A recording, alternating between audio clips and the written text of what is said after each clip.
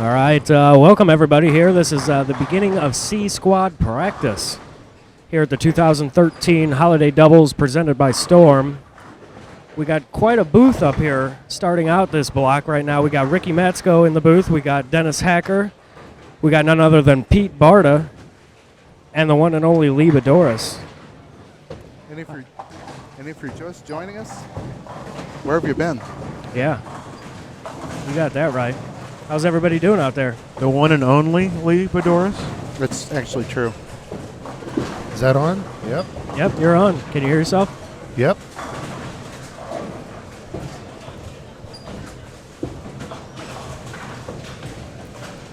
Dennis, how you doing?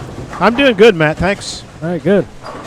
So we got some big names in this squad, don't we, guys? I don't know. This is not such a big squad.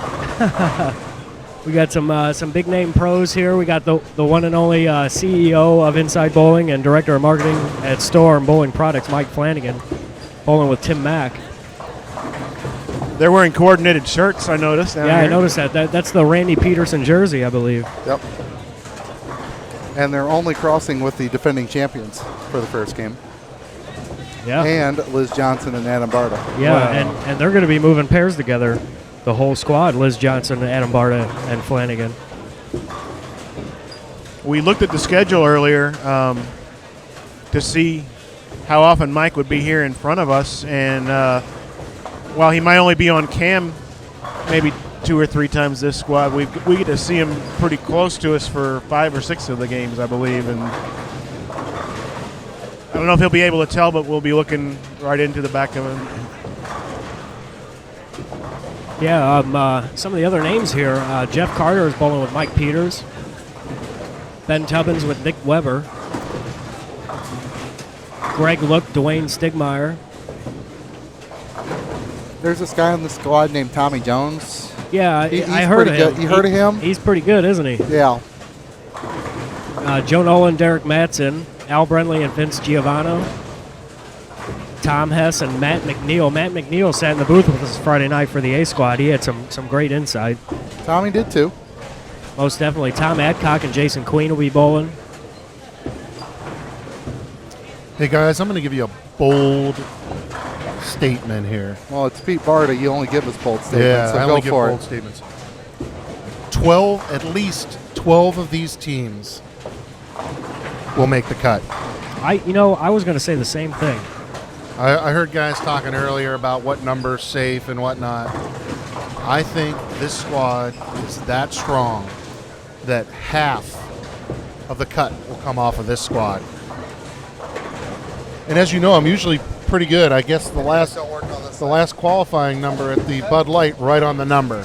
We were looking at the standings earlier, and if what you say is true, there's a 563 and a 562 right at the line of 18 and 19, is it? Or 17 and 18 in the standings, right?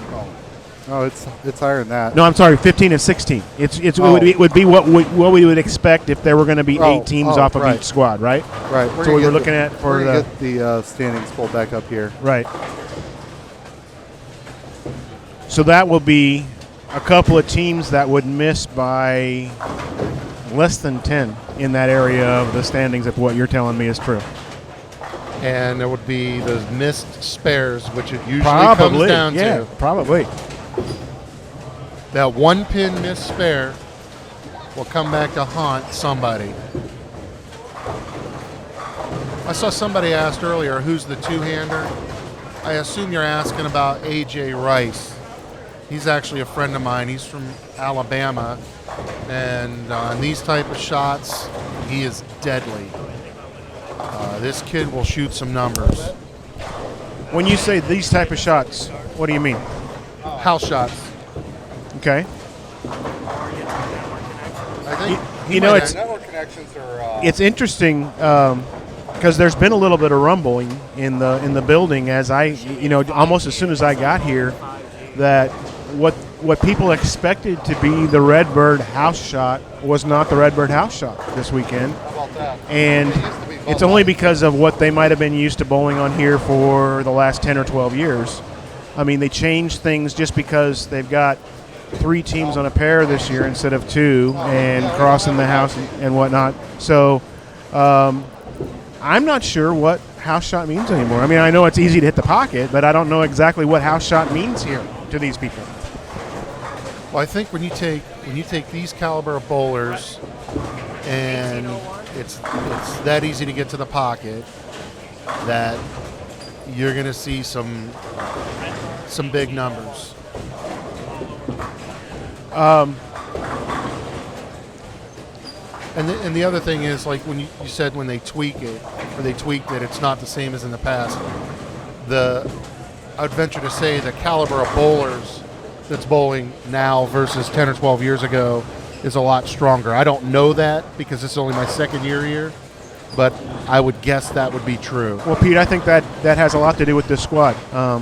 There's a lot of people who have a lot of experience bowling on this squad, and I think anybody from out of town, I don't care if you bowled here last year, anybody from out of town comes in here and treats this place like a place they've never bowled before. They come in here and they'll throw their ball. They will, after they're warmed up, they'll adjust off of the reaction they see from their ball, and they'll go from there. The people that get in trouble are the ones who bowled here for 10 or 12 years and bowled league here and come over here expecting to see something happening.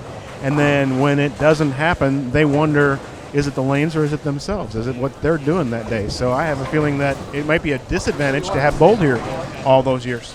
I mean, to me, that's logical. I think that could very well hold true. And I think you're right. The stronger bowlers, and there's a lot of them on this squad, will do exactly what you said. They'll, pretend they were never here before, even if they were, and they'll adjust, and they won't get caught up in that. I don't know if local bowler type mentality. Here, they'll adjust because that's what they do everywhere they go. Exactly.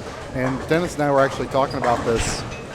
The local bowlers who are in what we think will be the cut, except for one, they either aren't from here and moved here, or bowled in college, bowled regionals, bowled on tour.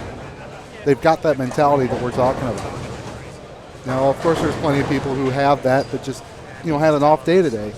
But there's a common thread between everybody on the top 12, 13 who are from this area. Yeah. They all think like that. Take it a step further, and what Pete was talking about a few minutes ago about one missed spare being a reason for not making the cut or not.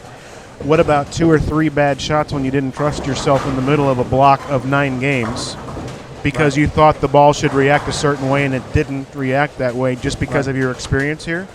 Maybe you learned, but you learned too late in the block to figure it out, and that will be the reason that your team doesn't make the cut. I would agree, and I'd also say, though, if there are any local bowlers that are watching or listening or whatever, if you could get on this squad with these type of bowlers, and not that you're not a good bowler, but you will only become that much better by bowling with these guys and seeing what they do. Speaking from experience with Adam from when he was young, that's exactly what we did. We put him in over his head, let him bowl with guys, Ted Hannes and other guys, and that's how he learned. And if you're a local guy and you don't get to travel, well, this is a tournament you can bowl where the guys are coming to you. You don't have to go to them, and you can take steps to improve your game. You have to open your mind.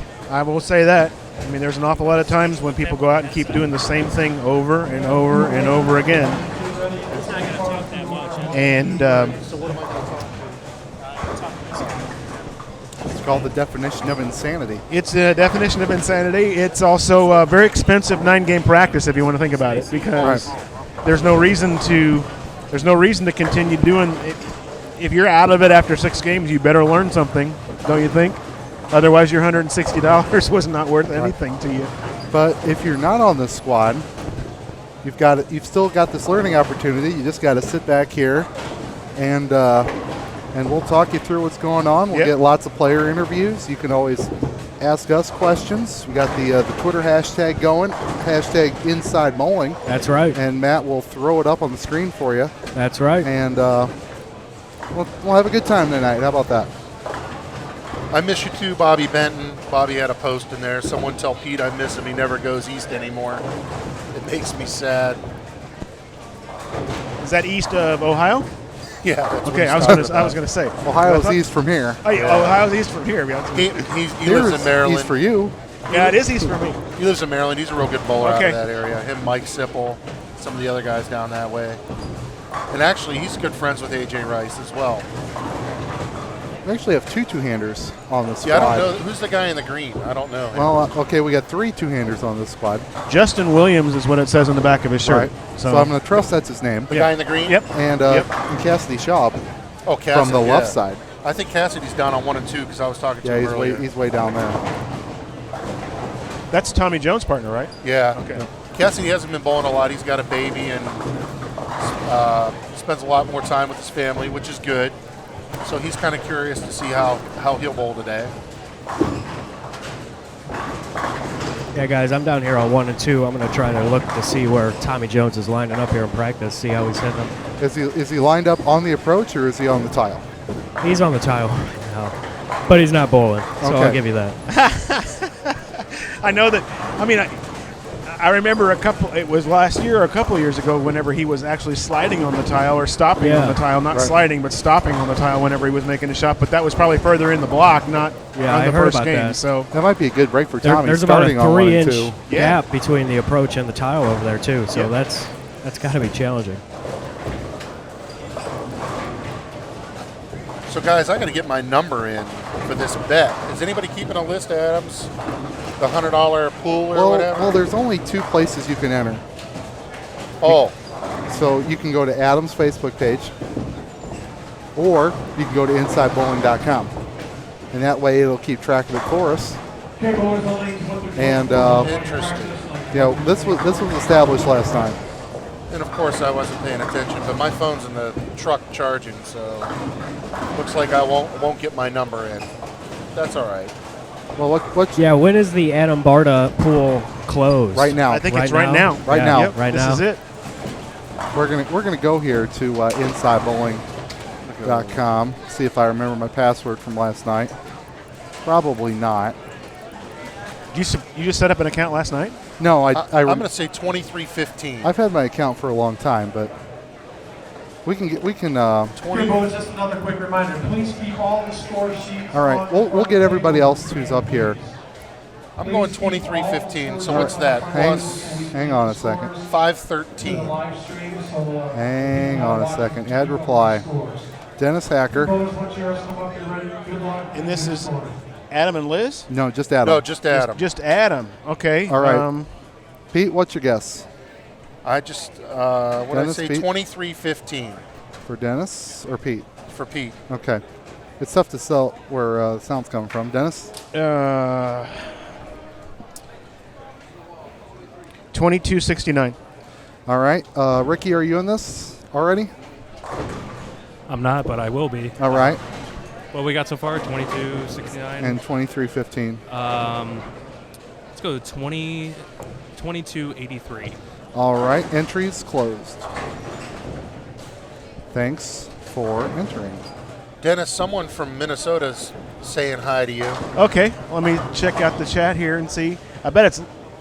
Well, I don't know. It could be. SRB. That's Steve Bone. I'll bet you. Is that No where you- relation to Parker. Is that where you're from, Dennis? No. Oh. I'm from southeast part of Missouri. I drove about an hour and 15 minutes to get here. So Lucky. As you see there on the screen, Mike Flanagan opens up with a 4-6.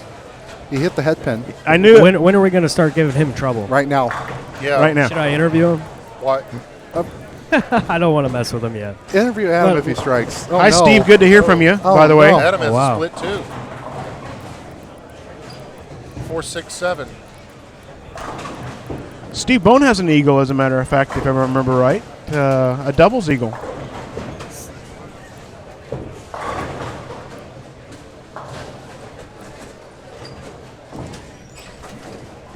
Jeff Carter up for his first shot on lane number 10. Did he carry the 7? Yeah. Yep. He hooks it a little. Greg says these lanes look too tough for him. By the way, you guys know there's another wager out there, the doubles totals Right. between Liz and Adam and Matt McNiel and Tom Hess. Losers dancing in the booth. Right. To the choice of the winner? That's To correct. the choice of the winner, To yeah. the choice of the winner. And then there's also the Matt McNiel versus Mike Flanagan side bet. That's Matt McNiel minus 200. He's All right. 200 pin favored. I didn't know about that one. Yeah, that one actually came first. And then there's That one, the consequences are the winner gets to design the loser's jersey that has to be worn, and if I understand it right, it's going to be Matt's jersey that has to be worn during InsideBowling.com Open right. finals or something like that, or if he Yeah. makes it, or Probably qualifying. probably qualifying. And Mike's shirt during the Mike's show. Mike's shirt during the show if Matt wins. Oh, So I love it. I'm sure During- that's going to be interesting. That is Either gonna be way. interesting. yes. Obviously, they have to keep their own sponsors involved and make sure that the shirt is branded correctly. But tastefulness, I don't know so much. It reminds me of the Mika and Chris Barnes bet. Chris Barnes match, yeah. Yeah, where they designed each other's jerseys. Right. What was that? Mika had to wear that pink one, right? Exactly. Had flamingos on it, Yeah. butterflies. Yeah, rainbows. Yeah, probably while we're on here, 11 and 12, the third pairing is our defending champions. Is it? Yes, Butler and Hayes from Tennessee. Our left-hander here is wearing the same shirt as he did last year. I remember him from last year because Adam and Liz were up in there too. Right. This guy shot like the last 4 games. I think he might have missed More than that. The Yeah. last half a match Yeah, it play, was crazy. he did not miss. Yeah, it was. He shot like 299, 300, Yeah. 289, 279. It was unreal. Big Earn says his prediction is back-to-back championships to the lefty with the golf glove on. So Here's Mike Flanagan's second shot. Yeah, he opened with a 4-6.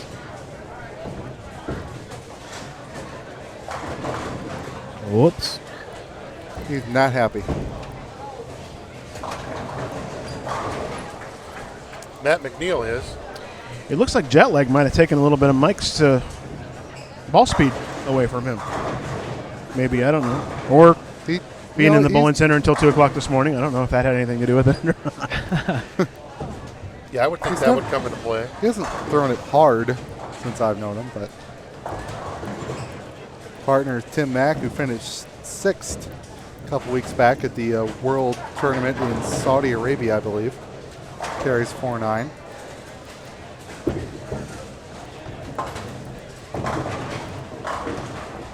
Man, Timmy was something back in the day. Not to say that he's not still, but if this tournament didn't have a USA address on it, you could pretty much write his name in first place a few years ago. Yeah. I think he had hurt his wrist or something a few years ago, and he's gradually worked his way back. Great guy, by the way. Very personable.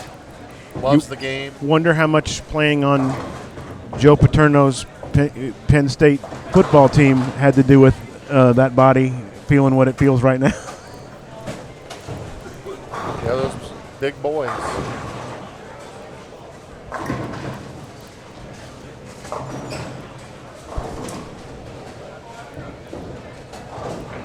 Is Johnson up on lane 12 right now? In further than I expected her to be at this point, but strike and a double. He's throwing the newest IQ, the blue and yellow one. That's the Fusion, I believe. Fusion, yes, IQ Fusion. It's got the old Rams colors for folks around here. Blue and yellowish gold. So far, so good for her with it. I'm 2 looking strikes. forward to seeing a hypercell as soon as I find somebody. I know that John Brocklin was throwing that last night. Mike Flanagan has one in his bag tonight. Does he? Yep, showed it to. Oh yeah, I remember seeing that last Everybody night. Yeah, I remember seeing. Oh, If you're going to do all that work for a split, might Yep. as well pick it. Did he pick it up? No, I missed the 6. Wow. He just caved the 6-8 in. Hey guys, let's not forget about Brian Burkhardt and Rich Gatlin down here on 3 and 4. They're the reigning USBC doubles champions. We have 3 defending Eagle winners on this squad. Wow. Brian is up right now on 4. He went open spare. Let's see what he does. Coming in light, playing the track. 6 count. Yeah, 6 count. Left the bucket. Yep. So, guys, Lee and Matt, how often are you guys out doing inside bowling? I mean, I know with Mike's new job. Oh, well, That's mad. I haven't been up in the booth since February. Oh, really? yeah, I mean, How about it, before Mike moved away, I was doing quite a few. Almost 1 a month, maybe 2 a month, and then he moved away, and then he started picking up more events out on the West Coast area and like Mountain Time area. I don't don't get the chance to get out there to help out, but I would love to if he could get me out there. There you go. The last one I did was the Proprietors Cup, and then the IB Open here at Tropicana Lanes in St. Louis prior to that. And Mike Flanagan covers his spare. He picked up the 7-pin. Guys, also bowling in the field is a lady I had the pleasure of meeting yesterday through Rob Gottschall, who's a good friend of mine. Erin McCarthy. She's over here on lane 9, and I hear she strikes a lot. she can play. Nice person, too. Bowling with the Zeke, correct? Yes, bowling with Yeah. Bate, who won the singles at Nationals. Right.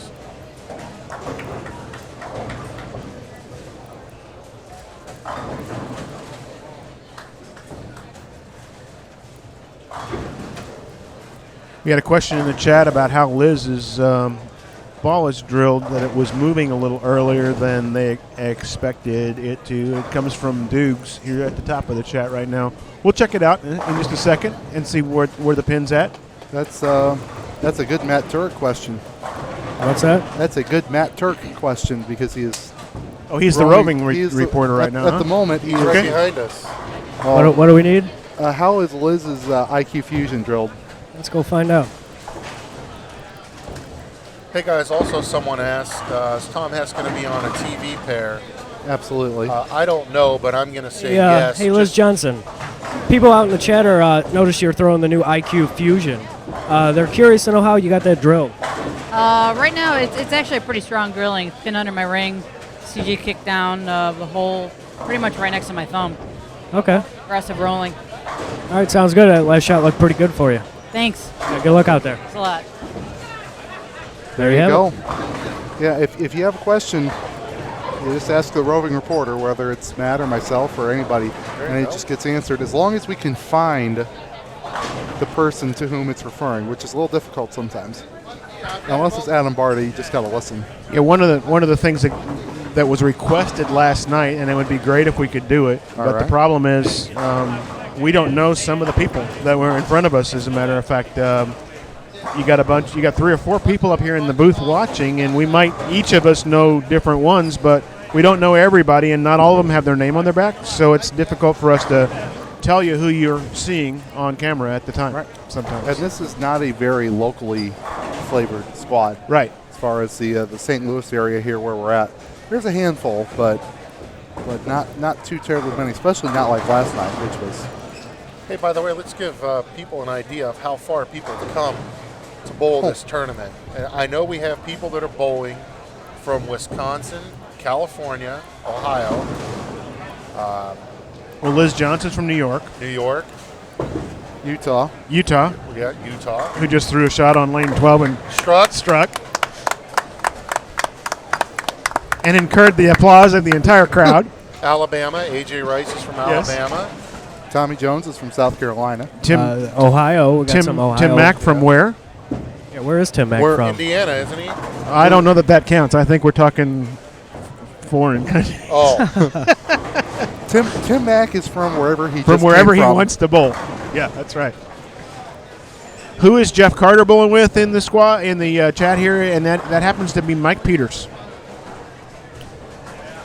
And right now, Jeff's got strike, open, strike, and Mike's got a spare and a double after his first 3 frames. oh, Anthony Pepe was bowling. He is from New York as well. Yep, Anthony's from City. up there.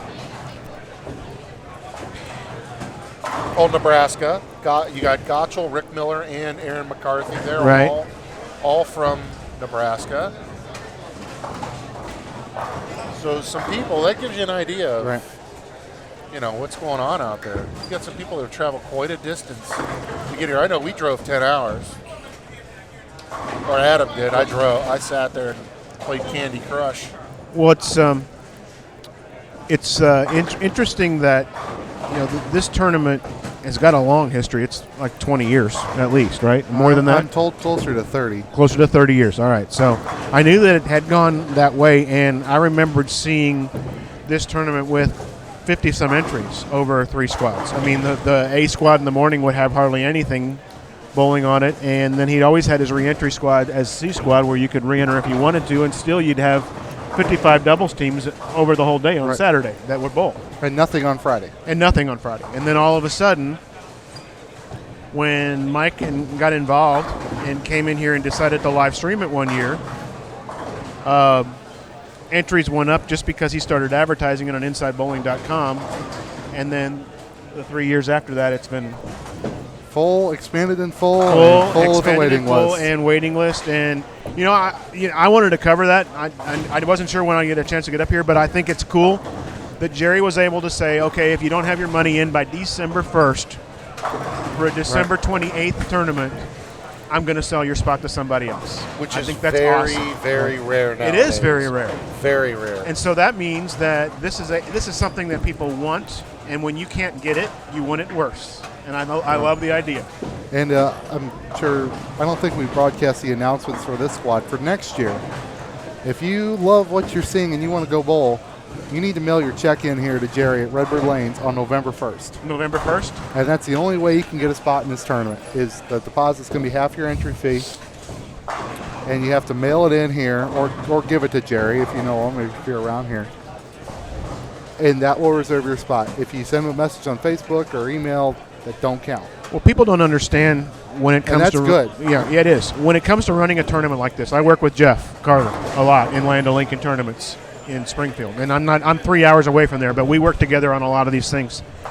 And we ran a tournament in the early part of December that was 3 games of qualifying in the morning, and then past that point we had 64 people, and we did the equivalent of the Masters in single game matches for the rest of the day. So a double elimination match play with a winners and losers bracket. We ran it in a single bowling center all day until we got a winner. Without the right number of people, that doesn't work. That's correct. So if you have people that sign up and say, I'm going to be there, and then on Sunday morning when we try to run this tournament, we don't have the people that we're supposed to have, it really messes up the format, and it messes up what you promised for every other bowler that's in the bowling center. So with this tournament here, with him, you got to pay or you don't have a spot. I love it. I just love the idea. I agree. There is a tournament back home in Ohio that happens in, but they are very rare, Dennis. They are. Yep. You're right. Just for what it's worth, Liz Johnson has the front 5. I'm looking right around us. Ho hum. Yeah, ho hum. I actually, believe it or not, bowled the tournament here that Dennis is referring to, which is rare for me to bowl a tournament.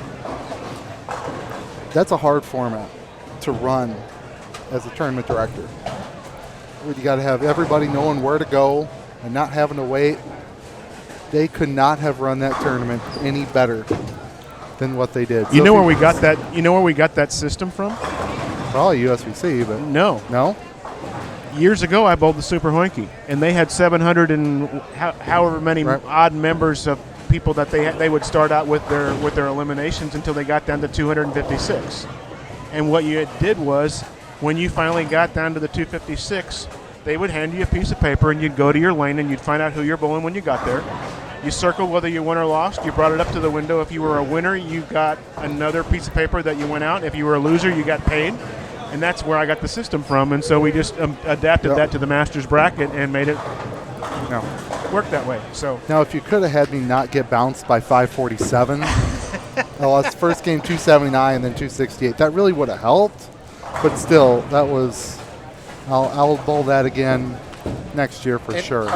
We got more comments about that tournament. There are people up there that in Springfield, just local bowlers who never ever have a chance to bowl a tournament like that and see how far they can get in an elimination type of thing, and they say that's their favorite format of the year. is that kind of a deal. I think it helps that you have bowlers that know what bowlers want running tournaments. Oh, I totally agree with you, You know, there. instead of somebody that's just trying to make a buck, and that's kind of hurt bowling in recent years. I'd say the last 5 years or so. But now you've got some other people that are bowlers that know what bowlers want that are getting back into it. I know Cassidy runs a tournament. Some friends of mine from New York, Calvin Parker and Dave Werner, they run the Bud Light Challenge, which is one of the biggest tournaments out our way. You have bowlers that are involved. Yourself, Dennis, with Jeff Carter. Look at this tournament here. Jerry's a bowler. There you go, Yep. Jerry. Jerry Anderson's a bowler. And that's good for the sport. We need more of that. The trouble is, and this happens an awful lot. 10 years ago, I probably could have still run the tournament, but I wanted to be bowling, not running the tournament. You know what I mean? Now I'm at the point where it's okay. I don't mind to be the person running it because as much as I'd love to be out there bowling, I don't have any business out there bowling anymore. My place is back here now. So, and that's fine. But there's an awful lot of people that could run good tournaments that want to bowl too, and then you lose credibility if you try to bowl in your own tournament and do different things. Right. Correct. So Liz just missed for the first time, by the way. She'll miss again in about an hour or so. So just. Is there anybody that you guys can see around us that's got them all? Got any potential 300s out there? Not that I'm seeing. We got a 290 on 19 and 20. Yeah, there's a 290 pace or max score on 21 and 2. Who is it? Somebody on it's 1 Matt and 2. McNiel, I believe, on 21 and 2. And you got somebody on 1 and 2 apparently has them all. Oh, he just opened, so no 300s this game. Yeah, Matt McNeil's got 290 max. Anxious to see how he plays this. I mean, we know he could score on anything. He'd probably bowl in the parking lot and win. I just want to see how he's going at this. do you know if the lanes were oiled last night after they got done, or did they oil this morning before the squad? They oiled this morning. This morning? Yeah. Okay. And that's the right way to do it, my personal It has to be because it's going to be the way it's done before every squad. So Right. you couldn't. I mean, I understand trying to save time, but then if you don't do it and they sit all night, Exactly. it's a whole different shot for this morning I than it agree. is for It right needs- now. I agree needs with to that, be too. as fair as possible. Yep. Yeah. So that is the right way to do it.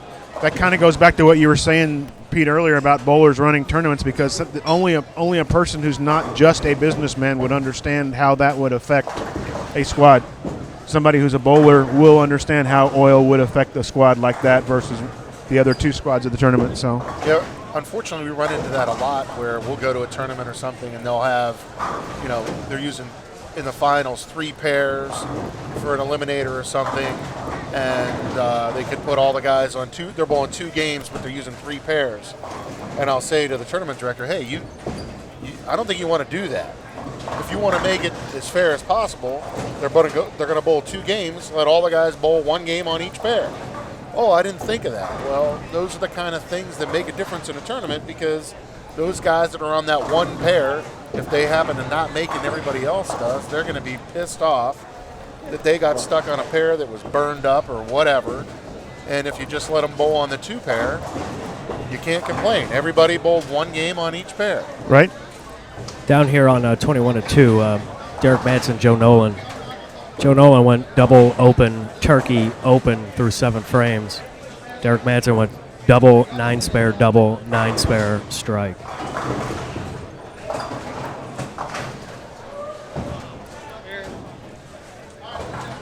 Does Joe Nolan's beard interfere with his swing? I don't think so. It's not as full as I've seen it in years past. He's gotten it pretty long before. By the way, Mike Flanagan has a sanctioned double, Oh, Live boy. stream double. There you go. a live stream double. There we'll go. It We'll might go be with his that. first. It is his first. It's just Live stream double. his first live stream double. There you go. You witnessed it right here. He's gonna record. He's gonna take that part out with the double And keep chopping it and make chopping it down 300 and make it and 300. put it on YouTube. And then he'll walk one out at some point, like he's just shot 300. And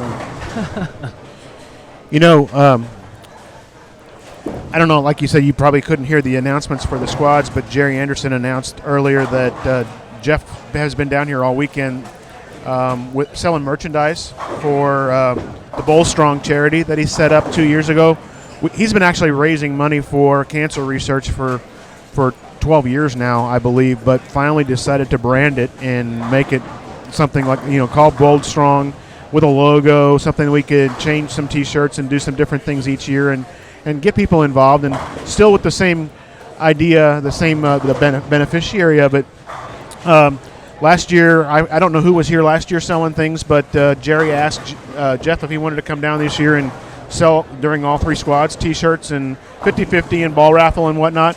And before this squad started, he texted me and told me that he'd raised already $1,487 for the charity just this weekend. That's awesome. So I thought that was pretty cool that everybody was supporting cool. it a lot. Is that the guy that actually has or had cancer? No, it's his best friend that died of cancer, and he started something 12 years ago.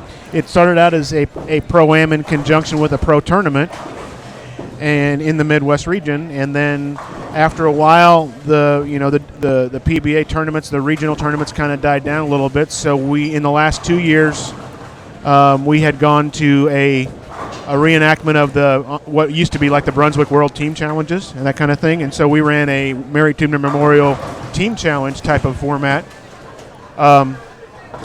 This year, on Labor Day weekend, he has gotten back in conjunction with the PBA, and on Friday night there'll be a Pro-Am. On Saturday there's two separate one-day PBA tournaments, the Midwest Tournament of Champions and the Midwest Non-Champions Tournament. And those will all go on Saturday of Labor Day weekend, and then on Sunday will be the qualifying for his team challenge. So all the pros will be in town anyways. They'll join up with anybody else who wants to bowl in their 5-man teams. And the team challenge is 2 5-game blocks of team qualifying. I think Adam came out 2 years ago. Adam was there 2 years ago with Jody Wassner and those guys. I do, yes.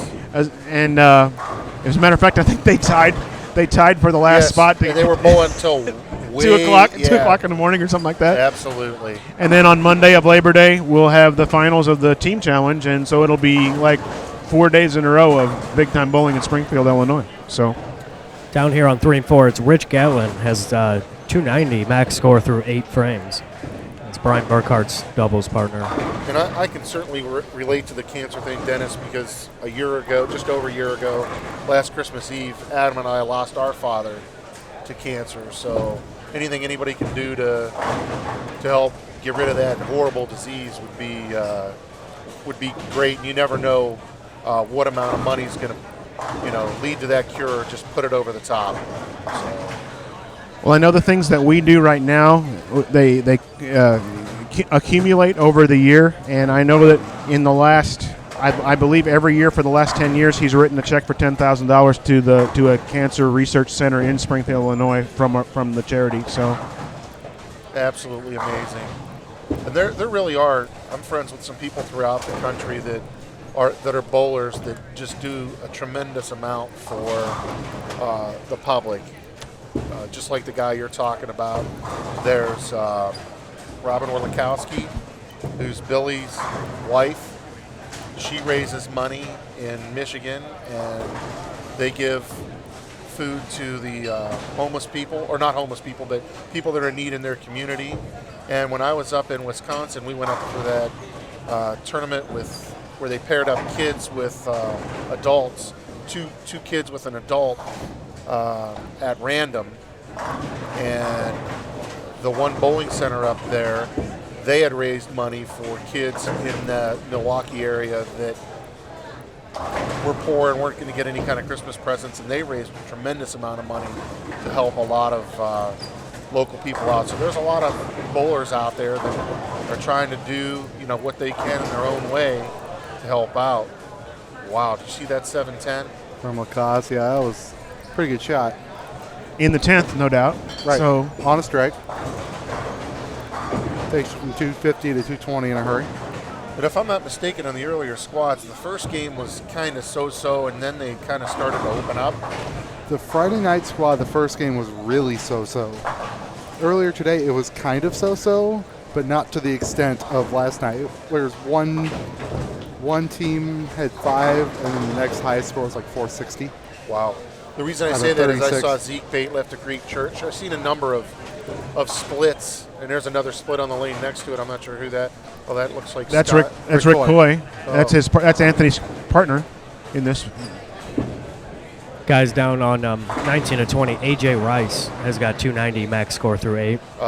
Who called that before we started? Who said AJ Rice was shooting time? That was Adam Barta's brother. I forget his name. Dennis, Pete? do you remember? No. Ricky, do you remember Wait, Adam Barta's what are you guys brother? talking about? Guys, he's a two-hander, and he just and he's left-handed. Well, he's both-handed, but throws it from the left Both-handed, side, I yes. guess. And We got he just strikes a lot. And he's young. I'm not sure if he's 21. He might be 21, 22 years old. He's a young guy. Someone up here, Bobby Benton's still on the chat over here. I'm sure Bobby knows how old he is.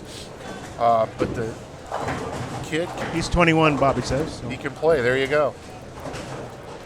yeah, we'll, JD in the chat wants to know where do teams move for game 2, and you know what? That's a great question. All over the Only place. they know, because on their sheet it tells them where to go, and we don't have any idea where they're going to be. Yeah, we'll Lee- just see who shows up. He's on got our that pairs. down pat. So, Well, yeah, we've got 3 bays of 8, and you're going to bowl Oh, 3 okay. games in each bay. okay. And it's not a scheduled, move 1, skip 1, skip 2, whatever. All right. And you've got 3 teams on a pair. You got the A and B lines are going to move together all night. But And the C lines go groups the other way? is going in a completely different Wow. procedure. So you're bowling with different You're bowling with one. If you're A or B, you're bowling with one team all night. 9 games. But if you're a C pair, you're going to bowl with Wow. 9 different pairs Interesting. of teams. Interesting. That's new for this year. which, I like it. In a lot of other ways with bowlers running tournaments, that's another good thing. The first time I encountered that, I think, was at the Proprietors Cup, and I was like, this seems kind of jacked up. I'm not sure I like this. But then the more I thought about it, I really did like it because it takes away that excuse of, well, we followed people that just burned up the lane Exactly. and whatever. Now you're crossing with all different kinds of people, and another way to just make it as fair as possible.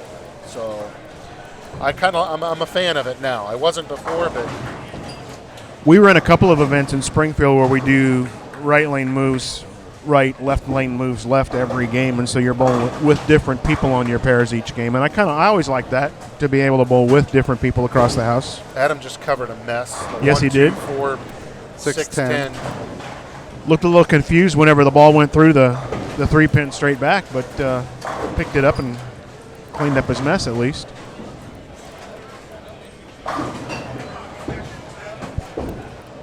So from the way things look up here, without a lot of great big strings, Coy and Lacaz are 60 over after their first game, and that's probably not a bad start. Yeah, there's a few 260 games on the low and high end. Matt McNeil's is going to be up there. Tom Adcock, Rick Gatlin. And if you go 60 times 9 is 540, which gets you around that number we were talking about. Right. It's that 562, 563 number. And I'm sure they're feeling like they didn't do a whole lot, especially with the Smash 710 in the 10th frame over here that we watched a minute ago. So we got on 9 and 10, Jeff and Mike Peters got a very nice game going with 269 and 244 left. And they're through 9 frames. Cassidy Schaub and Tommy Jones are on 1 and 2, so we have to send Matt Turek out for that. But yep. So while we don't know exactly how they're doing right now, hopefully that means that in the next game we'll see them. See them somewhere in this area that we can watch. I love the messengers out about 15 feet in front of the racks. We had one to the arrows last squad. Really? Have you ever seen anybody bring it all the way up the lane? I have. I've came close myself. All the way up to the foul line. I made it to the last row of dots years ago. Nice. I've seen it done, but Robert Alexander, who's a guy from back home that tall and would throw it 1,000,000 miles an hour, would bring him all the way up the lane. Pete, Bobby's asking if you can teach Adam how to hook the ball again, because it appears that he's forgotten how to do that. I think they're just a little touchy right now, Bobby. I think he's going to be fine as soon as they open up a little bit. Mike Flanagan up on lane 12. 4-pin. He had that live stream double, but Well, theoretically here, Mike could end up being 140 down after one game of the 200 that Matt McNiel is right, spotting 159. It could be 131 pin gap. him. Well, that's not a good sign for Mike. He might be wearing a Whatever. pink, yellow, full of. He may be running around looking like a peacock. But he gets to tell everybody he's wearing a designer shirt. That's true. Designed by a college kid who just Yeah. happens to have 3 eagles. Yep.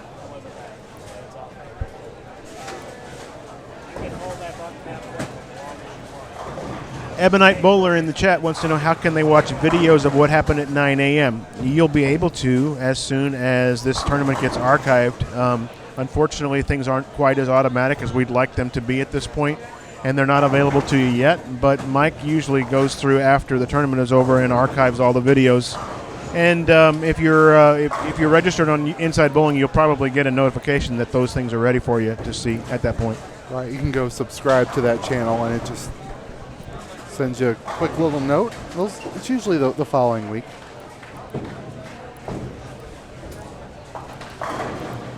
Once again, Cassidy and Tommy are down on 1 and 2. We don't know yet how they're doing on this game totally, but we'll know in we'll be able to watch some of what they're doing in the next game and be able to report better on what we see then. Yep, Mike switched to the gold ball there on his fill shot for a strike, but it's tough to know what Matt finished with, but it's a. He's smiling. Tim Mack's got a 4-bagger. Matt smiles a lot. He does smile a lot. You're right. Comes up light a little bit in the 10th frame here for 230. Yep. Somebody asked, why is the feed cutting in and out? Is it? Apparently. Mine's not. I saw it last night a little bit, and you have to adjust the quality of the video. If your feed's cutting in and out, it means that your auto detect is trying to get you a higher quality feed than your internet provider will support. So I went from medium to low, and it wasn't quite as sharp as maybe you might see whenever it does work, but you could hear all the audio and you could see what was going on. So that's what I can suggest for you. Oh, another thing, and I heard it when Adam was listening to the live stream while we were driving. If you hear an echo, apparently that's because you have it open twice. Right. In 2 different browsers. So if anybody's experiencing that, you may want to check into that. Somebody, Roto John, I'm not sure who that is actually, asked, how am I doing? I'm doing well. Thank you. Glad to be here. This is a great event. It's nice to be on live stream too. Liz Johnson up on the right lane here going for 240 with this strike. And she carries a 10. And I see Adam's lovely wife is on the chat line as well. Now I should get a compliment at least, right, Marcy? Come on, Adam. Yep. Adam will shoot 198. You think Liz's back starting to get sore? That's early. From carrying Adam. You're starting to feel it just a touch. With a 10-pin fill here, they're looking at 45 over on this first game. Again, that's fairly solid in the first game. Not bad at all.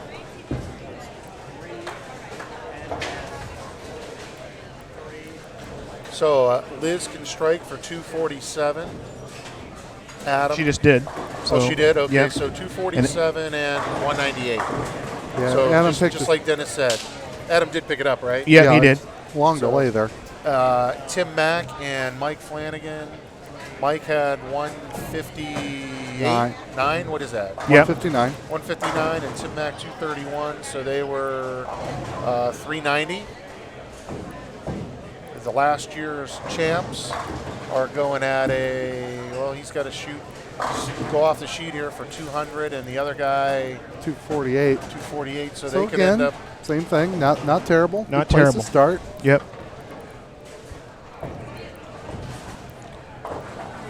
Carter left a single pin in the first ball of the 10th, so he's got looks like 223 out, and Mike has got 269 out still. And That these is guys are actually gonna. You can go 186. I'm sorry, I forget their names, but last year's champs, Butler and Hayes. Butler and Hayes. Forget their first names. We'll get a sheet here at some He point. is definitely going to shoot 240 something, and the other guy can shoot 186. But this isn't an easy spare here. With that sleeper. Yeah, Jeff Butler is the righty and Aaron Hayes is the lefty. That's it.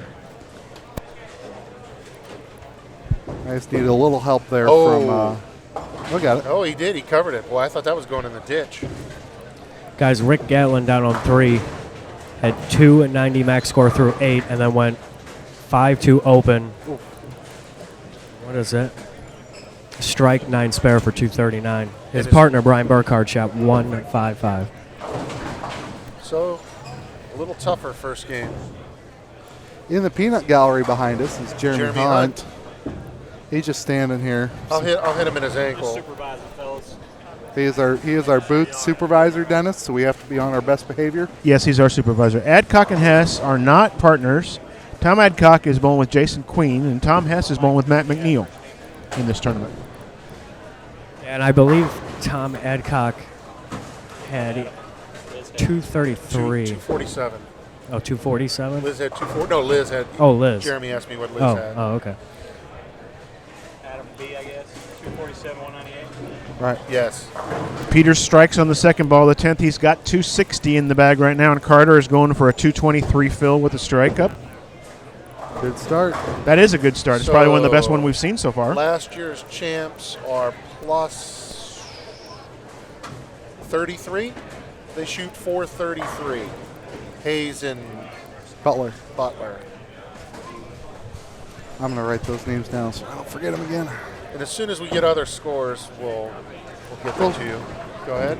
They'll show up in the below there. We have a request for McNiel and Hess first game score. Hess 202, McNiel 257 for plus 59 on the first score. Oh, So- Rhoda John is John Serbinski. So that puts. Everybody knows that name. John's. So that puts. Sorry, go ahead. So you spotted Flanagan 200 and you're up by 98. Oh, what do you have? $1.59. So it's, I've almost cut that lead down. I better start designing the jersey. Anybody got a napkin and a pen or something? we'll have to discuss. Oh, yeah. We got to put some, like a, find like some. Oh, we're talking about the jersey. Yeah. Yeah. All right, so I'm thinking, I want to ask the guys on the chat, like, just try to find Google images of, just some weird, like, Asian caricatures, like a panda with a rainbow, or, just something totally outlandish and funny. Matt, how about if you just make it 2 pasties? Nobody said it'd be a complete shirt, right? Oh, that's right. It could just be 2 pasties or But it's got something. to have Storm on there. Oh, yeah, well, we could have With a lightning little bolt. Storm logos on the pasties. Hey, guys, 257. I got to go get a ball for What'd you Adam. I'll shoot, be Mike? right back. How many pins are you? 98. Well, I'm sure we'll find something extremely fitting for Mike. It sounds good. I can't wait to see it. The pasty sounds good. Let's speak. I'll be right back. Gotta go get a ball. Interviewing the All right. guy 102 pins out already. I'll be right back. I gotta get a ball.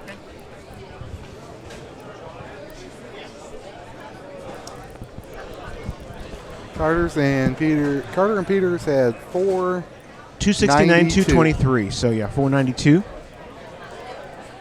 And in front of us on 11 and 12. Are we still on 11 and 12? Just starting on 11 and 12. All right. Yep. We They're flapping their wings, Matt. Yep. Rick Gatlin and Brian Burkhart are doubles Eagle winners through a nice celebration get together. Yeah, most over definitely. the summer Brian, for them. Brian's a little under the weather, is he not?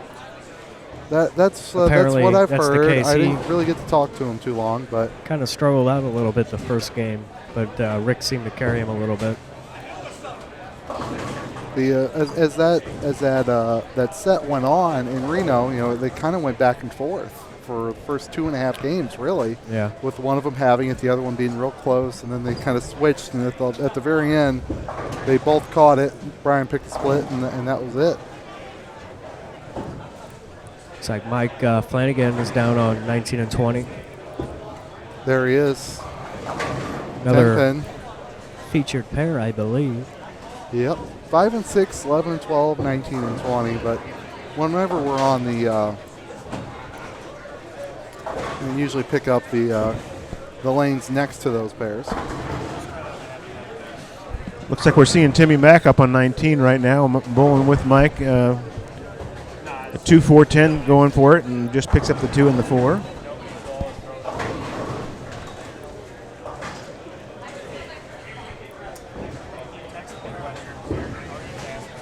Scott Borden, we see your link in here. We will make sure that Matt gets a chance to take a look at that.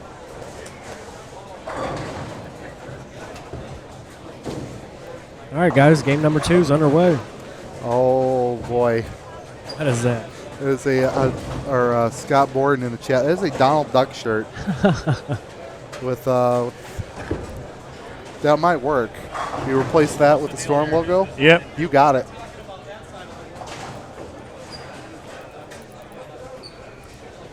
I think it's Matt McNiel and Scott Flanagan and the winner gets the design that goes on shirt for the next IBO. Now we also have to pay attention to the other. What happened the first game? McNiel won by 98. Huh? McNiel won by 98. Won by 98. Yes. I'm saying like that shocks me, but Now we have to, Matt, pay attention to the other side wager of note. yeah, which you is simply got that all. I couldn't tell you. I know there's Adam Barta. The pick the score contests are done because Yeah. they've started. Yeah. But Adam and Liz against Tom and Matt, Yeah. and the losers got to dance up here, Well, and that's a straight up bet. I didn't want to bring it up earlier, but Tom Hess down there in the middle of that game dumped one off his ankle in the gutter about 10 feet down the lane. Uh-oh. And it didn't look very well. I still think he managed to pull it out. Well, I see he had 202, so it wasn't a disaster game, but it probably wasn't as much as he wanted. Somebody else just posted in the chat that they saw Liz Johnson throw a gutter ball, and I didn't see that one. Yeah, I didn't see it either. She was just clearing a deadwood. So it looks like we've got Trevor down here on 11 and 12, featured pair, along with Rick Gatlin and Brian Burkhart. Tom Adcock and Jason Queen is up on the right lane here on lane number 12 and leaves a solid 8, and I don't think he liked the shot off of his hand anyways. Couple Masters champs on this squad. That doesn't mean that you should have to pay for the shot when it hits like that, even if he didn't throw it good. I didn't, but I guess he thought maybe.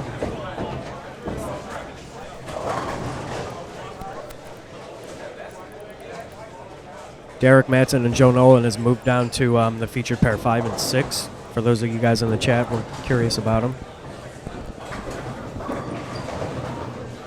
Okay, guys, now that I'm back, I just wanted to, there we go. Give a shout out to John Zerbinski. He was on. Hope he's still on. A friend of mine from New York. I'm sure, John, good luck bowling the Team USA trials coming up. I'm sure he's going back out there. He won it last year and went to Russia. He's got the team challenge, the team shows coming up. Oh, he does? For the PVA. He's on the Kingpins again, I believe. John's a real good guy.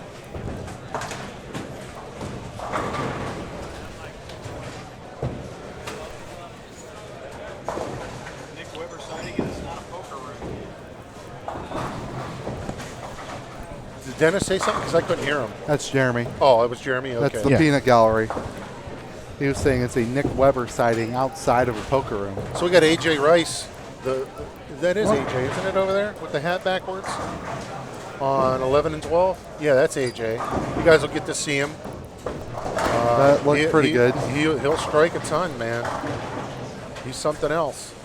AJ Rice had a good game, first game. I told Adam on the way down that I would not be surprised if AJ had the highest 9-game total.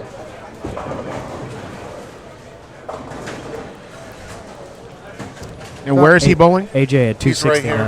He had In front of us? 269 the first 269 the first game. game. He's over here on 11 and 12. He's got the hat backwards. Okay.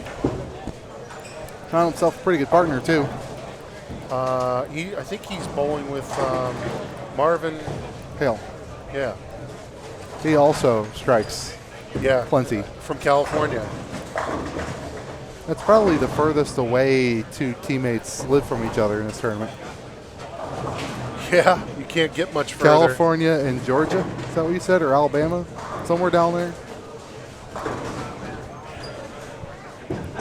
Yeah, he's from Alabama. I don't know if he's from there, but that's where he lives now.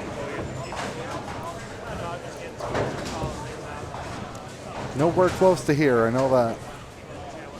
We had a person in the chat tweet us earlier saying they were watching from South Korea. Wow. That's probably our, but if you're watching from further away than that, let us know. Oh, Liz and Adam and those guys are still on the cameras. Yeah. Oh, they were. Now they disappeared just like that. Oh. Now they appear again just like that.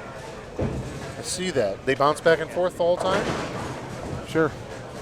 We should get a separate channel where they just bounce back and forth. Is that what's all supposed night. to happen? Or That's Ricky clicking the buttons over there. Oh. It's awfully quick. Columbus, Ohio is not further than South Korea. Well, it depends on where you went to school. True. There's Matt McNiel. There's a double. I don't know about y'all, but I love to watch the ball come off of his hand. I do too. That is tremendous.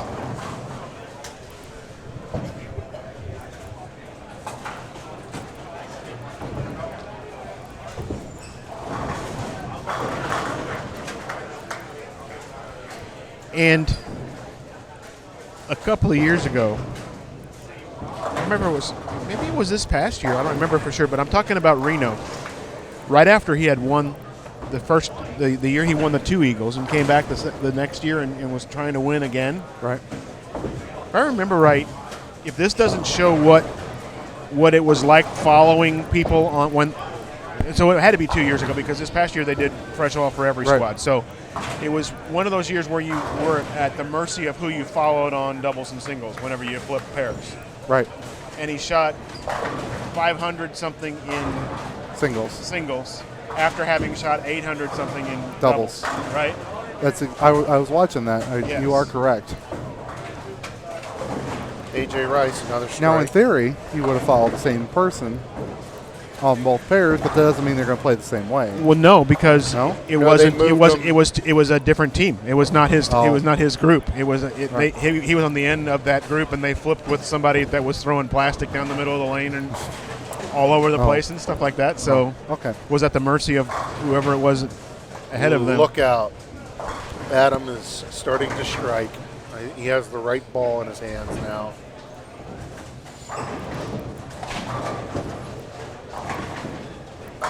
As a matter of fact, Dennis, I think Matt gave it a run last year too at an Eagle. He was up in there in the top 10, top 5. Right.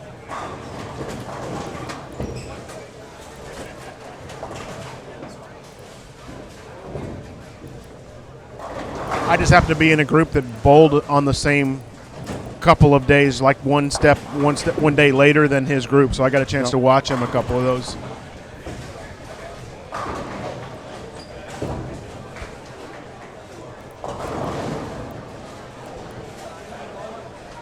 Just knowing how tough the lanes are when you go out there, when you actually go out and play on them, to watch somebody go out there and do that to those lanes was fun to see it. Brian Burkhart just picked the 3-4, 6-7 again, which is the same split he made in the 9th frame of the last game of doubles. And by the way, for those who Reno. don't know, Matt McNiel went back to college for his graduate work, and I believe he's bowling for Wichita State, if I'm not mistaken. You are not mistaken. He's got to be the most shoe-in of shoe-ins for Rookie of the Year in any sport ever. Yeah, and because he's a rookie. As you know from earlier when we were talking, Matt and I buy silver together, and we've become good friends. And he is a really, really nice guy, smart, personable. He's a good guy and loves the sport. So I hope his team does well. First 4 games and last 4 games, 200 sticks. I think McNeil's going to catch him. Yeah, Jeremy is throwing out ideas we can do here between Matt and Mike. He said the first 4 games could be 200. The last 4 could be 200. I think I said last night in the chat that Mike needed an agent to negotiate this deal for him, and I don't think he had one. So maybe Jeremy could be that agent right now and go talk to Matt and see if he can get him another 200 pins for the last 4 games. It should have been 200 for the first 3 at this rate. It could very well be. Okay, anybody that's watching that doesn't know him, AJ is coming up on lane 11. And I believe that's one of the camera pairs, isn't it? Yep. It is. Yes, So it it'll is. be You up can on the see him left. over here on the left side of your screen. You'll get to see him.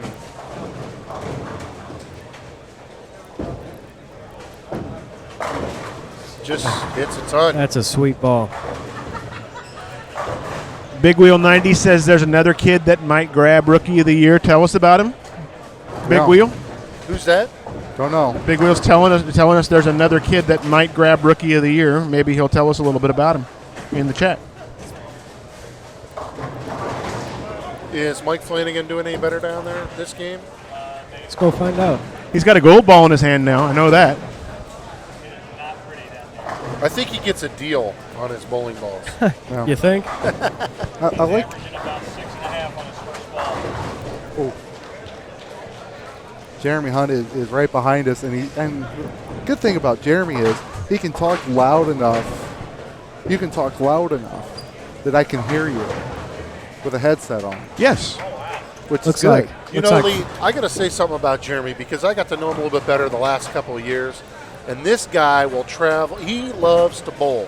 He doesn't care if you're bowling for 5 cents or $5 million.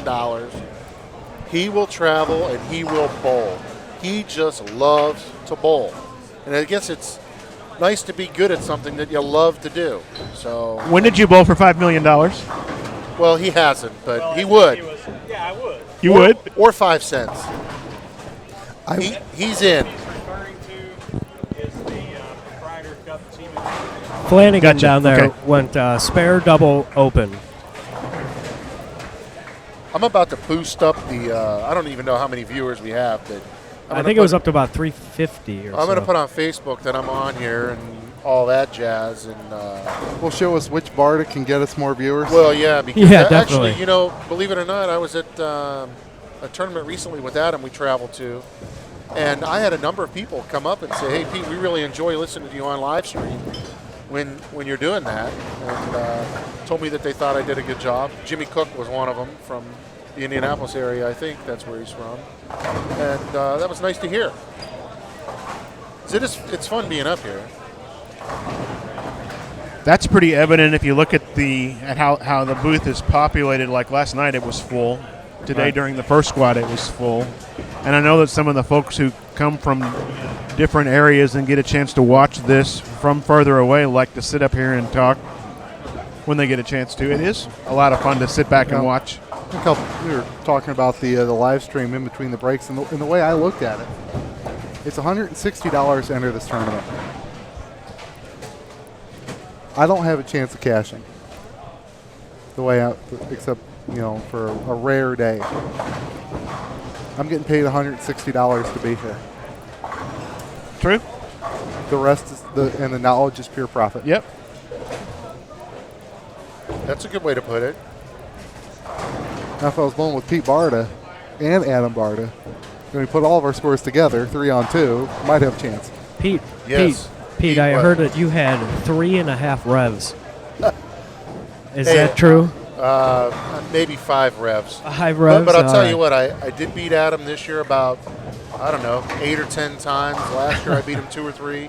But I'm averaging almost 200 now, so I'm coming around after taking. He told us you were averaging about 160. Did he really? Yeah. Oh, man, that's not. I am averaging 197. That's not even nice. I didn't say it was nice. I'm just. After one, we got scores up, and they'll be below your feed there. Got a tie for first. Tommy Jones, Cassidy Schaub, and then Holloman and Williams at 5-13 apiece. Very interesting. Looks like the people that we had in front of us must have had the tougher of the lanes because all the scores came from the ends of the house, not here. Carter and Peters in 6th place at plus 92 were the closest that we saw. If you want to take 8th as like a guidepost, that's 78 over. You don't, and You guys seen the updated scores here? they're on his screen right there, Yep. Matt. They're on our We screen. do. We've got Hellman and Williams are leading. They're tied with Jones and Schaub at plus 113. Hale and Rice are in second at plus 103. Grimm and Testa plus 96. Tom Adcock and Jason Queen plus 96. Man, there's a lot of ties going on here. 2 ties in the top 5. Now, I'm not picking on him, but Ron Testa at his age in the top 4 in this squad right now, that's pretty good. Yeah, definitely. Because I remember Ron from years and years and years ago. Well, Matt, we've got Bob Marable here on 13 and 14. He's he's no slouch. He's older than you and me put together. How many plus about viewers 20. are there right now? I just did my post. You watch. Come on, guys. gonna Don't time disappoint it? me. Are we We're gonna up to time it? 3:45. Okay, What you time watch. is it? It's 14 after. We He- gave Adam 15 minutes. Okay, Adam's son is watching on live stream. Marcy just posted a picture of that's Adam's little boy, Blake, watching his dad on live stream. There you go. So, hey, anyway, about my 3 revs, I'll have you know that I bowled a tournament, my first tournament in, 15 years, not long ago, and I won. Granted, it was a handicap tournament, but I had to double in the 10th to win, and I did. Actually, I got all 3 on shark or cheetah or one of those crazy patterns. So the apple doesn't fall far from the tree.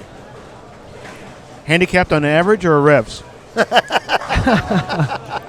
Good point, Dennis. If it would have been on, I wish it would have been on revs. Speaking of revs, AJ Rice he's striking got some. again. Not allowed to say it? I said he's got revs. It's not going to affect him. Okay. That's true, right? He's got a pretty strong. He does have rev revs. He's got revs. He hooks it a little bit more than I do. Not And me. much, but a little bit. Who can we compare Pete Barda's bowling game to? Oh, Lord. Well, let's see. I prefer to play anywhere between 1 and 7, down and in. So is there anybody out here that would be like that would be left-handed?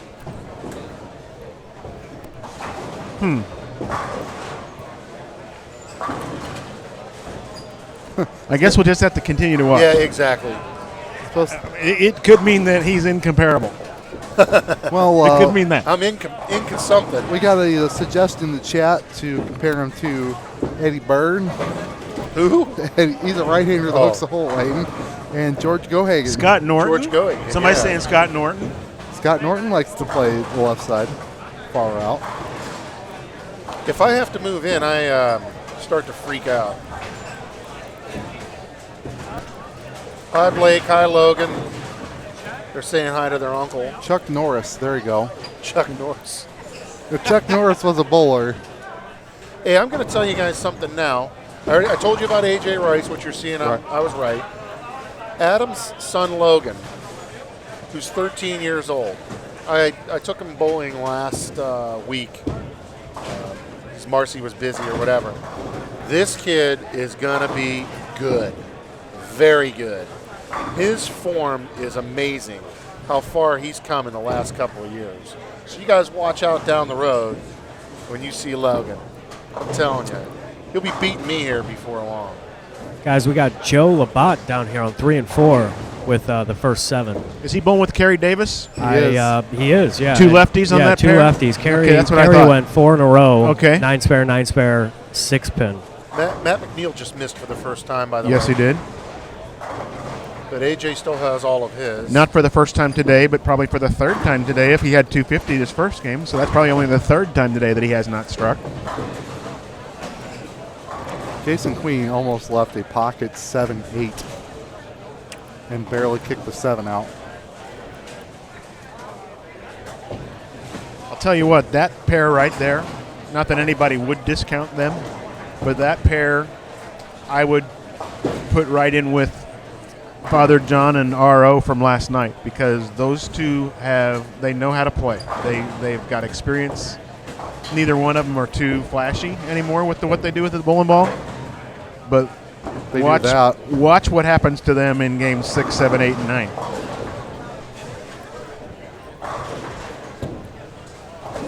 AJ Rice coming up for number 7 on 11 and 12. So, am I right? Nobody had 500 off this squad the first game? No, there was a few. Oh, there were a few 500s? Had 2 513s and 1 50. Okay. Oh, there you go. We just Got it couldn't over see here. him. Scott Borden in the chat says he was hoping Parker Bone the third would bowl again this year. I believe it's been 2 years since Parker bowled. That was quite the story that year. You can read about it on Parker's website, which I don't know who does Parker's website. Do you know, Lee? Maybe it's me. Oh, it's Dennis Hacker. Oh, it's you, Yeah, Dennis. it's me. Parker Bone is the first PBA player to have an individual website, and we launched it in December of 1998, I believe. This year would have been 15 years in December that we've had a parkerbone.com. And 2 years ago, a lady who is local to this place, her husband decided and had declared many years that Parker Bone was going to be her partner in this tournament. Walked around and said, "Do you have me and Parker signed up yet?" when she'd walk in to see Jerry. And her birthday's in December, and her husband surprised her and got Parker to come out here and bowl the tournament with her, and she didn't know it until the night before the tournament. Oh, my. So he walked in. He walked into the bowling center when she was helping get things set up here, and found out that she was bowling doubles with Parker Bone III the next day. That's so great. That was awesome. Parker's another classy guy. He really is. Guys, we got a severe thunderstorm warning down here Uh-oh. on 3 and 4. Joe Labatt is up again here with the first 7. Now, do you remember who Parker's second doubles partner was I do. when he re-entered? I Who do. was it? I think it was that It Dennis was me. Hacker guy. Oh, it was Dennis. By the way, AJ missed. So Yes, he did. Did he? This is turning into a Dennis Hacker. No, that Resume night here. that night there just happened to be there's a reason for that. Obviously, Parker had mentioned to me that he knew that there were still re-entries that year. That's the last year that I think we had re-entries, because it's been full since then. Well, we got Joe on the cloud. Did Yep, we did. We got He Joe. missed. We left the Greek church. Oh, Greek church my. even. Oh Yep, my God. Came in real high. Okay. Hey, by the way, just this is Pete. Any of you guys that kind of follow me, I see Scott Strain on there. Show them that I'll get some viewers on here. We're up to So 367. go ahead and get that word. There you Hey, go. we're moving. How many Awesome. minutes does he have? We gave Adam 15 minutes. Well, I really just got to say something for the first time, so I think I get at least another 10 minutes, all right. Well, Lee will be the judge. See, there you go. I sound good. Thank you, Scott. It's nice to talk about the sport and see tournaments like this where it at least gives you some hope that the sport's making a comeback, because it's been beat up so much over the recent history, and I think there's finally you're getting the right people in the right spots to run tournaments to work at these ball companies. There's a lot of positive things. There's some negative things out there, but there's a lot of positive things going on as well. I was kind of going over in my mind what happened here. I mean, what turned this into what it is right now? And there's a lot of positive things that went on, but I think it all comes down to somebody saying they were going to do something and following through and making it fair for everybody that came. So all they did was just follow through on what they said. You know, Dennis, it's ironic you say that because a number of times, and I've been at some TMBA tournaments and stuff like that, and I stress to these tournament directors who aren't bowlers, listen, you need to do what you said you're going to do. If the players want to chop up the prize fund or whatever, you let them do it. If you say you're going to pay $5,000, you pay the $5,000. You need to do what you say you're going to do, because the first time you don't, it's all downhill from there. Your credibility's gone. And you hit it right on the head when you said, do what you say you're going to do. Adam and I run some tournaments back home, and you probably don't know, but I ran one 99 cents for $1,000. Guaranteed, paid it out of my pocket. I did it to prove a point. And that included the lineage. It was 99 cents. And the guy that won, Joe Nuzzo, used to be on tour, paid with 2 rolls of pennies and came back in and said, oh, I forgot, and took his other penny. And he ended up winning the tournament. He was an older guy. Hard shot. It was a U.S. Open pattern. And people didn't believe it was going to happen. How can you win $1,000 for 99 cents? Well, we had like 600 entries for the tournament. And it goes down to what we were just talking about. I do what I say I'm going to do, whether it benefits me or not. And that's what a lot of, tournament people like Mike, Flanagan, and yourself, Jeff Cart, if you say you're going to do it, you do it. You can't only do it when it benefits you, when it comes down to your credibility, because your credibility is worth more than the few dollars that it's going to cut, that you're going to do whatever with. People who start businesses don't have success their first year often, their second year often. It takes a year or 2 or 3 to build things up. And part of that is exactly what you just said. I mean, if you realize that you're making an investment, whether it's money, time, everything all together for the future, you're not going to maybe see a benefit of it right now, but in 3 or 4 years, you're going to see the benefit, and that's what Jerry's seeing right now, right here, with all this. One of my Facebook friends, Amber Gerke, just said we sound great, and I hope to meet her one day. Yeah, a lot of it does come down to credibility, and a lot of these tournaments, when they start raping that prize fund, I was going to tell you guys about the Bud Light guys, Calvin and them. They're bowlers. And when you look at their flyer, the same thing I did. How much comes out for expenses? 0. We're not doing it to make money. We're doing it to show that we can put on a quality type tournament and do whatever. There's nothing wrong with someone covering their expenses for their flyers or something like that.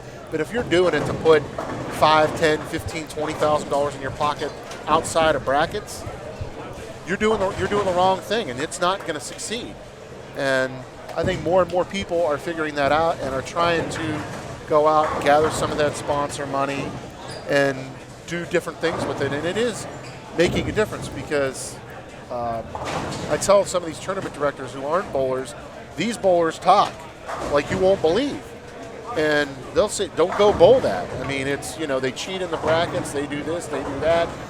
Just because it says they're going to pay $2,000, they've never paid $2,000. It makes a huge difference, and that comes back to this tournament. That is one of the reasons for the success, and I believe that that's part of the reason why the caliber of bowlers are here as well. You're going to get the better caliber bowlers when they know it's a sure thing. It's going to happen. They say they're going to pay $7,500 or whatever this is paying, $7,000. $7,500. Guess what? It's going to pay that. Who would fly from California if they didn't count on that happening?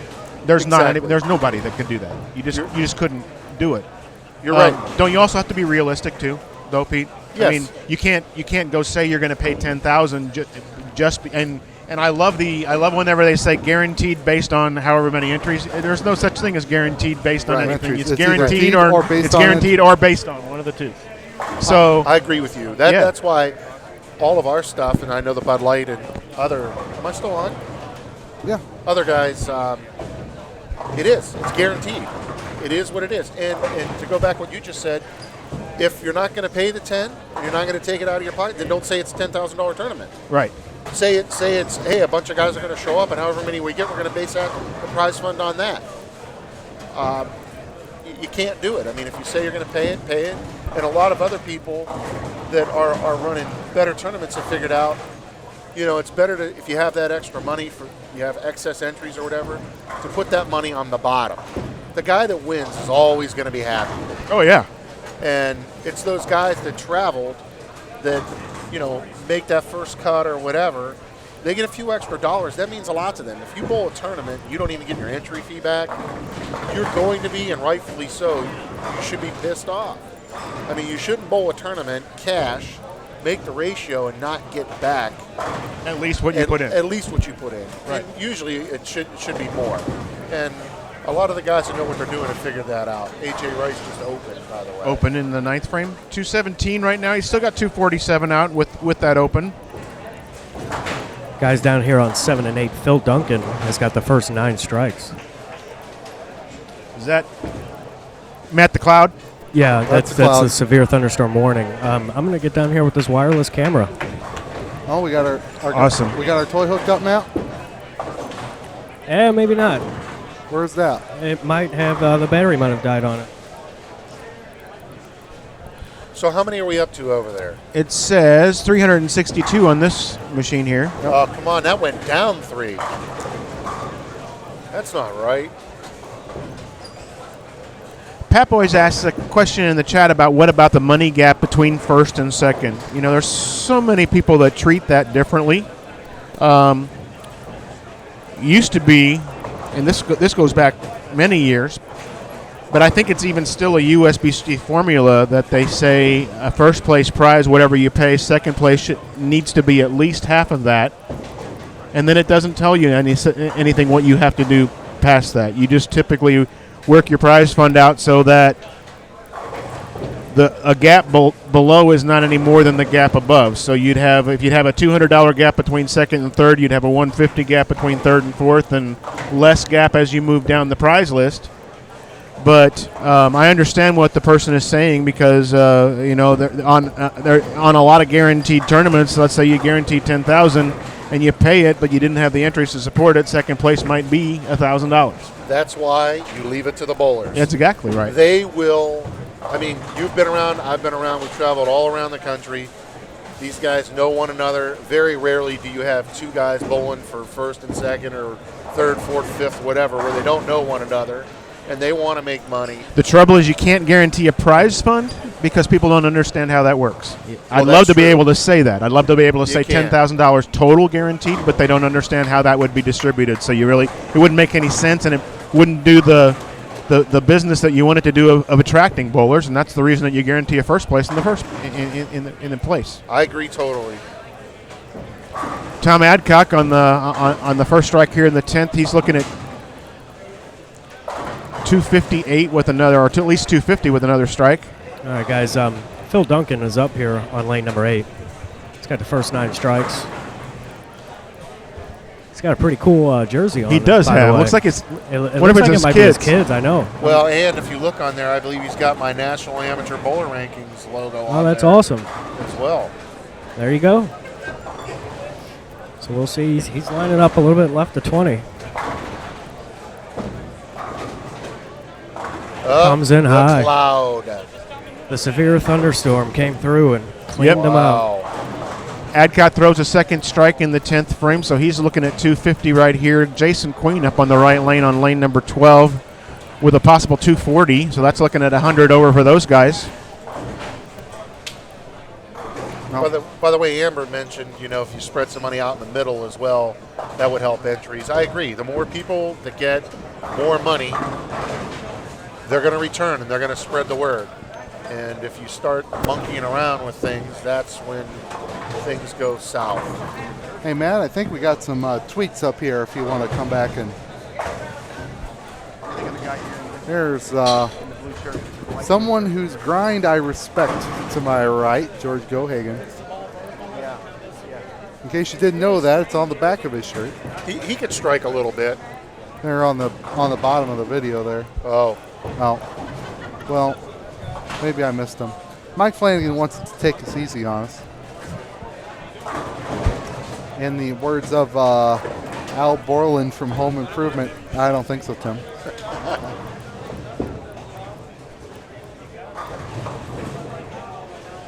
John Heath is also bowling in this tournament. I don't know if you guys know John, but a year or two ago at one of the TMBA tournaments, he was the last guy to advance to the next day. He ended up making the show. He shot back-to-back 300s and then like 279. Had the highest series ever shot in the house. Shot like 879 or 889. Some ridiculous number for 3 games. It was amazing to watch. He's an Illinois guy. So it looks like Queen and Adcock are going about plus 94. If Jason picks up this, You this are 10 pin correct. here, which is a very solid next game after that first one that they had. Apparently Ginger Bess, I don't know if she's on the chat thing, but she's checking in. You guys know she's the Natalie Striking Summer. Okay. That's her mother. Oh. Is Ginger Bess. Oh, wow, that's cool. And I think they live in Texas, and she's checking in. Did she end up making it to the all lower 48? Her Ginger, It was close. If It was you're, close. if you're It was real listening, close. Ginger, let us know. I saw a thing on Facebook the other day that had a bunch of X's on it. I think she had 40-some of the states done. She's got to meet a lot of really, really great bowlers. Is Liz Johnson married? No, Liz is not married.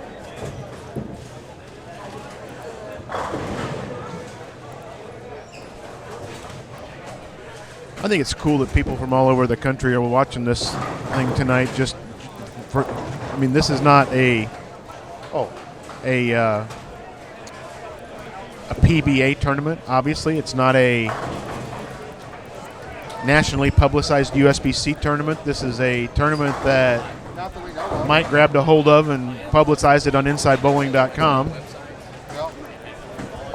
By the way, John Savoy and Philip Duncan shot 520 that game. I appreciate it. I'll put that on. It may be them, but they asked me. Pete, there's a question in the chat wanting to know, where do you see scratch bowling going in the next 10 years? Will it still remain? I believe scratch bowling will increase tremendously with high school kids now getting into bowling, which wasn't going on as much years ago when like Adam was 18, which was 15 years ago or so, and college bowling and the concerted effort by people to get youth involved in bowling. I think you will see it grow tremendously, provided you have people like Dennis, Mike Flanagan, Calvin Parker, myself, and others that are bowlers running quality tournaments. If you put out garbage, it's going to chase people away. So I think it will increase, and it will increase dramatically. We basically skipped a generation as far as I'm concerned on who knows what real bowling is, to me. I think that there was a group that still saw tougher conditions just because that's what we bowled on all the time. And then there was a group that started to see things happen as the sports shots and stuff came into play, but everybody looked at that like it wasn't normal. It wasn't what should be. Now, bringing the kids up on what they're bowling on, especially if they're doing it the correct way, they're going to look at what these guys are bowling on today as what's not normal and what shouldn't be. And I think that's a great thing. And actually you have a lot of quality bowlers that are getting involved with the youth. For example, that tournament we went to in Milwaukee, Shannon Graf Lubinski, some of you guys may know her. She put that whole thing together, and there was like 1,000 people at this tournament. It was amazing to see, and these kids, their eyes light up when they got to bowl with people like Adam and other guys. They had a bunch of Hall of Famers from up there that bowled. It really gave me hope to see what's going on. So when you get somebody like that knows what they're doing, just like running the tournaments, getting involved in a youth program, I mean, that shows you there are people out there that are trying to do things, and I think it'll turn around, especially with social media and stuff now. With tournaments that don't do what they're supposed to do, now more than ever, anybody knows immediately. Absolutely. As soon as it happens, it's out there. Scott Borden in the chat wants to know if the crew volunteers or does Storm pay for the services to run the doubles tournament. The tournament itself is run by Jerry Anderson and his crew here at Redbird Lanes. As far as the booth is concerned, totally volunteer. Except for the fact that I don't bowl, which saves me money. Except for the fact that Lee says he doesn't bowl and saves him money to do so. So I guess that means he got paid for doing it. So Another guy on Facebook that texted me is William Keeby, and he's out of the New York area, runs that Underground Bowlers. Heard about that's famous. This is becoming more famous all the time. Yeah. And they got me and Adam. We're on the SK Bowlers team, although we don't really make our way out there. But that's a fun thing to be a part of, and they get a draw for their tournaments that they have out there. A lot of people talk about it. I love the attitude. And William's out there trying to do his best, and getting shirts out there and trying to do different things, which is just great. And some pretty creative shirts from what I've seen of the UBA. Do you know here, Lee? John Serpinski wants to know if the jerseys that Flanagan and Tim Mack have on are ones that Storm has just put out or whatever. Those are the Randy Peterson jerseys. Yeah. They are? And, those are they've got Randy Peterson's autograph on the sleeve. And I saw Jerry Anderson running around with a very similar look of the pattern, but it's got Pete Weber's autograph on the sleeve on that one. So it must be. You can buy them. You can buy them on Storm's website. All right. And let's see wherever Flanagan went. 1 and 2 or 3 and 4. Well, that's awesome. I just ended up on 23 and 4. See if there's a website that he knows off the top of his head where you guys can purchase those, because those are pretty cool jerseys. Amber again chimed in about the girls' high school bowling is kind of taken off, and I think that's a good thing, but I agree with you. There's not a lot of stuff out there for women. Mike Flanagan and I have talked about that a lot, and it would be nice if there were, because there are some very strong women bowlers out there. All right, guys, I'm down here with Mike Flanagan here. They like this jersey that you're wearing, and I told them it's the Randy Peterson jersey. They were curious to know if there's a place that you can order these online. Who wants to know this? The good folks in the chat, yeah, Matt. the good folks in the chat, and the glorious people that watch us. Well, yeah. You can go to stormbowling.com and order this. Is that really what you came down here to ask me, Matt? Was about my jersey? Yes, sir. Yeah, that's what Nothing they're asking about my bowling ability. Well, I mean, we've noticed that you've been throwing the IQ tour, and we noticed that you were playing inside a little bit, and that you had a couple splits. So we're going to let you settle in. Well, that's a 50-pin improvement. 50 pins better the last game, making a 22 move left. 22 moves, he said. 22 board. Yeah. What did Matt McNiel Yeah, have? 22 boards left. Matt had Do you know what Matt McNiel had? 237. Yeah, I think I got 80 pins still to spare. I think he had 237. 6 games to go, so he can still out-average me by 15 pins from here on out. All right. All right, thanks, Mike. I don't know what Mike's complaining about, us coming down and talking to him about his jersey. I mean, I was going to give him some slack there. When you got he's complaining. When you get the Team USA national champion asking you a question in the chat, you don't not ask the question. You go find out the answer to the question. Yeah. don't Right. I mean, we can make it up if you want us to. Oh, here we go. We got a link to it. Get used to it, Mike. I got the paparazzi follow me around all the time. There it is. That doesn't look. That looks different. It does look different there. Yep. These are nice looking jerseys that they're wearing right now. I like the colors. Yep, where you can get the bite polo that's already on there. The Mike Fagan Argyle jersey. That's new, it says. With the old Storm logo, Book the bag. high scoring product logo with the circle. Seen our tournament player bag that we got coming? Since he gave us such a hard time here, I'm going to hang out down here and critically analyze each ball he throws. Are you? Yeah, he's up here in the first throwing his IQ tour. He's pretty deep. He got it out wide, and he crumbled the bucket. Crumbled the bucket? Let's go see what he's got to say.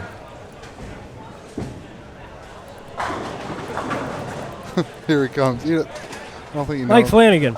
I was just up back there watching you throw the ball there, throwing that IQ tour. Notice you crumbled the bucket. How does that make you feel? Really good. Yeah, it looks like you got a good strike, a good start to this game. Do you think you're going to be able to catch Mr. McNiel here? Catch him scratch? Sure. No, I will not catch Matt McNeil scratch. But there is still about 80 pins out there right now, and he's watching me. He's actually on my pair right now. Yeah. So he's so concerned. McNiel, do you have a comeback? Well, all he has to do is just watch me throw a lot of strikes with my Brunswick balls. All he's going to have to do. And then I also had an idea for the cameras. We should put cardboard cutouts of clouds and then paint them black. So they're the black cloud cameras. Well, we've been issuing a lot of severe thunderstorm warnings, and so far they've worked so far this block. Hey, Matt. Yes, sir. Let McNiel know if you get a chance that I am not watching him. Okay. Or Tom. I will definitely let them know that. All right. Thanks for your time, Mike. We'll be back on your next ball. Back on your next ball. Go ahead and throw your shot and get right back. All right, folks, we are finishing up one pair that I see still bowling on game 2, but we're moving into game 3 of 9-game block tonight. And we're looking at, what time is it? About 6:45 already? Yeah. We started about an hour late. We did start about an hour late, but the pace is not bad. Interesting. Yeah, I was just talking to Zeke Bate here walking through, and he's about 100 over, and he's just trying to stay pace with everybody else, he said. Hey, Matt, any idea how Adam and Liz did that game? What they had total? Should be right down there. Where at? Adam and Liz are with that Flanagan. Flanagan. Let's find out here. That way I can put it on my post so all of the Barda Nation people can have an idea of what's going on. What kind of population does Barda Nation claim? A lot. Is it about the 51st state now?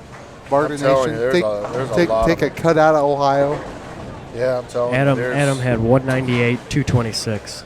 Adam had Liz 198? is definitely carrying him here. 247, 246. Pretty consistent. Wait a minute. Say that again. 226, 246 for them. 247, 246 for Liz Johnson. Okay. Adam Barda, 198, 226. And Mike Flanagan, you threw that shot pretty well, but you did leave the 2-8.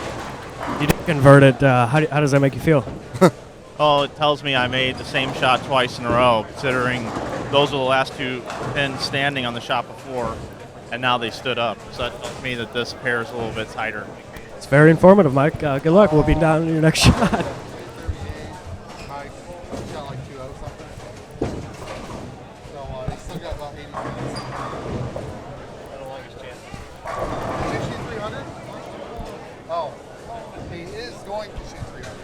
Who, Adam? And I got to say, watching Liz Johnson, she is definitely playing straight. Derek Mattson's calling a 300 game, and he's already picked out his gift. That's right. Here for when he does. Does anybody have Google Glass that Derek could put on? And what's he saying? No one's called one yet, he says. That's true. Nobody's called one yet. All right, so this could be a first here.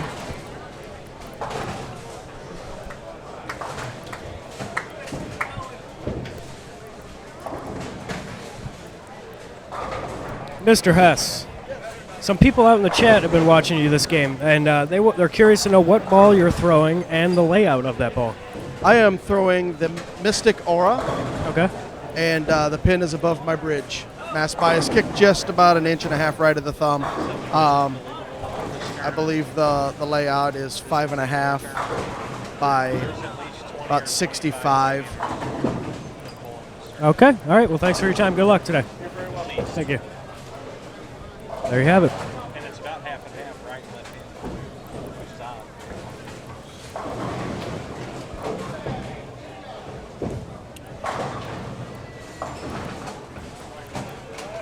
Is that Dean Richards in the chat talking to us about the broadcasting tonight? Looks like. Is that Dino? That is Dino. PBA champion Dean Richards. I haven't seen him in years, man. He used to bowl on a Masters League team with old Ron Lives. I bumped into somebody at the bowling stadium this year. You know, you're trying to get out of somebody's way and you bump elbows with somebody. Yeah, Dean. I'm like, That's awesome. oh, sorry I bumped into you. I guess I should say hello while I'm at it. She teed up. You want to know Is that Butler? Tracy? I don't know. TW, is there a link to the standings? First of all, we have a question. Is that Tracy Weber? If it is, let us know. But the standings, if you scroll down on this page, you'll see a link to all 3 squads, I believe, and a combined page, if I remember right. Well, they removed the combined page until the 5th game of this block. Until the 5th game of this That block? way they Okay, can so you'll add- see squad by itself, and Right. then once we get close enough to where the scores start to move up into the standings, you'll see a combined page so we can tell. Top 24 teams make it to tomorrow morning to a semifinal round. There'll be 4 more natural doubles games, and at that point, the top 12 will move into a 12-game round-robin match play. No stepladder finals. The champion will be crowned after the position round at the end of the 12 games on Sunday.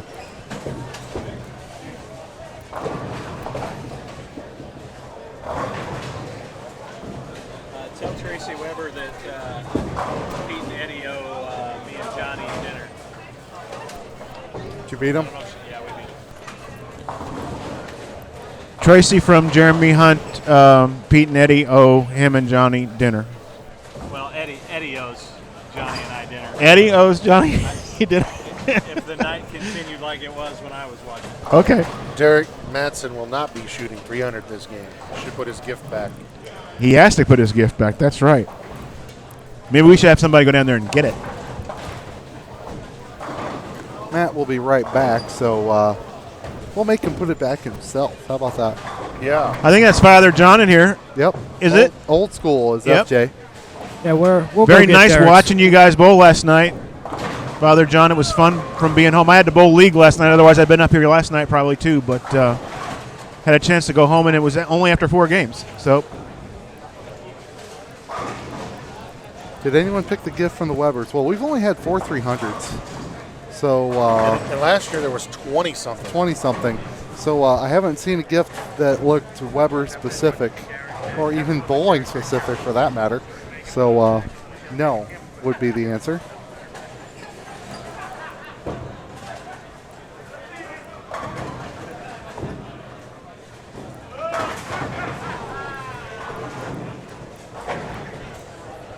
You know, I'm wondering if, since this is the 3rd squad with a little bit of extra oil, if that hasn't caused these lanes to tighten up a little bit. You know what I mean? You still see, I don't see as much striking going on in the 3rd game as I thought I would. I'm wondering if that's coming into play. I think that would have happened no matter what condition they put out, because I don't think that in a house like this, when they oil maybe once a day, they're not used to stripping and oiling as many times as they do for a weekend tournament like this. So I think the condition is going to change from squad 1 to squad 3 anyways, no matter what. But you're right, with the addition of oil and maybe not getting it as clean as possible, right. It's hard to say. How long is the pattern? Do we know? 43 feet. 43? 43 feet. 37 units out there, and interesting. A ratio of a lot to 1. So then you have to wonder if the back ends are getting as clean each time too. Right. 13-to-1 ratio. It kind of fluctuates from year to year, so I just say a lot to 1, and that kind of covers me. AP Lane saying hi to you there, Dennis. Say that again. AP Lane. Hi, AP. Glad to see you're listening. I'll see you guys in March. I'm coming over the first weekend of the Open, so I'll see you guys over there then.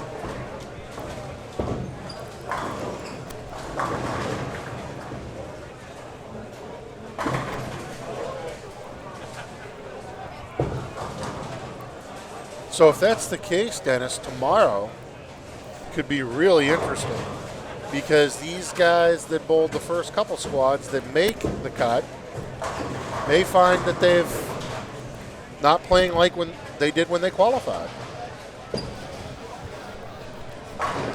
For the guys that are going to be bowling tomorrow, I would think that wouldn't be as big of a deal as it could be. Oh, I agree. You know what I mean? They're just going to come very- out here tomorrow morning and see what they've got, and they're going to go from there. I would agree with that. The only thing might be ball choice. wanting to go back to the ball that got them there in the first place, and then having to spend maybe a game and a half to figure out that that's probably not going to be what gets the job done. Is all. And you're also looking at 4 on a pair. True. The pace will be better. Pace will be quick. Transition will be slower to non-existent. Depending on where you're at. If you're on the left side, it'll probably never move. Question in the chat: what would be the best shot as a tournament director should you lay, a grind shot or a strike fest? That is the question of the century. Yes, you can argue that for days. And we probably got people that differ here. I'm a big fan of the grind fest. I believe, but this is Pete, my personal opinion is bowling is about making shots and spares should count. That's just my personal opinion, and I can tell you that every tournament that I run or Adam and I run together, we make them tough. It's just the way that we feel, or I feel. I see both sides of it. It's just I like to see people adjust. I like to see people frustrated, and I like to see them, as a result of bowling my tournament, become a better bowler. However, that if the prize fund isn't guaranteed, which is why I guarantee my prize funds, it may have an effect on your entries, because a lot of people, unfortunately nowadays, feel that they can't compete with the upper level of bowlers unless it's a strike fest. They think that they can hang with them if the shot's easy, but not if it's hard. And that is true in a short format. However, if you have a tournament like this that's a lot of games, or some of the TMBA tournaments that are a lot of games, guess what? Doesn't matter, because the cream will rise to the top. So that's my 2 cents. Pete, I think they were pushing for the longest while PB Experience leagues and sports shot leagues and different things like that. And while I love the concept of them, the number of people that would actually bowl in them weren't enough to ever break the shot down. And then all you ever saw was the tough part of a sports shot. You never saw breaking it down correctly and actually getting a chance to score on a tough shot and change your attitude toward it. And you'd see it when the PBA guys bowled on it, because they were forced to, and you had the numbers to actually break the shot down. So, which, by the way, playing on what Dennis just said, is exactly what happens at the Nationals when you go to Reno or somewhere else. You get a team of good bowlers. Adam's team, for example, it's Adam, Rob Gottschall, Brian Wallachek, Mike Rose, and Scott Pohl. When we go in, they have a strategy to break that shot down just like you're talking about. And then you see it open up, and then they start to score. So the guys that know what they're doing, Dennis is right on when he talks about that. And you can have somebody screw it up for you too. Right. If you don't have a good companion team. That's why a lot of guys have a companion team that they take with them, so that they know they're not going to destroy what they're trying to do. Because at the end of the day, these guys want to win an eagle. Correct. So we got scores after 2, Pete, here, and they'll refresh below your video feed. Adcock and Queen plus 190 after 2. Tommy and Cassidy in second, 151 over. That's our 4th different hail of the day, Marvin Hale. And A.J. Reiser in third, 141 over. Holloman and Williams, Hess and McNiel tied for 5th. 8th is 124 over, so again, that's about 230. So Pat Boy says, do you think you'll get more bowlers, basically, if the shot's easier? The answer to that is yes. Absolutely yes. You will. There's no doubt about it. Traveling around the country, I see it all the time. You'll get the same 30 bowlers that would have bowled on the tough shot, and you'll get the other guys who won't. Right. That's what you will get. The same guys who would have bowled on the tough will bowl on the easy. I agree with that. So the answer to that is yes. However, the caliber of bowlers will change. Guys that have a lot of faith in their ability and work on their games a lot are not going to necessarily, now they're here, but they're not going to travel to go beat heads with somebody that can just throw Brooklyns and strike all day and not actually have to make any shots. So, 2 different schools of thought. Yes, you definitely get more entries if it's easy, because there's more room for error, and it's just like anything else. I think the reason that people argue for harder shots versus the easy things that are out in a lot of places is because it's not as easy to see the difference between a talented player and someone that is not as talented as it used to be 30 years ago. With the help getting back to the pocket, with the additional carry that you might have, it makes some of the bowlers who have put time into their game and the practice and learning and ball knowledge and dynamics and all that kind of stuff, the time that they've invested in the game, it makes them not see the benefit of it as much as they do whenever they're bowling on something that is a physically demanding pattern.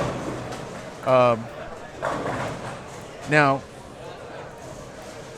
people's attitude toward the sport has changed in the last 20 years as well.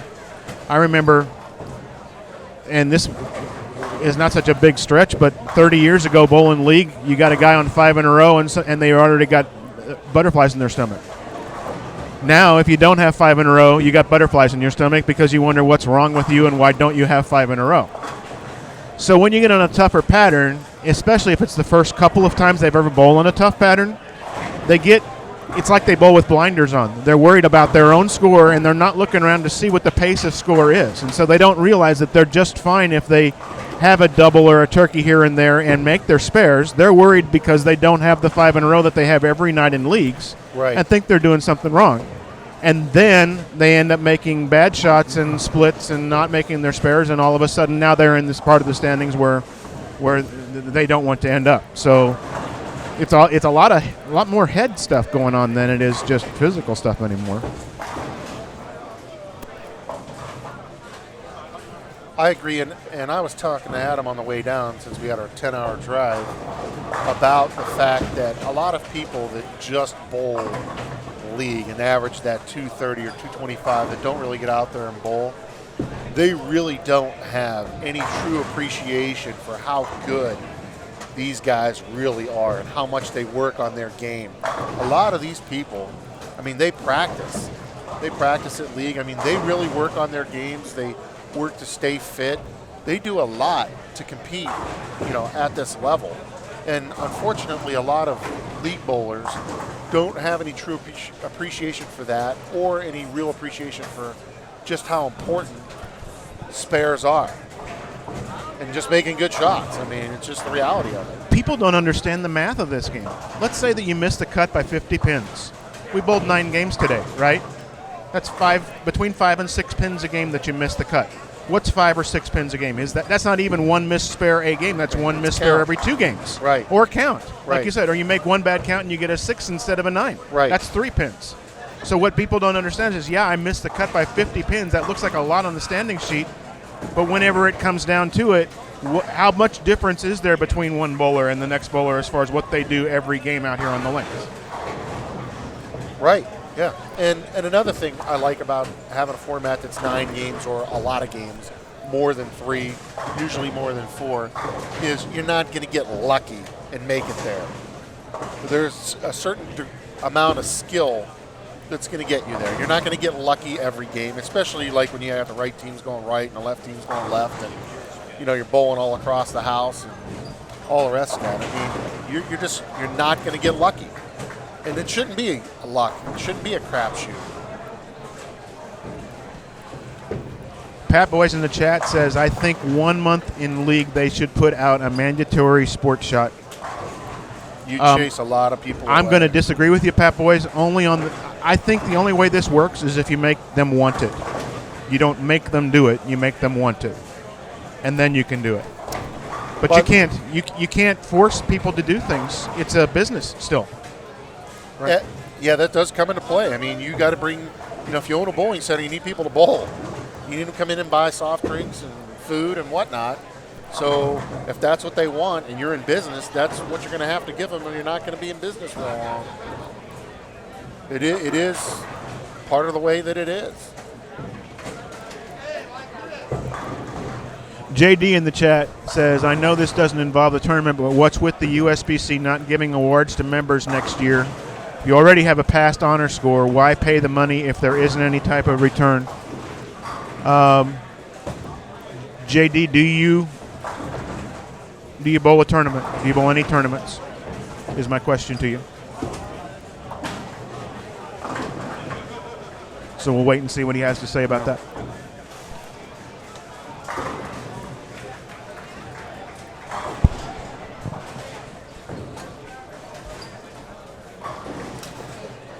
We're about halfway through game 3 here. It looks to me like, and I don't want to cloud anybody. Of course, I haven't done anything to anybody yet, but on the top of lane 8, we've got at least 8 in a row. Not knowing who that is for sure, but That's Anthony Lacaz. They said Anthony Lacaz. Yeah. Anthony Lacaz? Anthony, yeah, he's got front 8. Okay. You want to take it off of 5 and 6, Ricky?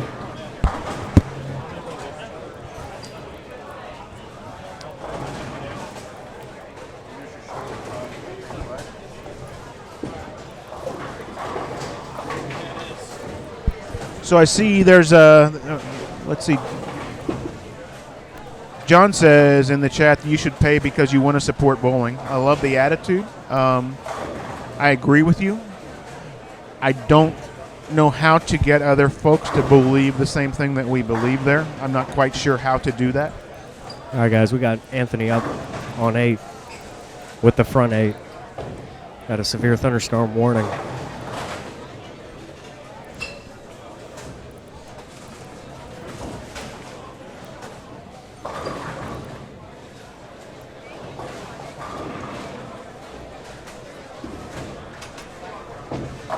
Everybody's paused to see Anthony throw his shot on lane 8. It's a nice ball. He's playing tight. Very nice. Right about 4th arrow. Big Wheel 90 says, someone tell Jason Queen this isn't 97. What does that mean? Is that the year he won the Masters? I don't know if that's I don't remember if that's the year he won the Masters. I think it was later than that. More recent. But I don't know what that means. Is that 97 or 97 feet? Oh, I don't know. Is that a foot sign or a speck of dust on the laptop? I can't tell.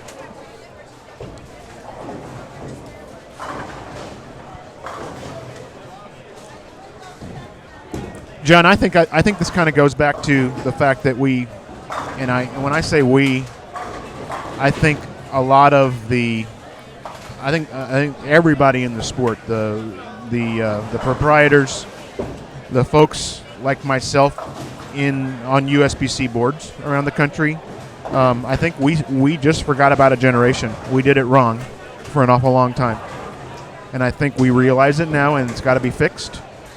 But the question is how to do it. But I agree with you. There still has to be support for the sport, otherwise there won't be a sport anymore. But even though I think we're all in agreement up here, there's going to be plenty of league meetings in August, Dennis, for not leagues that, not scratch leagues, not sport leagues, people who go out and mix leagues and don't average more than 180 and have a good time. And they're going to say, what's the point? I agree. In a lot of those leagues, there's not going to be anybody there to say this is the point.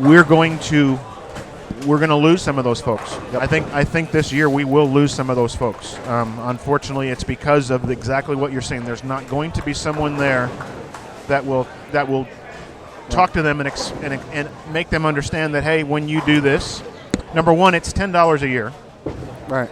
And you're supporting the sport that you supposedly love, and you've been around, especially if you've been around for more than, let's say, 10 years. If you've been around for 10 years yourself, you are here for a reason, and I'm thinking that you'd want it to stay. To me, it would really bother me if this wasn't here anymore. I don't know what I would do. There's an awful lot of stuff. I would have a big, big empty hole in my life if this was not here anymore. All right, guys, we got Anthony Lacaz back up on lane 7 here. He's got the front 9. Also joining us here, the one, the only, George Gohagan III. How you doing, George? I'm good. What's going on, man? Not too much. Just watching a little bowling before I go to the room and play some PS4. That sounds good. His grind is respected. His strikes are plentiful, and He's here with us. I got the right partner. Yep. My Yes, partner you do. is not so bad. Anthony bowled really, really good today. All right, Anthony down here. He's got 10 in a row. The front 10? Yes, sir. He's stepping up on 7 again. Playing as tight on lane 7 as he did on lane 8 a few minutes I didn't ago? catch the first shot. I'm going to watch this one here. Yeah. Anthony Lacaze. It's like he's standing right about 20, maybe 24. Yeah, he's definitely tight. 4th arrow. Got that one out. That one didn't come back. Nope, 2-pin? shaking 2-pin. Shaker 2-pin. Still a good game. What's his partner Most got? definitely. His partner has got 187 in the 8th on a strike. So 47 off max. No, it's Third. No, it's A on the other side. Oh yeah, that's 2-0. That's Coy. Yeah. 203. There's a lot of strong bowlers bowling the squad.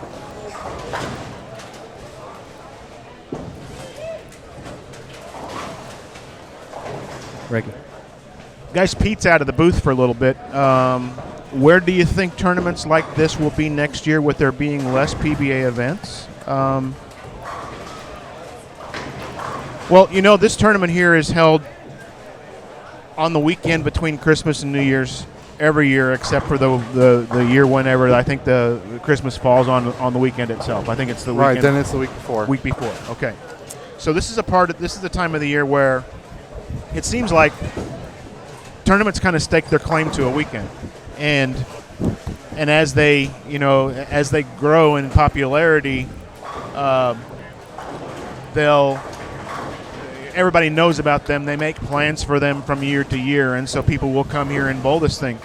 I think holiday doubles, like old school in the chat says, will sell out again regardless, and I don't think they're going to change the number of squads they have and try to outgrow themselves. I think they're going to stay with 3 squads, make it a premium event.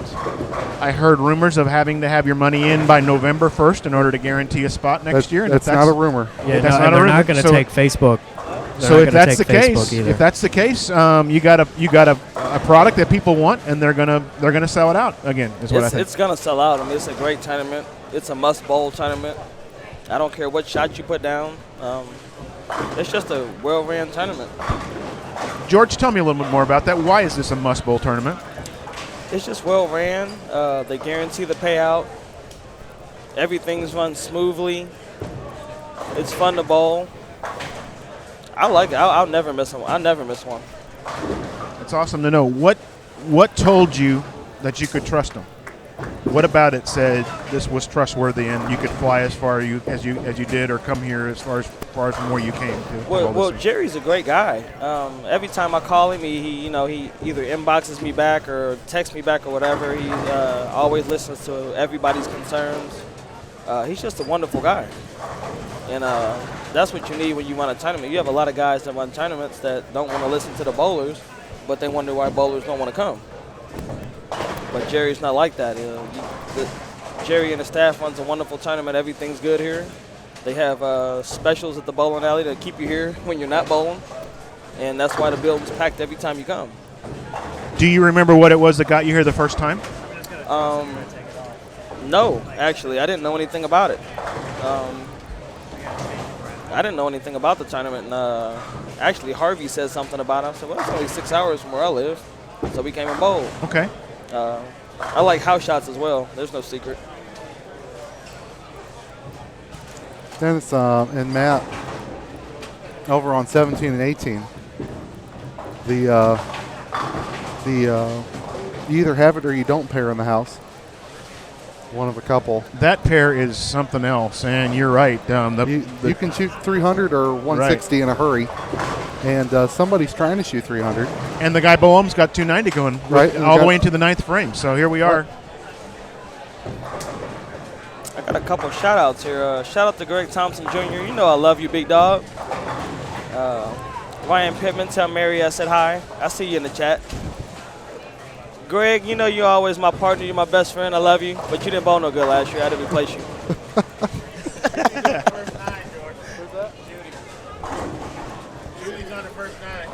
Said Judy's on the first 9. Oh, is it? What lane? 17 and 18, I think. There was a question about brackets, how many there were each squad. I don't know for sure. I just know that there is a counter dedicated specifically to them back there, and there's There are a lot standing of seats them. laying all over the place. So A lot of them. what you would expect.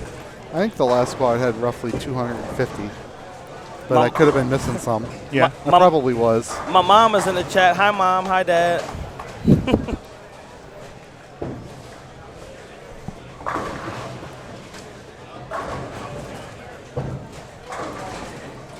Man, Lee, you're right about that pair. I watched, Carter and Peters were both on 9 and 10 the first game, and I believe they went 90-something over, we said, right? And then they got over on 17 and 18, and at the end of the second game, I believe they were 120. So that means they a big drop. They didn't really, light those up. And then all of a sudden now in game 3. John Heath, front 9. A.K.A. Judy.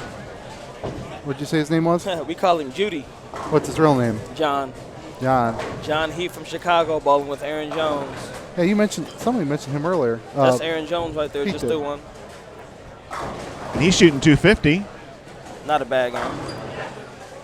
Yeah, that's 107 in the 5th frame with all strikes after that, right? So that's correct. Yeah, the first pairing on this group was Chaz Brewer, who runs the Greater Ozarks tournament. Right. And they only shot 491. Darn. They're going to be low. There's his first one in the 10th frame, so that's 10 in a row. Yep. They're looking at plus. They've got 130 right now. They're looking at plus 150 if both of them get the next strike. I think it's going to happen. They're very, very good bowlers.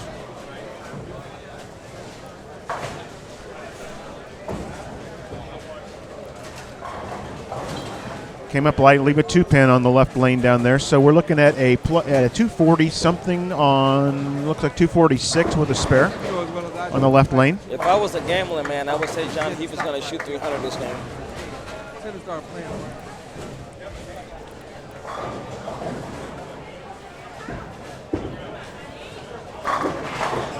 There's 11. Solid shot on the 11. Come on, Judy, one more time.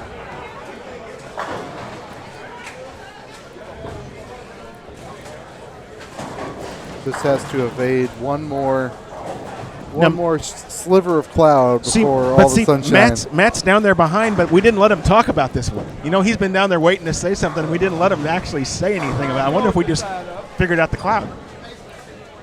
He can be there watching and just not say anything, and maybe that takes care of it. We'll have to take his microphone anytime somebody's got the front 9.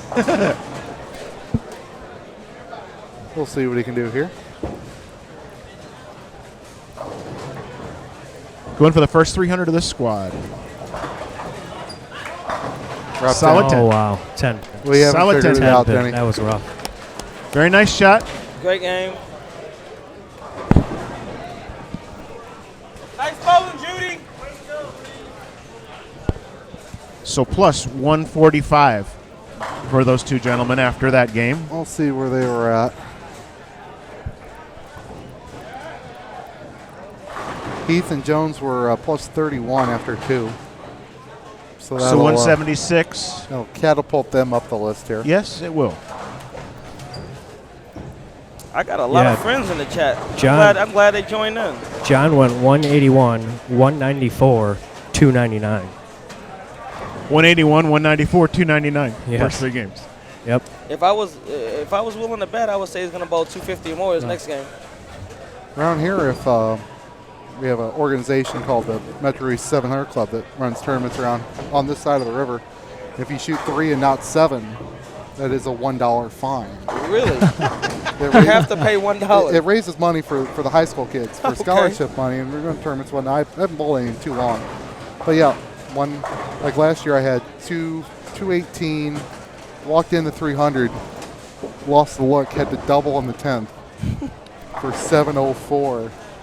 So I didn't have to pay the $1. George, there's somebody in the chat that says they have evidence that you are a gambling man from the Hoinky Doubles. Yeah, I bowled the doubles with my friend Joe Ray, and me and a guy from Chicago got into a pretty heated dice game in the middle of our double set. I came out victorious.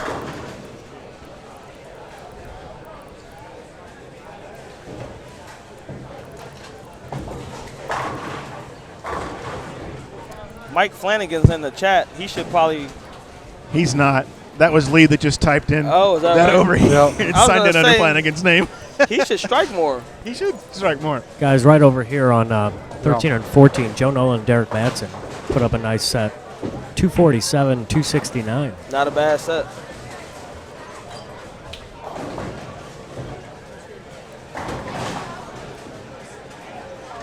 See, back in the day, Jordan, back when we started doing this, I had to bring my own laptop.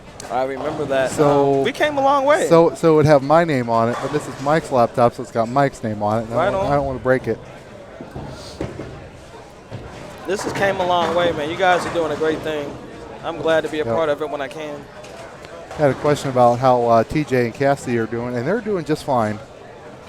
TJ's got 279 left into the 9th frame, and Cassidy's got 238. So still 5-17.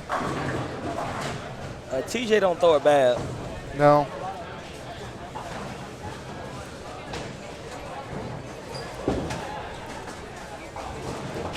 He's been in Springfield the last couple of years supporting Jeff's team tournament. That's always been fun to watch his team do their work up there. He'll be on our one of our pairs here, I'm sure, soon enough. Well, that was his first game that he bowled in this bay bay of 8, so that means he's got 2 more, and they'll be closer to us than that one, obviously. So, right. Since I learned the strategy of it from you a few minutes ago and how it all worked, that makes sense now that it would work that way. You want to interview Mike Flanagan? Yes. You know we had 4 chairs up there earlier. We do. Hi, Mike Flanagan. Mike's worried about me standing out here, and actually, I'm doing just fine. I offered. That's all I can do. He did. Hey, I'm not telling you how to run the booth. How's he bowling? How are you bowling, Mike? Not good. He should know how to be a good interview. Yeah, wouldn't you think? On the other end of the microphone, you'd figure he'd be more engaged. And He needs me to interview him, I think. I need to get down there and do on-lane interviews. All right, so here's what's going on, right? So Yeah, let's hear it. I shoot 150 the first game, trying to play right, trying to play the right part of the lane. I'm locked up, not bowling good. So then I move in, shoot 2-0. Obviously, only made 6 good shots that game, or at least halfway decent shots. Then I went down to 3 and 4, and they were a lot tighter, and I actually had a really good look. And Mack's like, man, you're just so close. You're so close. You're about ready to bust out. Now I realize he's a motivator, so I know that probably had a lot to do with it. But now we're coming back down here where these pairs are pretty brutal. Rob Gottschall had 2-0, 2-0 his 2 games crossing through this area. And not looking forward to this pair, but I've gone to the hypercell now. I threw a strike on my fill ball with that. And I'm just going to stand left and throw it right. And I think it's going to take about 570 to make it. And right now we're 45 over with 6 games to go. That's still a lot of bowling. Which in this tournament, in the past, that's kind of what you need to do anyway from this point on. So we feel like we kind of got a get out of jail free card. So Tim Mack could shoot. Yeah, you ain't bowling with a bad partner. 800. So what are you going to do? 650, and that puts us in. So that's what I'm talking about right there. So it's all on Timmy. And then anything he's lacking, I'll make up for it. Thank you, Mike. And I said bowlers don't know how to do math. Mike's got it all figured out. To me, it was better as far as responding to a question from us. It was, but it took some effort. Well, it was his first time up here. Okay. With us, he's talked to Matt. But this is the booth. Okay. This is the booth. You got George Gohagen, we got yourself, we got Ricky, we got me, and maybe he was a little intimidated. I don't know. Well, guys, I think I'm going to go do some charity work here for a few minutes. All right. I'm going to probably take a game. I'm going to grab the 50-50 raffle for this squad and the ball raffle back here that I've got, and go and spend some time down in the pits and around out here, and I'll be back in a little while. We'll catch you later. Okay. Here we have John Savoy. How are you guys bowling today? We're 147 over after 3, so we bowling pretty good. Could be better, but we're going to turn it on this game. Okay, in front well, of the camera for everybody watching. Yeah, well, we got a couple of Fontaines in the chat looking for you. That's what I'm talking about. So you on the featured pair. What you going to do? I'm going to strike in bunches. A bunch? A bunch. All in a row? In a row. That's what I want to hear. We'll go get them, man.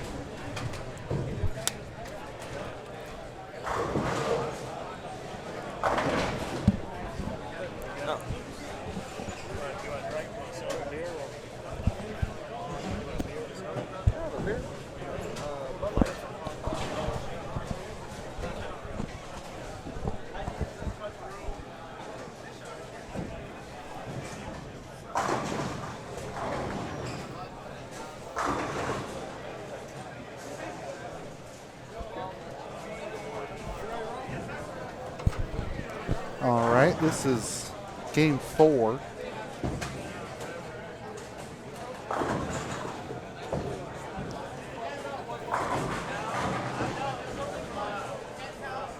I do want to send a shout out to my guy, Greg Thompson. I was supposed to bowl with him actually this year, but he couldn't make it. And I wasn't coming, and Pepe said he couldn't come, and then he actually called me and said he could. So we were a last-minute decision. But shout out to my best friend, Greg Thompson, man. Miss you.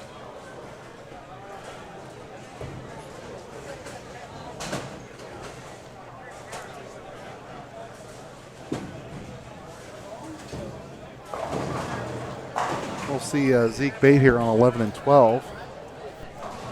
He don't throw it. He don't throw it bad. No, we don't. And on 13 and 14, to the right of the screen, you'll see Adam, Liz, Tim, and Mike. And their third team, it seems like people, Georgia, you know. This is I like this going on right here. I know a lot of people.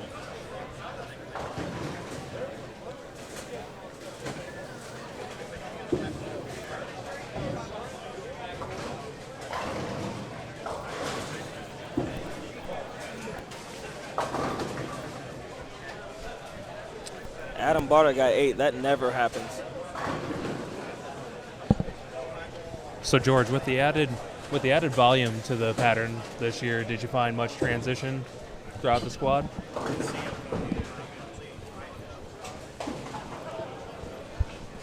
I'm sorry? I said, did you find much transition with the added volume that they put out this year? I did. They started out a lot tighter and a lot trickier than they have been in last year. They still weren't hard, but to get high scores like you want to be at the top, you had to. I threw 9 different bowling balls today. Wow. Yeah, I threw 9 balls. Which means first that you brought that many, and second that you threw them all. Well, I drove. Oh, okay. So it's only 5.5 hours from Dayton, but I brought 13 bowling. I didn't want to be without. So every time my ball didn't strike, I switched. And it worked out for us, It seems like it's a lot more touchy this year, like kept you a lot more honest with the shot. They're very, very tricky, especially on the freshman you start. And depending on who you follow, that can change it. And I bowl with a lefty, and he's a lot more further in. He's softer at the bottom than I am. But it complemented both of us, and we both bowled great. But they were a lot trickier than they have been in past years. Joining us for Key and George is Mr. Rob Gottschall. There's to my our man. right. There's my man. He said he was coming back, and Listen, true to his word. Rob bowled. Yes, sir. Rob bowled absolutely phenomenal today. Like, I have not seen anybody have the front 10 like 9 games ever in life. Like, it was ridiculous. That's not true, George. You post it on Facebook all the time. You got like the front 10 every day. Used to. Used to. You did it all in one day, though. Every time I look over, you're at the front 10. I'm just trying to keep up with you and Pepe, man. Oh, well, you're doing a daggone good job. Thank you. You bowl good, man. You really bowl good. I hope you enjoyed that non-alcoholic O'Doul's I got you. I did. Thank you. I just got you an alcoholic beverage. Thank you. Yeah.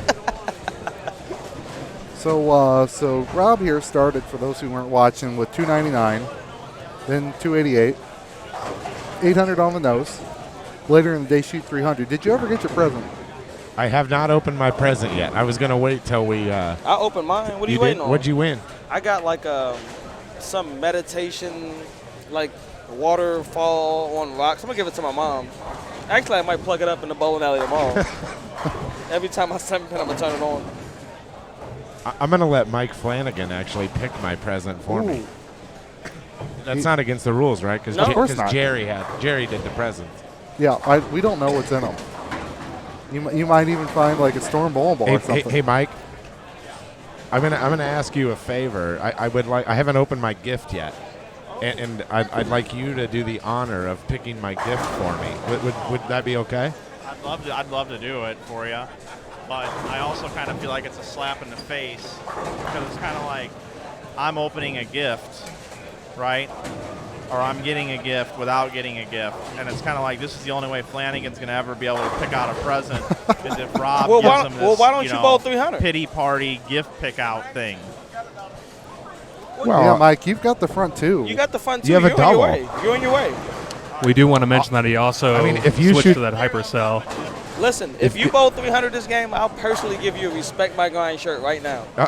George Gohagan says if you bowl 300 this game, he will personally give you a Respect My Grind T-shirt. All right. And you can hashtag that. Please. All right. I got one in the car waiting on you. So after you throw your next strike, grab me a present so I can open it up. All right, thank you. Good work, Rob.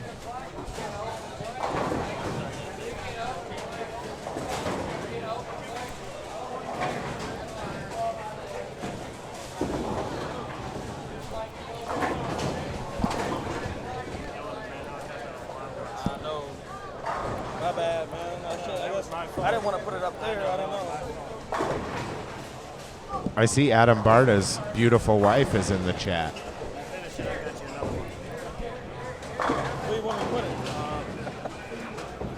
Actually, Adam was on the phone earlier, and he gave me the phone after when he was talking with Marcy. Thought I was with Scott Hunick down there. One of us has hair. Yeah. Yeah. Oh, Scott Paul's in the chat, man. Hey, we what's got up, some Scott Paul? celebrities in there. Scott Paul actually asked me a question. I don't know how long the pattern is. Do you guys It's know? 43 feet. It's 43 feet. 43 feet, Scotty. Shout out to Scotty Paul. What a good friend he is. There's a shocker. Adam Barter scouting the 10.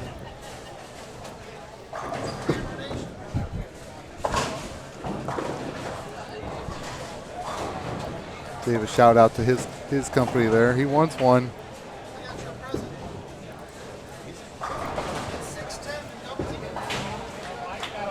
I guess Mike Flanagan didn't want the RMG shirt. Yeah. He gets all those jerseys for free, so he doesn't need a T-shirt. He's picking my present. Well, maybe if he's out like mowing the grass or something, he's bowling those storm matches. Marcy Barter in the chat. Hey, baby, how you doing? I miss you. Love you. Oh, I got a gift for Adam Barta. This gift is for you. No, this is for you. It's a bunch of razor blades. Marcy, your husband says he loves you, but I love you more. Tell Logan and Blake they're It's Uncle a Threezy utility said hi. knife set.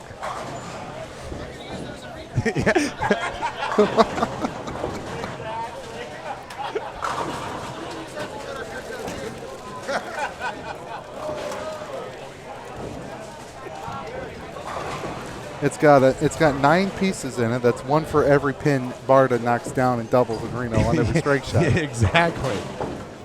There you go. My man Jason Murai in the chat. What's up, boy?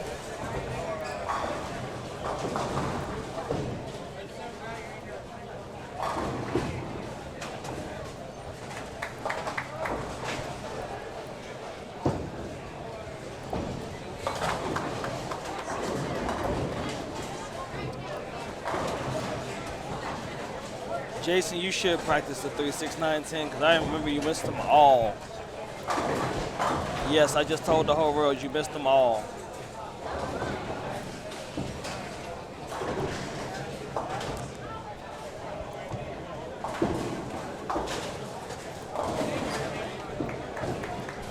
Got Jeff Carter on our pair here as well. And Mike Peters, they're having a good start to today's set. Yeah, I haven't seen a score sheet for this set. Well, you ask, and that's what you get.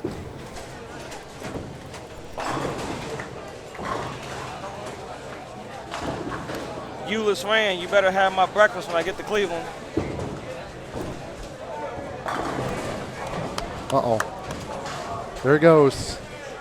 Don't let that get hot, Mike Flanagan.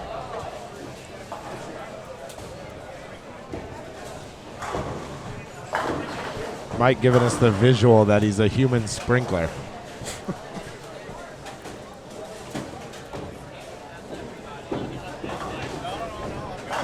Shout out to my man Zeke Bate. Boom time.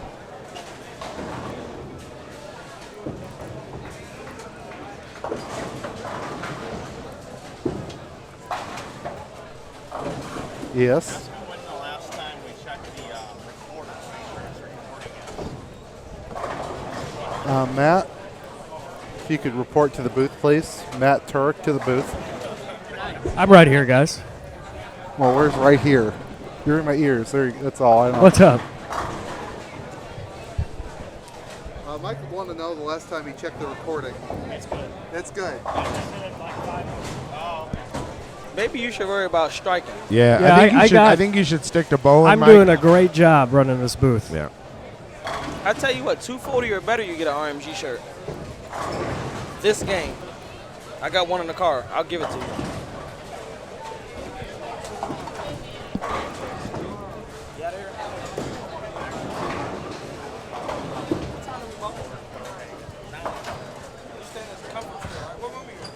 Mike just told me he wants a back massage from George Gohagen. That's a little creepy. What time do we bowl tomorrow? 9 a.m. 9, I think. 9 a.m. Actually, noon for you. Nice try. I'm old now. I can't sleep past 6. Whoa. Balk. All runners advance. Greg Thompson Jr. I might come watch in Cleveland, but I got me a new snow that I want to show off. What's Savoy's first name? John. John, that's right. He throws it good. All black people have two names, John, George. He throws it good. He goes to Lindenwood now. He's from Chicago. Oh, yeah, he moved down here? Bowls Did he? from Lindenwood, I yep. knew he was from Really? Chicago. Yep.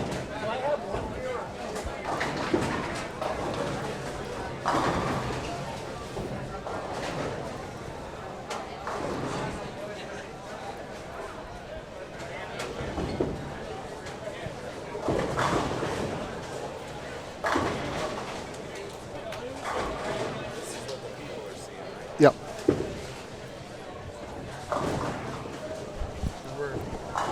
He's just hitting the buttons over there and changing it back and forth.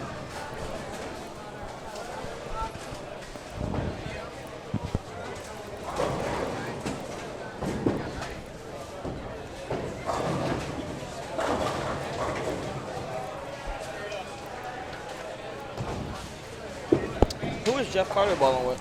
His name's Mike Peters. Yeah. From the Quad Cities area. Are they bowling good? They are 120 over after 2. They bowled together in this event last year as well. Yeah. Mike is really solid. He loves to curve it. Oh. That never happens. No, never.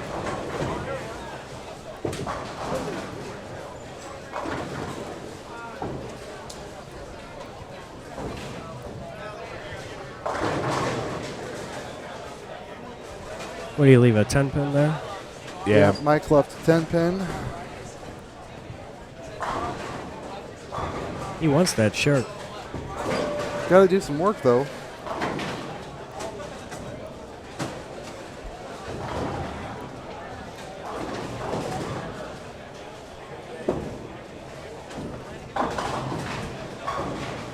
Zeke Bate just left a 5-7 on 11 and 12. If I had to guess, I would say he's going to make it. I would agree with that.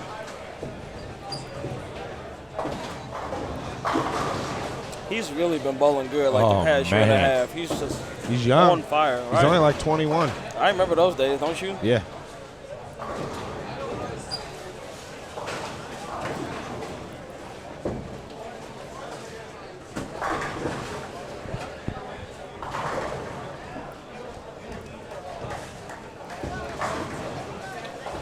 Oh.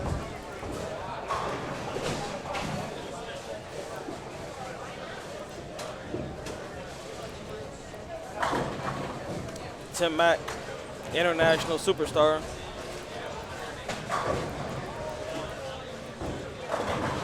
Still good, still pretty good player, you know, Oh, man. with all the surgeries and stuff. Absolutely. I'd take him on my team anytime. How good was he in the late 90s?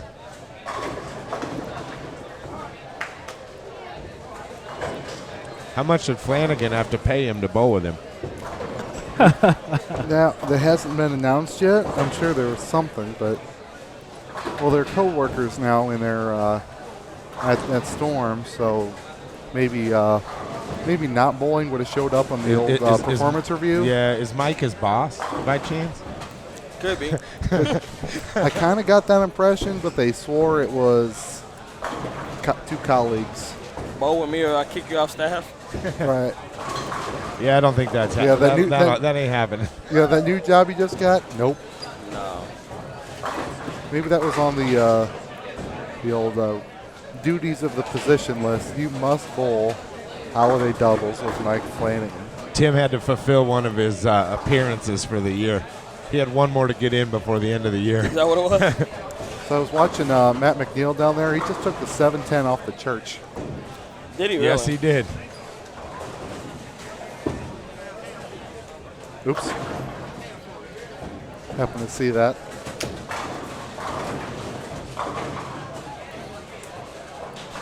This is their team building outing. All right.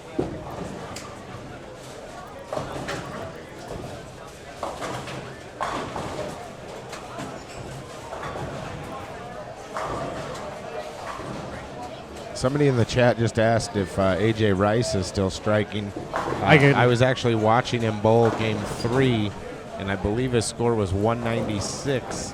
He couldn't strike on one of the lanes. He was having a hard time striking on lane 3. He bowled clean 196. I'm going to go down there and check on him. You know, he throws it good. He strikes a bunch. It seems like a lot of those two-handers, like they either strike a whole bunch or they struggle in bowl 2-0. But when he strikes a bunch, like he strikes forever.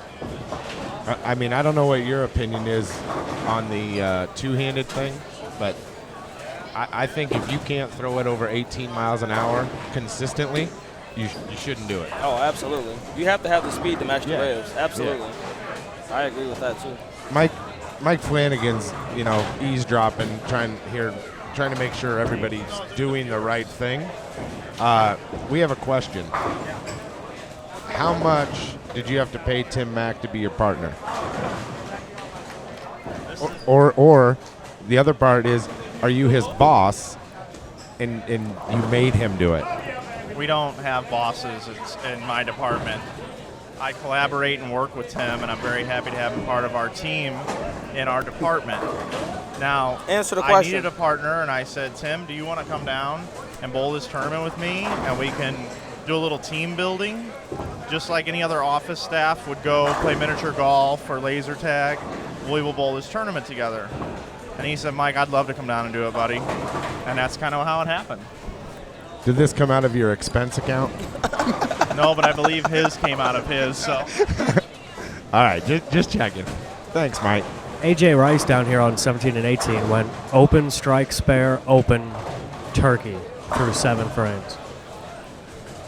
So he kind of hiccuped, and then now he's getting back on the ball here.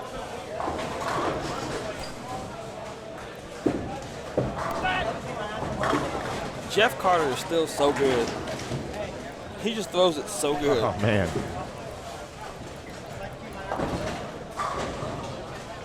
Adam What's doing his? a better struggling. Isn't his record, his league average record, wasn't it like 261? 261 for point like 5-9 or 100 something. games or something like Ridiculous. that. I don't I care don't think how it was walled close they to are. 100 game, but still. Well, I don't care how walled Yeah. they are. It has to be over 60-some games. Right. It's gotta be 66 261 games, but his was like 100 games. is a lot. That's a lot. That's good. a lot of pins. That's a lot of striking.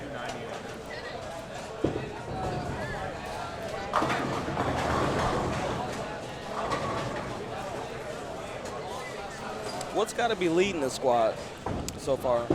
After 2 games, Georgia was plus 190. Tom Adcock and Jason Queen. Jason Queen is here. Yeah. Yes. Wow, I haven't seen him in a long time. They're down on, I believe, 5 and 6 right now, which is one of our pairs, correct? Ricky, or is Tom and Jason on 5 and 6? It looks like they are. Yeah.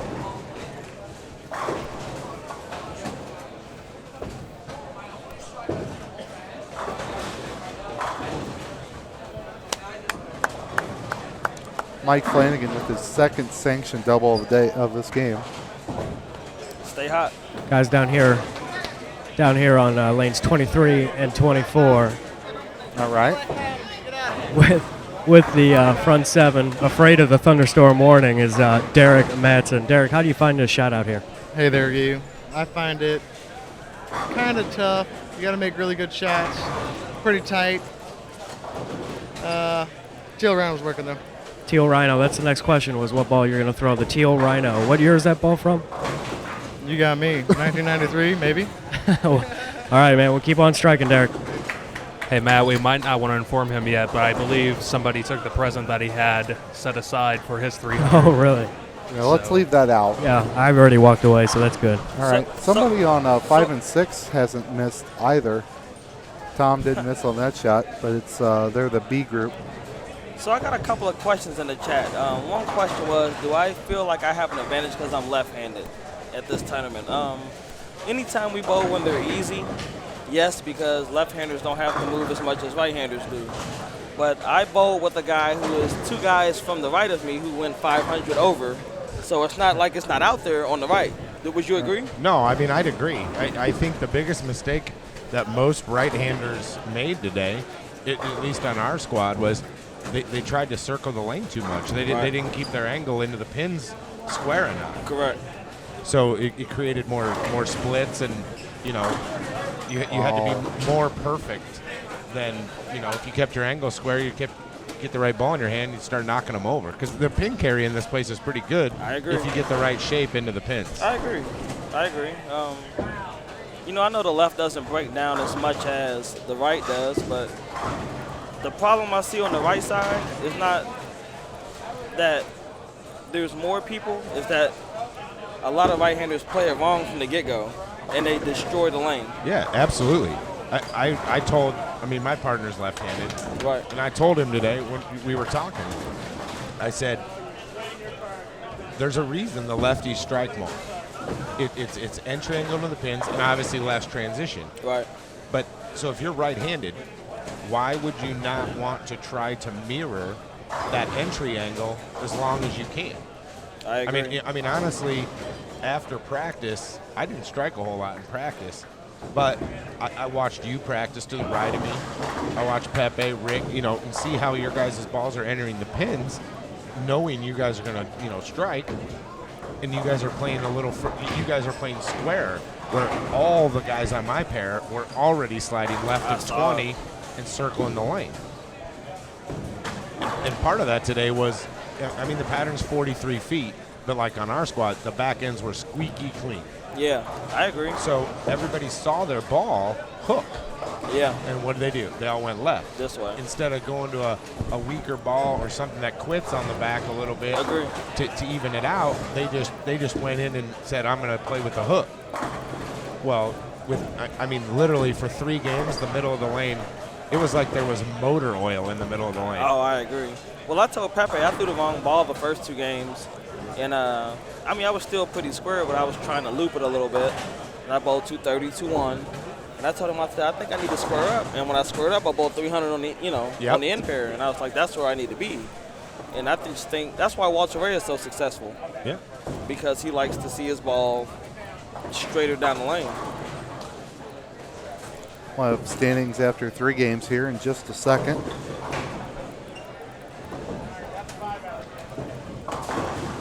Let's rob this, not just for today, just in general. You're warming up. Do you want to be A, locked in, or not? I mean, if I feel, for me, it takes a little bit for me to get loose. So, I mean the first 5 minutes, I'm not even trying to strike. I'm the same way. But at the same time, I don't try to necessarily play the lanes properly either, especially being right-handed. Why do you want to burn them up? So I either play right of where I'm going to play, or my first few shots, I'll throw the spare ball down the middle. Because it ain't going to hurt you throwing a spare ball down the middle. But you get too many guys trying to start whacking them in practice, and you don't have to do that. And it's the guys that do it, it's great. But then what happens in frame 3? They haven't moved yet because they camped there for 10 minutes. That's a lot of the problem with a lot of teams at USBC. Yeah. Oh, yeah. They go out there and they try to whack them game 1. That's not the right thing to do. Right. 240, 160 is never a good bracket set. Yeah. No. And if I am striking early in practice, I always like to grab a couple different balls because you want to see a couple different shapes, into the pins. Right. It just got me, what you said, it's got me thinking, of my best days are always when I'm kind of, when you're in the right zone, but you don't flush anything, that makes you move. You're playing a board too, you're playing with your hand a little bit, you might switch balls, you might not. You've got a pretty good understanding of what you're doing before the lights come on. Exactly. And now you're ready to go. Where I think a lot of people fall into that trap when after they're loose, hey, I just went strike. Okay, I'm done. 5 frames later, Yeah, gone. And then they don't know what to do. What do I do? Because they didn't try anything else. Right. Guys down on 5 and 6. Rick Gatlin has got the first 7 strikes. All right. Nice. Who is he bowling with? Brian Burkhardt, and that's the Nationals doubles champion team. Yeah, they won. They won this year. Yeah, USBC doubles this year. Eagle is hard to come by. That's for certain. You got that right. Probably the most. There's a lot of impressive things when I got to see that. Their single set combined also would have won doubles. Really? Yeah. They had 1440 in doubles and 1430 or 1431 in singles, and second place was 1420 something. That's good. That's impressive. Yeah, very impressive. Rob, I'm going to have to get Mike an RMG shirt if he keeps striking. I gave him 240. He needs 2 more. He needs the one in the 9th and the first one in the 10th. Yep. While we're waiting on that, we got scores underneath for game 3, guys. Yeah, Rick is up on 5. Tommy Jones. Heard him. He and Cassidy have a 38-pin lead over Hess and McNiel. Carter and Peters are up to 3rd. Adcock and Queen are 4th. Tommy Jones just won a tournament overseas, a week ago, 2 weeks ago? 2 weeks ago. In Saudi, I think. Mike Flanagan. I guess he really wants that shirt. He wants that shirt. That's what I was just going to say. Derek Matz up again on 24 with 8 in a row.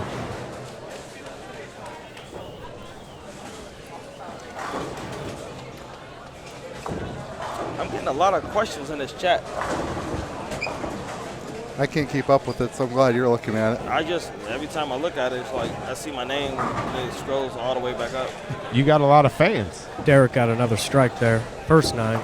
Front 9 on 5 and 6? On 23 and 4. Oh, in front 8 on 5 and 6. Yeah. Liz Johnson, goal ball alert.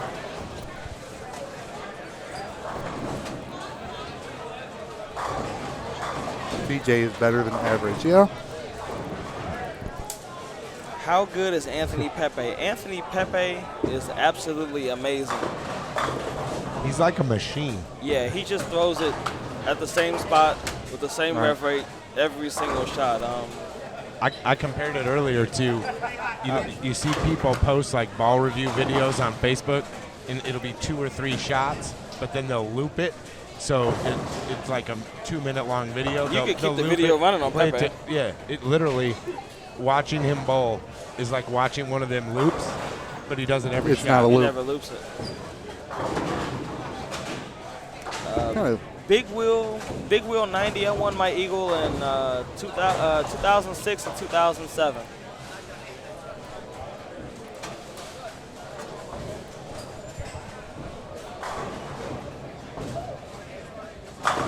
All right, here we go. We got a big shot from Mike Flanagan down here. Oh, it's on huge. lane 13. He really needs it. He really needs it. After he's done, we should probably check in with Pete and see how that little game he's playing is going. I see lots of stuff exploding. I think Pete Barta's playing Candy Crush. That's all he does. Or something like that. Tap him on his shoulder. See what he's doing. He just crushed a large pizza before that, though. You guys not getting all your lottery tickets like you did before at Beaverview? That's only when we miss a cut and get bored. Oh, is that what it is? We got to play the lottery tickets. All right, guys, we got Rick up again. Oh, 6. man. Here's the pitch. Just a bit outside. Just a bit outside. Rick Gatlin is just playing like 17 to 15 and just pounding the hole.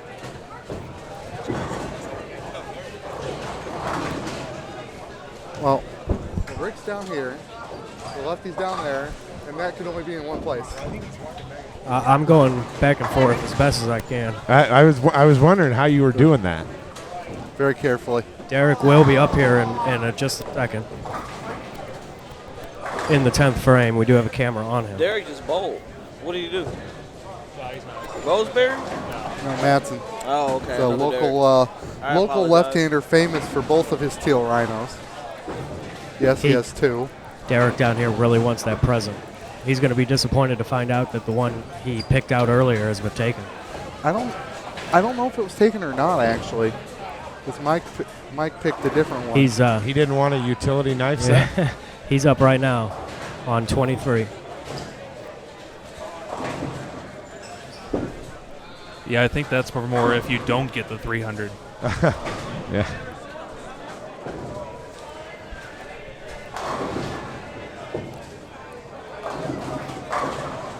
He's throwing that teal rhino. That's like the only ball he ever throws. He can ball it up looks to good from down here. And it's it amazing looks real good. the way he throws Rob, it, he too. actually can ball up to a tropical storm. He from St. Louis? He is from I think he's from very the way west. Decatur? No, Madsen's from like West St. Louis. No. He's up north, like in Iowa, the Quad Cities in Iowa No, area. Derek Madsen. Yeah, Derek Madsen. That's where he was born. He lives in St. Louis now. All right. Yeah, but he was born and raised up in the Quad City, Iowa area. Matt, are you down there? Are they calling for a ball return? They were, but I think he's got it. All right. His partner, Joe Nolan, just rang a 10. He's got 175. He'll have 195 off if he spares. Yep. Derek's got 10 in a row. 490, still a good score. You got that right. Well, we got Mike. We have a couple 300 games going on here. As disappointed as we are that you didn't throw that first one for the Respect My Grind T-shirt. Derek's up again. Guy Derek throwing a teal rhino. Oh, he's gonna get that 7 out on the messenger. Out to 7. Wow. Yeah, after 3 games, these guys were in 8th place on the squad at plus 176. Well, this will help. This will 490. help.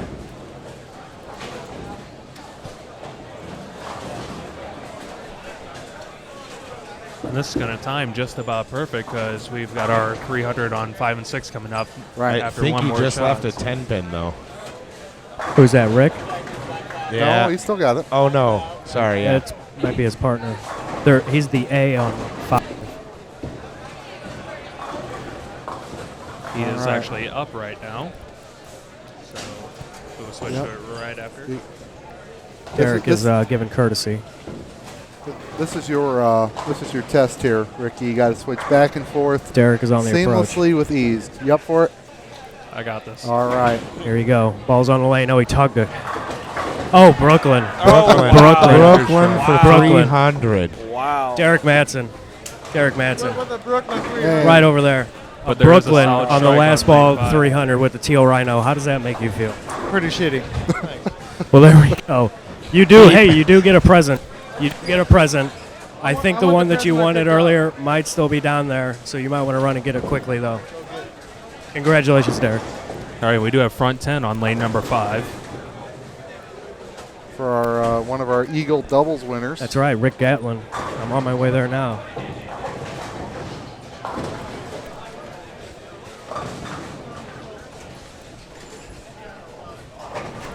Wonder what USBC thinks when they get all of the honor score sheets from Madsen. He's got plenty of them. They all say teal rhino. Yeah, on every them. one of them.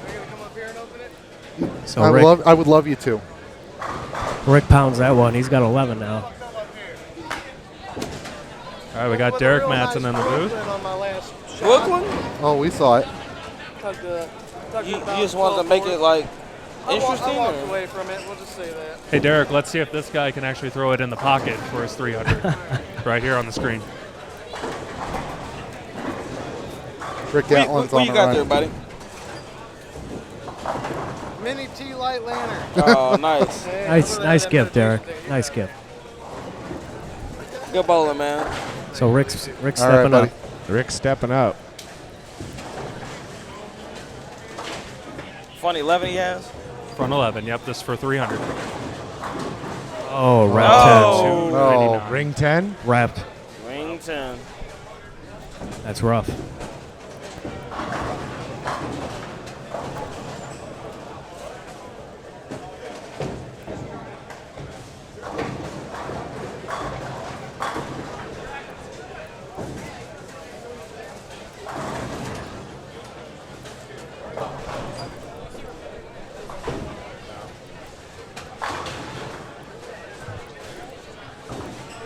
And it looks like his partner, Brian Burkhardt, shot 193 that game, so Wow. plus 82 still.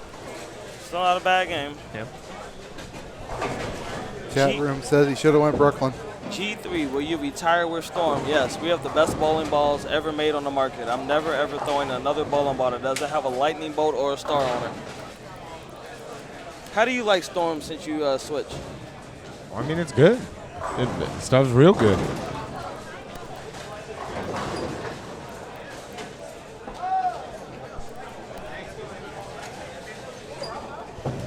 How about that? Brooklyn 300 and wrap 10 299.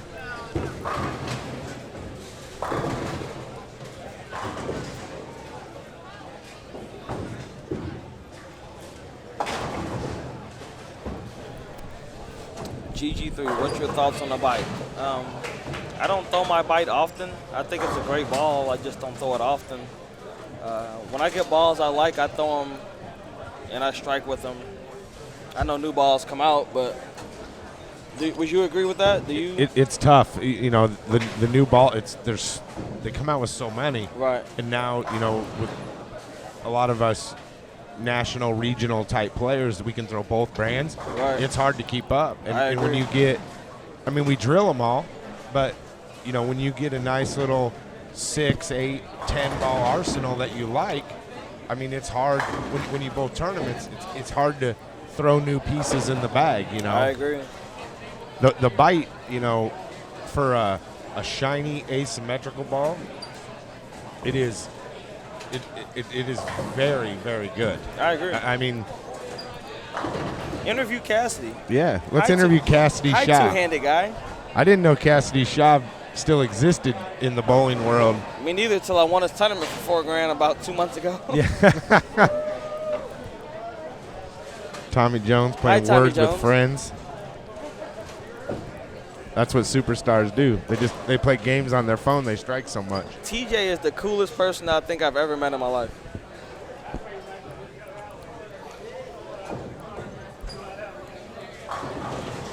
Tommy's spelling the.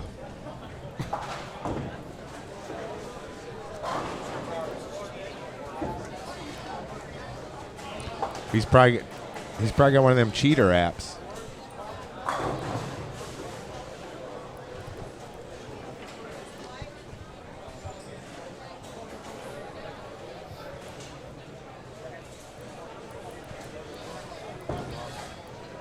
Eulish, you asked me about Farrell. What do you want to know about him? He's in L.A. with his family. He didn't come and bowl this tournament, but he's going to New Jersey for the 10-game marathon.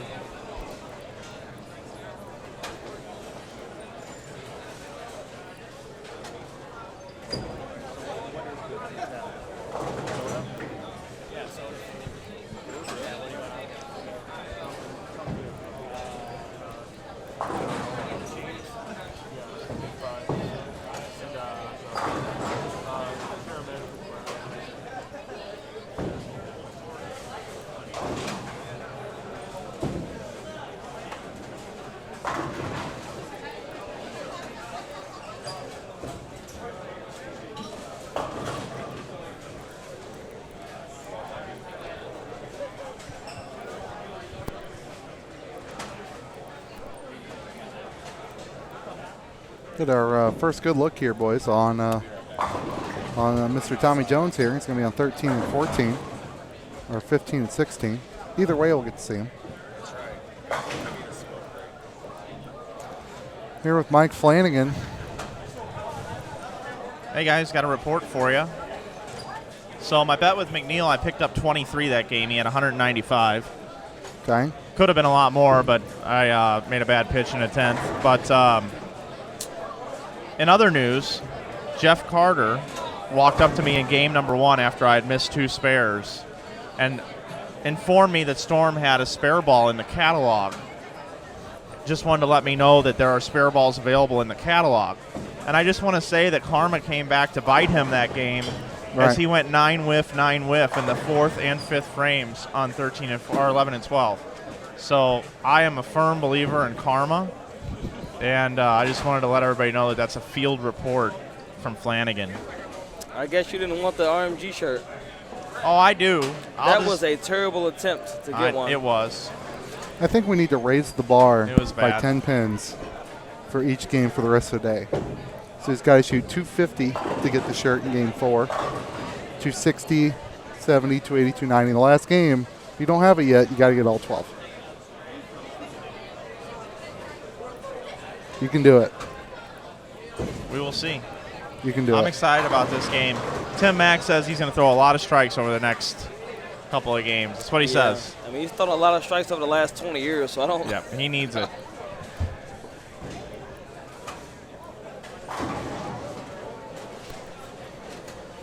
That was Mike Flanagan. Called himself a field reporter, even though he's not running the booth here today. Now, I want to give a shout out here to Ricky Matsko. He came up to watch, and Mike bowled, and I talked him into running the cameras, and I think he's doing a great job. Oh, we got tweets. I'm trying the best I can. No, you're doing a fantastic job. It's letting me run around, move these cameras around, try and get as much action as I can. Jordan Fontaine, go Hagen, what is your favorite new ball? I don't have a favorite new ball. I'm a really good fan of the High Road and Defiant Soul. But the new balls are amazing. I just haven't got a chance to throw them a lot.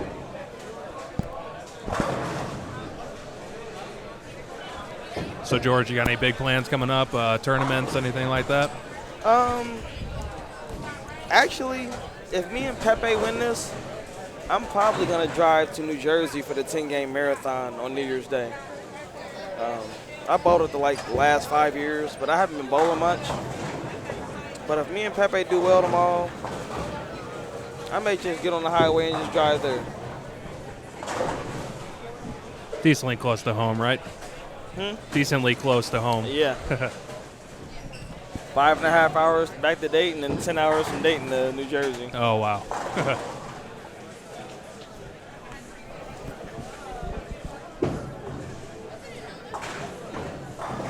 Ulyss, I have 11 high rolls. What up, Omar Arnett? Tell my nephew Mason that I said what's happening.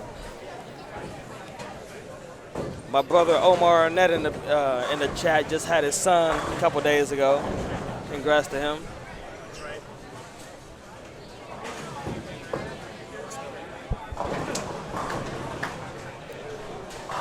So with the 11, is that pearls and high roads, or is that just high road? Just high road. Just high road. Wow. I actually never have drilled the pearl one. Don't want to ruin a good thing. They sent it to me. I just didn't. I have so many good bowling balls that it's hard to just implement the new ones in there. Just like me and Rob were talking about. And I still throw high road and Marvel pearl, and I just got looking to buy a virtual gravity from a guy. So nice. We just have so many good bowling balls. It's just hard to throw them all, So I go with what works, and I leave it at that. But our new stuff, that Asylum is really good. I just don't have time to throw it. And with those gems, when you find them, you got to take advantage of getting them. Like you got to punch them up and buy a case. I don't believe in holding them. I had a V2 that was blank, and it cracked undrilled in the box. Oh yeah. And it broke my heart. But I just can't take them with you when you're gone. Yep. Drill them, enjoy them, and leave it at that.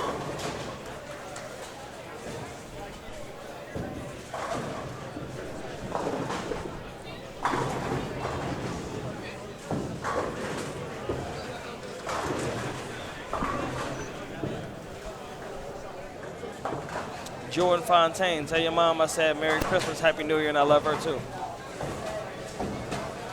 I'm getting a lot of love in the chat. You are. The GG3 grind crew is. Shout out to all my people in the chat, man. I appreciate y'all checking in on your boy. I really do. I love all y'all.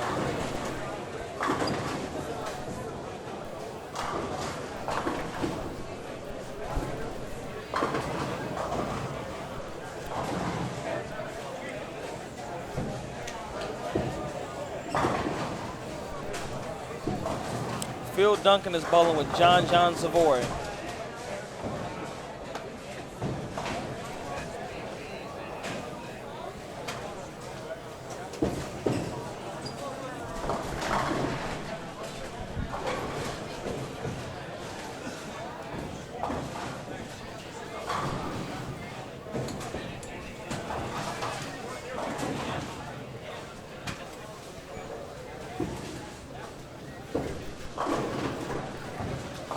So, Rob, I asked George earlier about his transition that he hit throughout the day.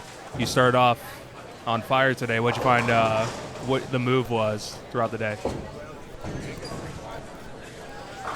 Oh, gotcha. The biggest thing was I played him a little straighter. The big thing I was worried about was when they were going to start hooking early. I mean, we're obviously bowling on wood. They're old. I mean, some of the pairs are really iffy in the heads, and I wanted to keep my angles tight, so when I hit the transition, my ball read about 3 feet sooner on the bad pairs, and to me the worst pairs in the house today was like 9, 10, 11, 12 right here in the front. They were just touchier in the front of the lane, which magnified the back of the lane for me. But you're seeing the guys that are circling it, they're scoring better on those pairs, but not as good on the other ones. I just think there's more defined hook in the middle of this place, and then 1 and 2. I mean, 1 and 2 hooked an arrow more than every other pair. Right, and when we make it to match play tomorrow, we're only using 12 in the lanes, and those are systematically picked every year. Yeah. 1 and 2 is out, 23 and 24 is out, 17 and 18 is out, and some others. Trying to pick the best, the most fair. Oh yeah, fair lanes, and they do a good job of that. Yeah, I mean it's tough when they hook. You get down to on 1 and 2, the approach ends at the gutter cap. So that's it's tough when they start hooking here, and we cut to 12, right?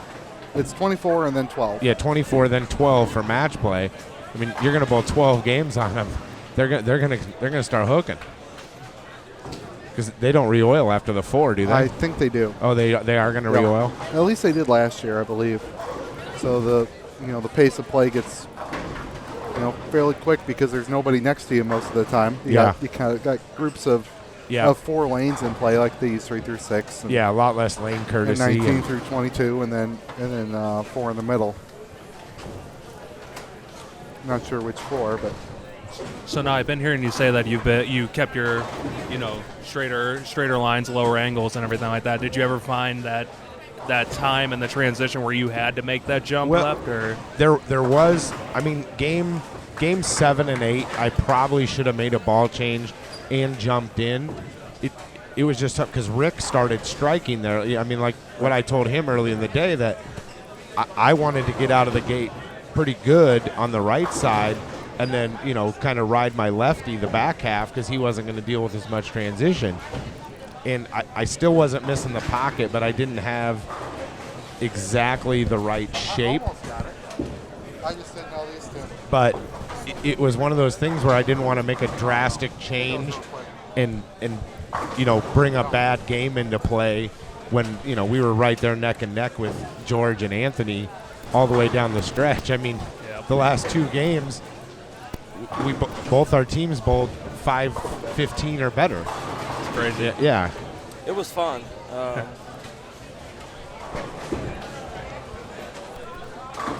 You just got to kind of go with the situation. You're getting here now. We bowled 4 games, and people are going to start thinking about the cut score. And to me, this is where you now decide what your strategy is the back half.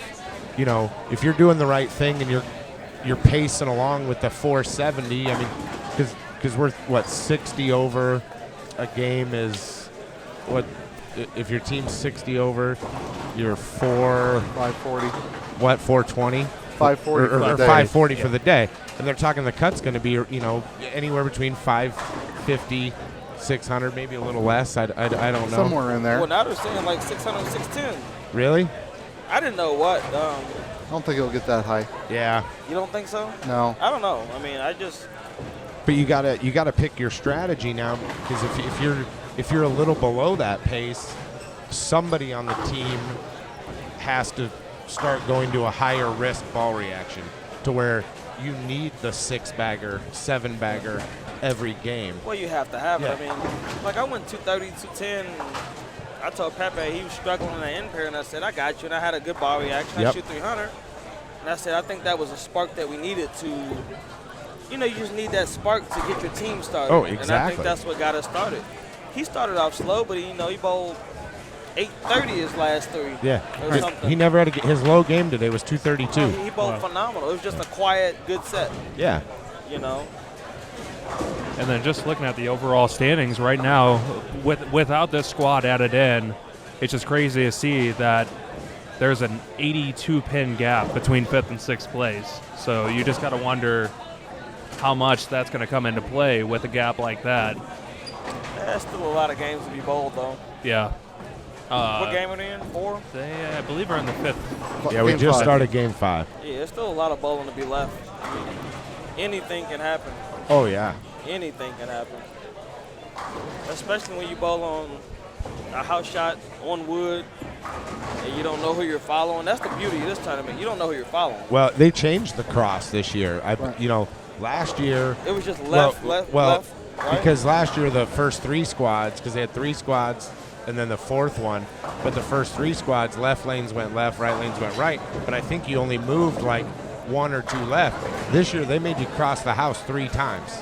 Right. I mean, you were all over the place, and I think it's helped keep scoring down a little. I agree. Because you can't scout as well. I mean, because when you get to your next pair, they're pretty much done. You go from lane 3 to 21. Yeah. You have no clue what's going on. I like it. I agree.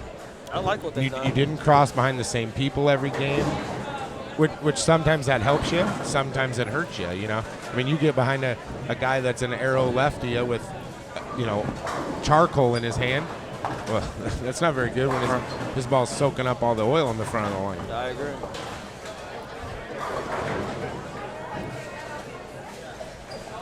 Shout out to my man, Les Man. What's going on out there, boy?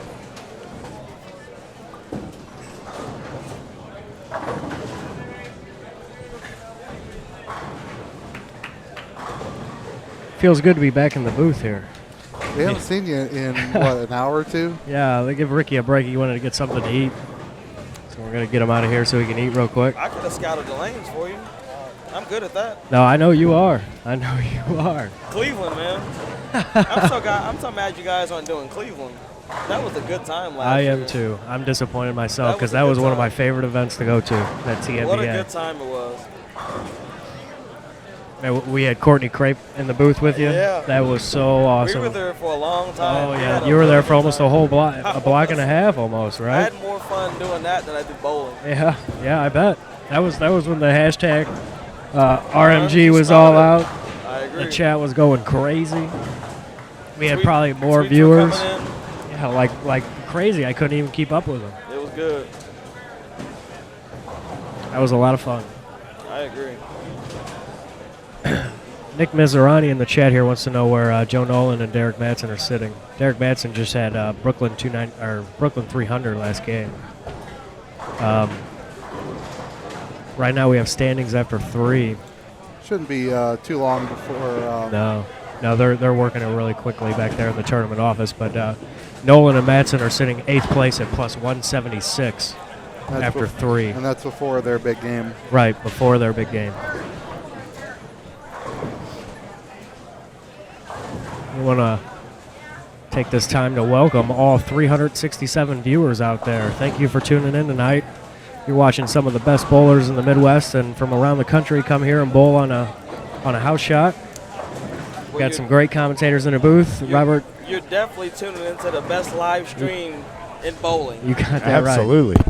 This is this is what it's all about right here. You guys do a phenomenal job, and I'm glad to be a part of it. Thanks Thank you. for having me. Thank you. The credit should go to Mike, though. He started it. Mike's phenomenal. Yeah, the things he's done for the sport of bowling here and locally and now nationally at Storm is awesome. Oh yeah, I mean this. I've said it for the last year and a half since I've got to know you guys real good. That I mean this does nothing but help competitive bowling. Absolutely. I mean, gets exposure, friends, family, you know, other people. You get to learn. This broadcast is great because you have a little fun. It's a little off the cuff sometimes.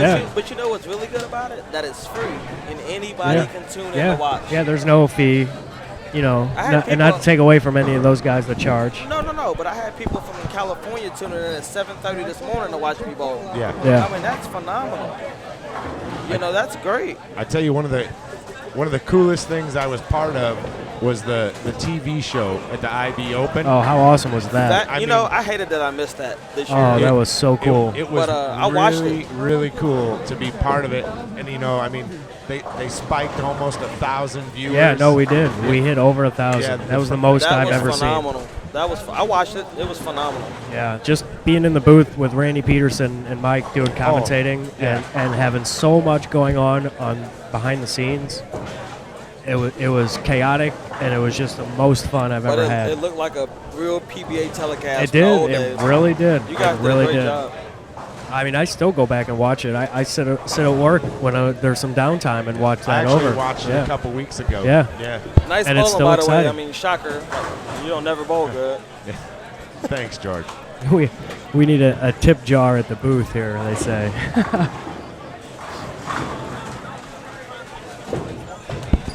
It's one thing we have never done. Yeah. I wonder how much we would make up here. $1. Pete Barta would blow it away. Tip us in 20 nickels. Omar gave you a shout out. Omar Arnett.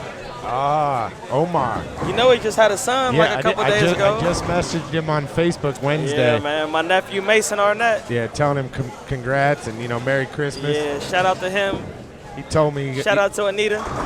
He said it's the greatest day of his life. Oh man, you know what? I got a daughter. She's 5. That's the heck with any bowling accomplishment I've ever had. That was the greatest day of my life when she came into my life. Yeah, we were talking about Cassidy Schaub earlier, how, I gave him a hard time that I didn't know he existed in the bowling world anymore. He's got a daughter, I believe. Son. He's got a son, and, 2 or 3 years old, I think, I believe. Manages a bowling center, and, he's like, life it just changes. It changes. Well, I hope you have some kids someday so I can catch you in bowling. Maybe you'll stop striking so much. I haven't got one past the goalie yet.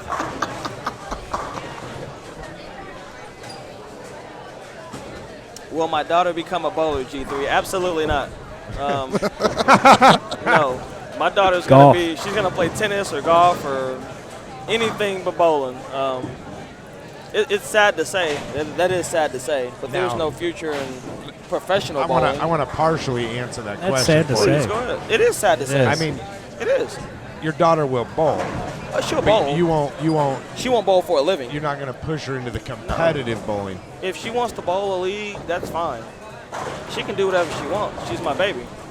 You know what's really tough about it all is, high school bowling is the largest participated high school sport in the country.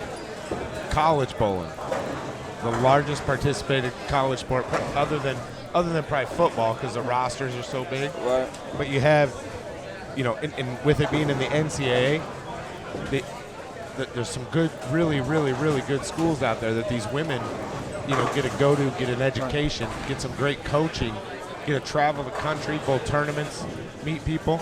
And the sad thing is when they're done, there's nothing for them on the competitive level. Nowhere to go. But it's good, they're going to school, they'll have a future after that, through work. But there's a lot of talented women out there that just don't have the. Well, I'm sure you get this question as much as I get it. Why don't you go pro? There's no reason to. I mean, it's tough.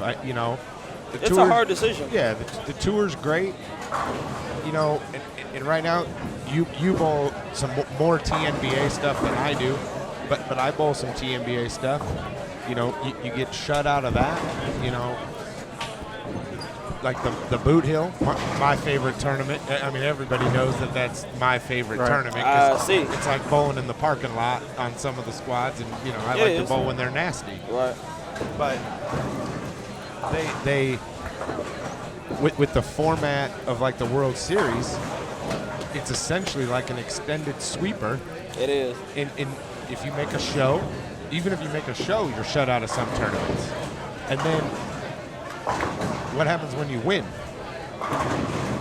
If you win one of those extended sweepers, and I'm not in it to do it for a living. I got a job, I'm content doing what I'm doing. Sure, I love competing against those guys. A ton of them are my friends. It just, I don't. It's not a life-changing event if you win a tour title. It's not, and it should be. It hurts you. It should be. It should be. It should change your life for the better. I mean, if you win a tour title for $15,000, that pays your mortgage for a year. That's it, just your mortgage. That's if you're just living in a reasonably priced house. Right. And that's tough. It doesn't change your life. No. Other than the prestige of the event. I mean, obviously, we'd all love to win You've won a regional. I've won a regional. It's a good feeling. Felt great. It's a really good feeling. I won $3,000. Yeah. I won that more bowling a local tournament. I won Cassie's tournament for $4,000. Right. And it was 4 hours from my house on our shop. And a lot of the regionals around, in the Midwest don't even pay $3,000. Yeah. George was telling me there's a chance to make $3,000 in the league he bowls on Saturdays. That's insane. Yep. He also strikes a lot. That helps. But still, that chance is there. I mean, but why would I go beat my head against the wall against the greatest bowlers on earth when I can make it at home? Right. Brett Cunningham chiming in the chat, saying he should have won a regional too. And Brett struggled a little in match play on this Sunday. I know what he's referencing. There's a tournament in Lincoln where I live, and he struggled a little early in match play, but his ball reaction at the end was stupid good. And mine started to go away, and I threw like the back six to beat him by 2 pins to make the step ladder. Wow. And knock him out. And otherwise, he would have steamrolled him in the finals. Well, except until he got to Rick Miller, maybe, because you don't beat Rick Miller. Rick's look was sick. He was the only lefty in the finals. Well, Rick Miller ain't no bad bowler. No. I remember when he won the roller and the mini the same week. Yeah. That was unheard of. Yeah. I mean, he bowls it was And crazy. the trip before that, he won the Red Hot. I remember that. And he won the Boot Hill the same year he won the Red Hot. And when he won the mini, the left was not very good. No. It was not very good. He was like playing the lip. He was.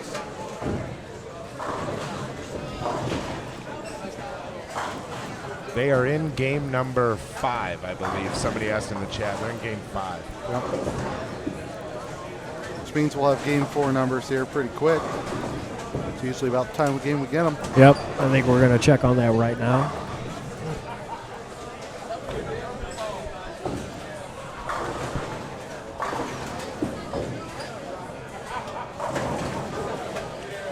I saw Brett Cunningham was running a fantasy draft for this tournament. On the Facebook, yeah. I saw Mike Doe had a really good, he had a good 3 teams. He had, well, I don't know how Pete and Eddie Bird bowled yesterday.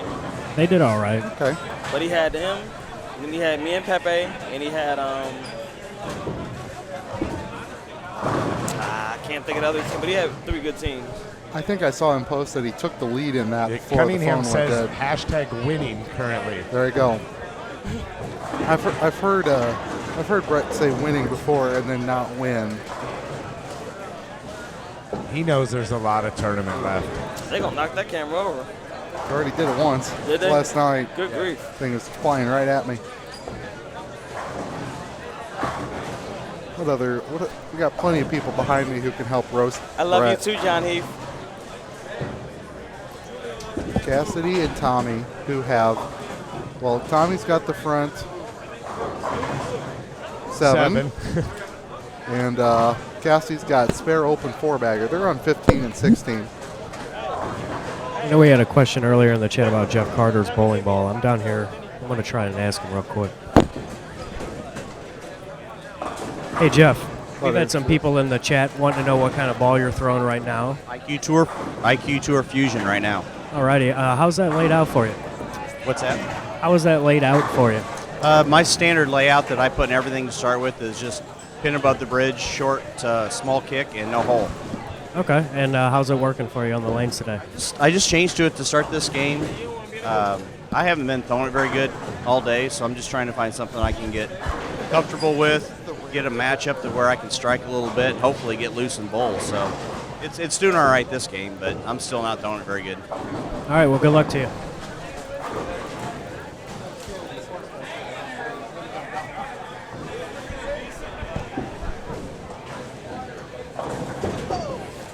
Also, to answer another question in the chat, Zeke Bate is on the same pair. He's up right now on 19. He just left the 10 pin. He went 3 strikes, 9 spare, 3 strikes, 9 spare. All right, boys. Let's see if I can't talk to him. Well, you got standings? I do have standings. All right, go ahead, Lee. Tommy and Cassidy plus 299. Jeff Carter and Mike Peters in second. Heath and Jones in third. Nolan and Matson moved up to fourth with that 300. Hayes and Butler, that's our defending champions who we saw struggle in game 1. They're up to fifth. Oh, they won last year. They won last year. I did not know. They are tough. I know him really well. Aaron Hayes strikes a bunch. So 8th place right now is plus 238. What do you think the cut's going to be? 560. 550, 560. You think that? I think 584. That's my number I'm going to take. That's without looking at scores. Right. I just think that there would have to be so many teams off of this squad. Now that they can't do it, but the numbers just get too. My first guess was off by 150. So. Oh wow. What was like 16th place after 2 squads? I think he had it over there. After game 5, they're going to put them all together. Oh, okay, perfect. So that'll help us out. But we could, in the meantime, we can just cheat. So 621 was 5th. And so you got 10 at 600 over. And you're looking 573, 563, 562. So they're in 13th. Hey guys, real quick. I'm down here with Zeke Bate. Zeke, that was a nice looking shot you had there.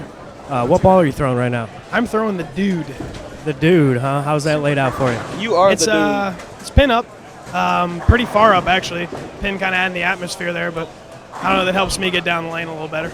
Okay. How are you guys bowling tonight? We haven't actually had a chance to watch you. You're on camera right now, but they want to know how you're doing and how your partner doing.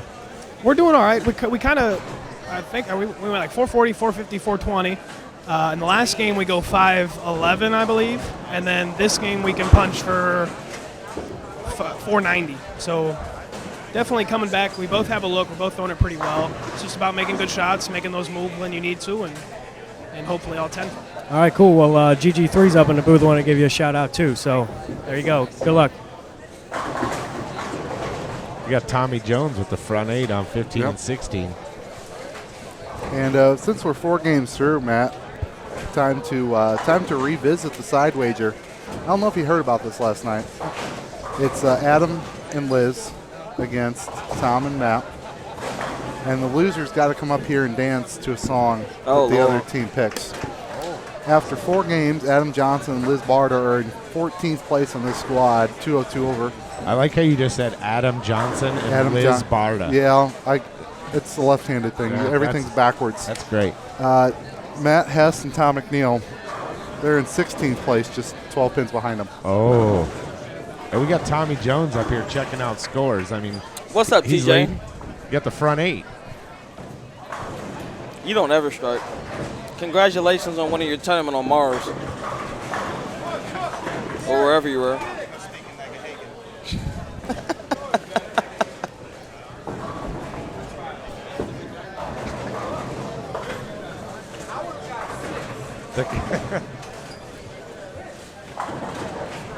What a jerk. Didn't Flanagan and Barta have a wager of some sort? I think they did. I don't know what it Flanagan was. was getting like 200 pins. That's against McNiel. Oh, that's against Barta. McNiel. 200 pins? 200 pins. After the first game, Matt was ahead by 98. But I think Mike made some up there a while back, so we'll get to that a little later. But that's close after 4 games, just 12 pins.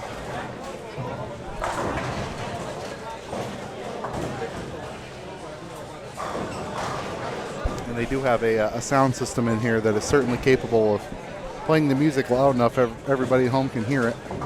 You know, we were talking about the cut score and stuff. Yep. The scoring pace on this squad is very even, but it's a little lower.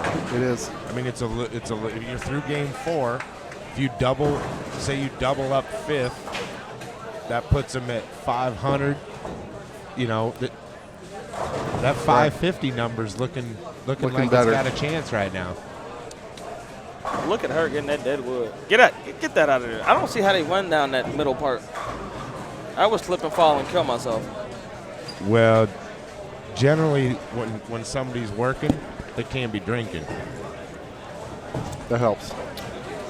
So it's a little easier to run down the caps. Sober. I couldn't do it. I couldn't do it at 15. I've seen you throw your phone down the cap before. I made a spare with my phone once. I left a 9-pin that cost me $18,000. Oh, wow. In league, a strike pot. And I threw my phone at it and made the spare. Did they give you any of that pot? Probably not. No. Still impressive. I was like 18 or 19. I was fairly upset at the moment.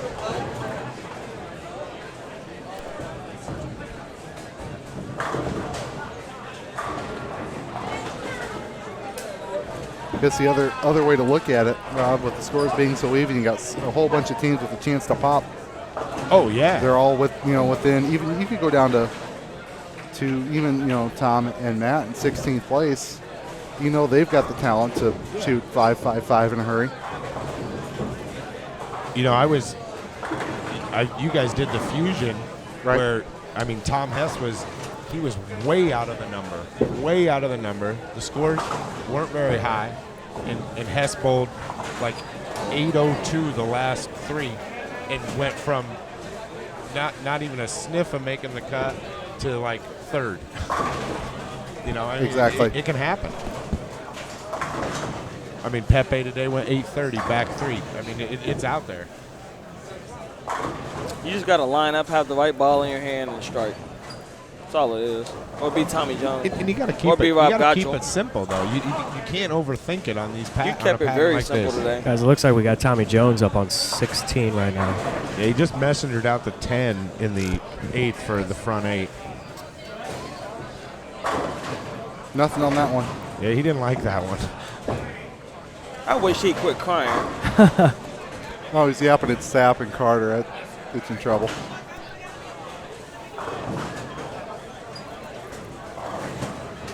Tommy just gave him the heater on that one. That one was the frozen roast. I agree. Shim.com. The high hard one, if you will.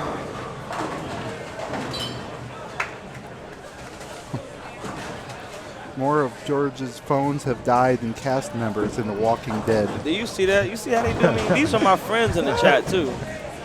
That's why I don't call none of y'all.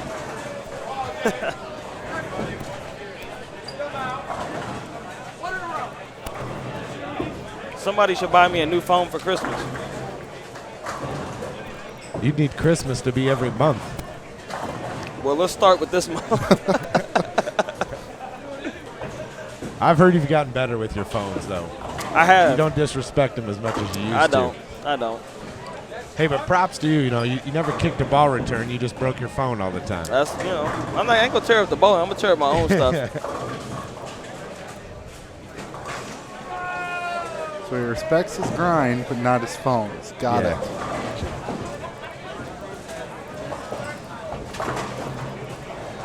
My attitude is a lot better than what it used to be. I used to want to win so bad and strike every shot. That's when I used to bowl for a living. Those days are far and gone.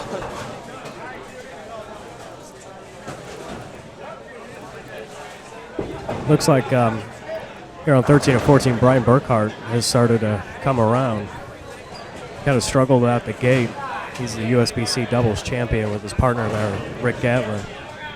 Rick's struggling this game, though. Yeah. He just had 299. Yeah. Needs to make this spare for 150.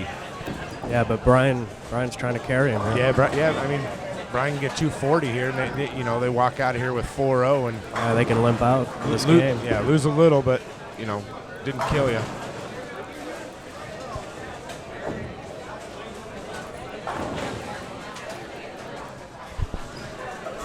They were in 22nd place after 4 at 137.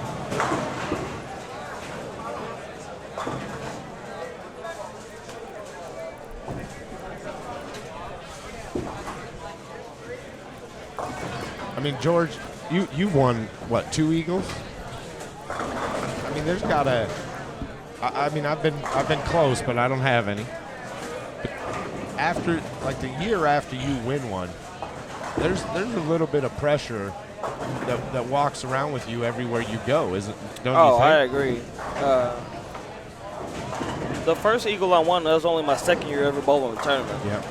And the next year we actually won team all events, but they expected us to do something. Yeah. So then 2008, after 2 Eagles in a row, like they expected us to like win everything, and we didn't. But the pressure was just like they expected us to be that team to be like they did a big write-up on us, and it was something else. And now with social media, Bowl.com's coverage has gotten huge. Right. I mean, them doing live streaming all the time now too.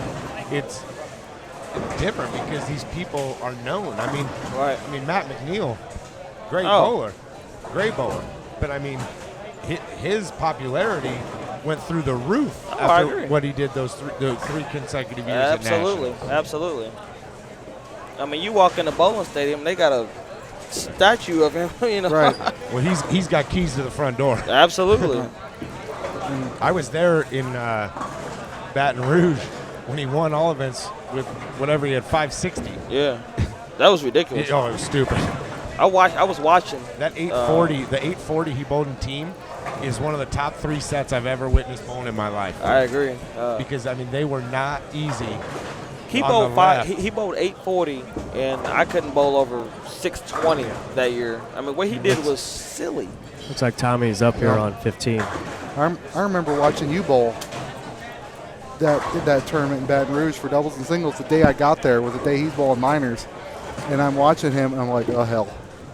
And my own experience was about the same. Yeah, they weren't very easy. They curved in the middle in Baton Rouge. And to have him shoot those 2 sets that he did. I mean, that 840 in team, he labeled every shot. Got a couple breaks, but it's bound to happen. Tommy's got the front 10. Yeah.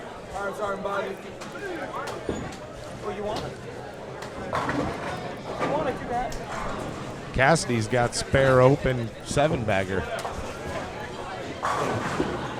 They can go 560 right here.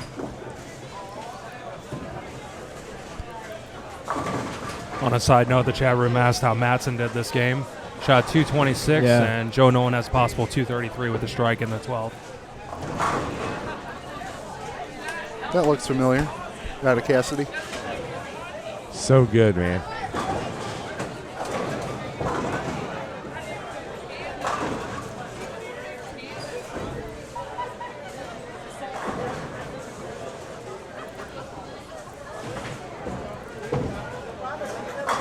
Oh, rep 10. Wow, rep 10. That's rough. At least it's not intense, right, Lee? We're not going camping this weekend. You remember that?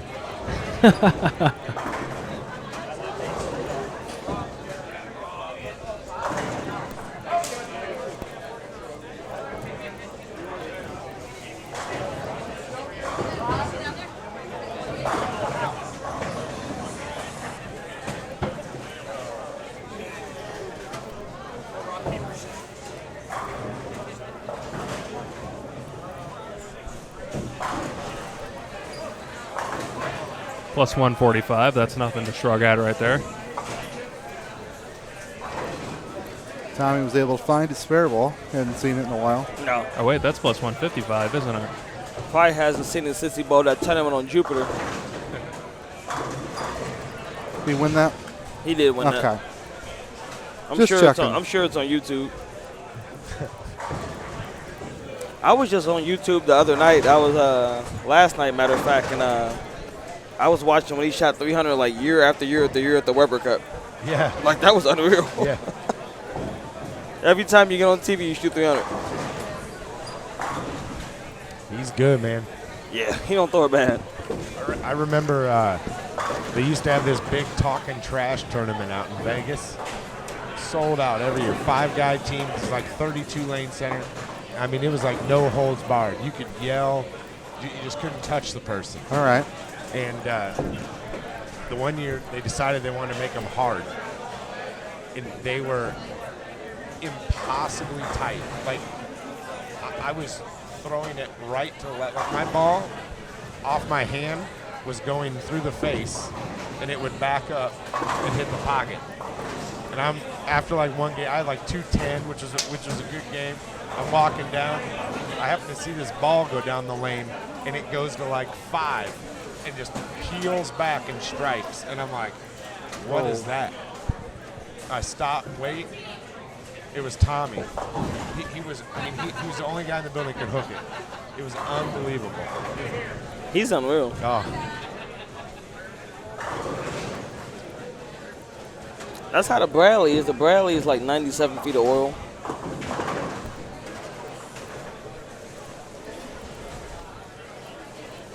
So with all the go ahead. With all the tournaments you guys get to, have you guys tried your chance at the Peterson? You know what? I have never, ever bowled the Peterson in my life. I really want to bowl. I bowled the Peterson this year for the second time in my life. When did you go? Like, you go with a squad? I went with Ron Pollard's group. Okay, yeah, I know Ron I bowled Pollard. with Don Scudder. Yeah. Scuds is a great guy. Yeah, I crossed with him. It was really good to cross with him because, I mean, they know the tricks of that.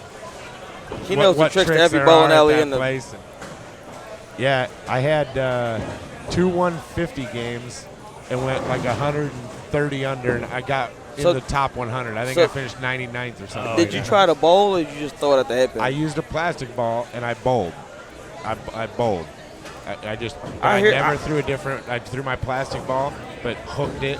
I hear you're supposed to just like take your whatever plastic ball or urethane ball, just throw it at like whatever. Like Yeah, throw it at the headband. The problem is if you throw it too hard, the racks are so bad and stuff like that.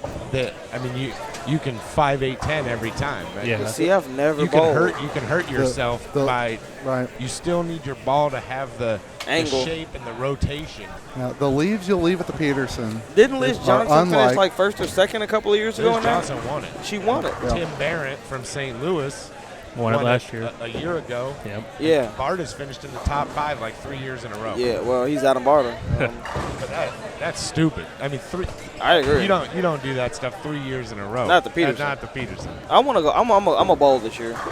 Matter of fact, I want to go when you go.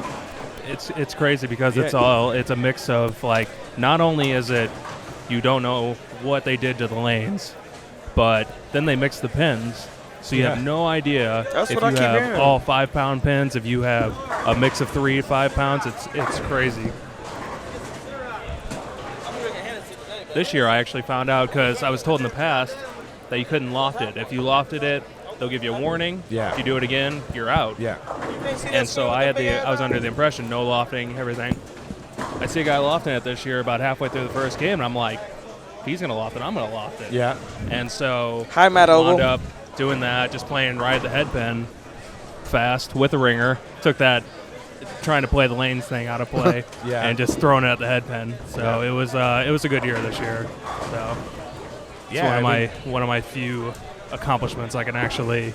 And there's like no arrows on the lane, right? No arrows. Right? Just like the ceiling. You have to duck down to see the pins after you throw it. Like They got banners. There's the banners that hang down. It's like when you throw it, you have to lean over to see if you made your spare or struck. They had that at that PBA League Challenge this year. Right. Oh yeah. What was up with that? that they was had the screen. Yeah, that was terrible because when they had the camera angle, you couldn't see what You was going on. couldn't? Yeah, I remember watching that, and I'm like, what is this? And that's why the PBA is in the shape it's in. But I anyway. guess. Yeah. But anyway, exactly. We'll talk about that later. Yeah, I've never bowled at Peterson. I really want to bowl this year. No. It's one of those things that you have to do once. Have you bowled at Peterson, Matt Ogle? I really want to bowl. I want to go on a scout with a bunch of friends, though. I don't want to go by myself. Like our group, we both the Pollard, the one Ron Pollard, his Yeah, son, I know. Scudder, RJ. Rick Miller bowls. Yeah. Yeah, I mean, we got a good little squad. I'm going to go with you guys this year. I just bowled with Scudder at the Hoinky a month ago. Mike Flanagan joining us here. He needs itching. a little air He's time. itching. He's itching. All right, so I noticed that Matt McNiel was here like after game one, and you guys are talking about this 100 pins he had on me right out of the gate, right? 98. Have you guys followed up on that anymore, or are you just leaving the listeners at home to just wonder? Well, I actually mentioned it during the last game, but we don't know your individual scores because we only see double scores. So where are you at? Obviously, you are fully aware of where you are in the standings. All right, so I've bowled 223, 247 the last two games, and I am now 170 pins less than what Matt McNiel has bowled. So I have 30. I am plus around 30 right now. With 3 to go, though. Or 4 to go. 4 to go. You still got the super curve going? Yeah. What are you throwing, the hypercell? Yeah. And I opened up this game with the front one. You know what? You can't get 12 if you don't have one. The front So one. I'm feeling good about this, guys. The front one. I've never heard that. Yeah. Did you slap it out? Like some of these people do? Yeah, you're keeping it mellow.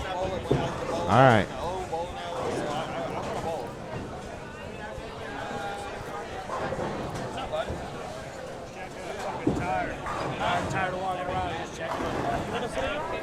Just looking here, we have 3 computers. They have 3 different times on the clock.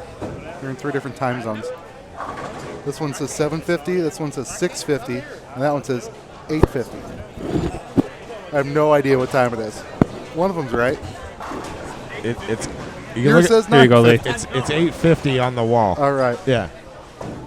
Well, we got Flanagan. He was just up here talking this smack. We got him on the pair down there on 5 and 6. He just doubled. He's the front 2 now. The back-to-back opening jacks.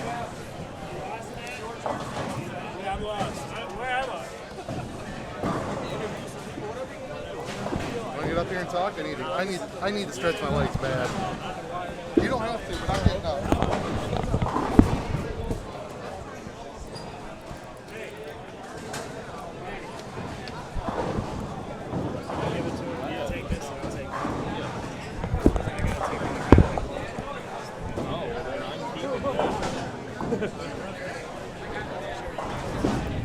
All right, Lee had to step away.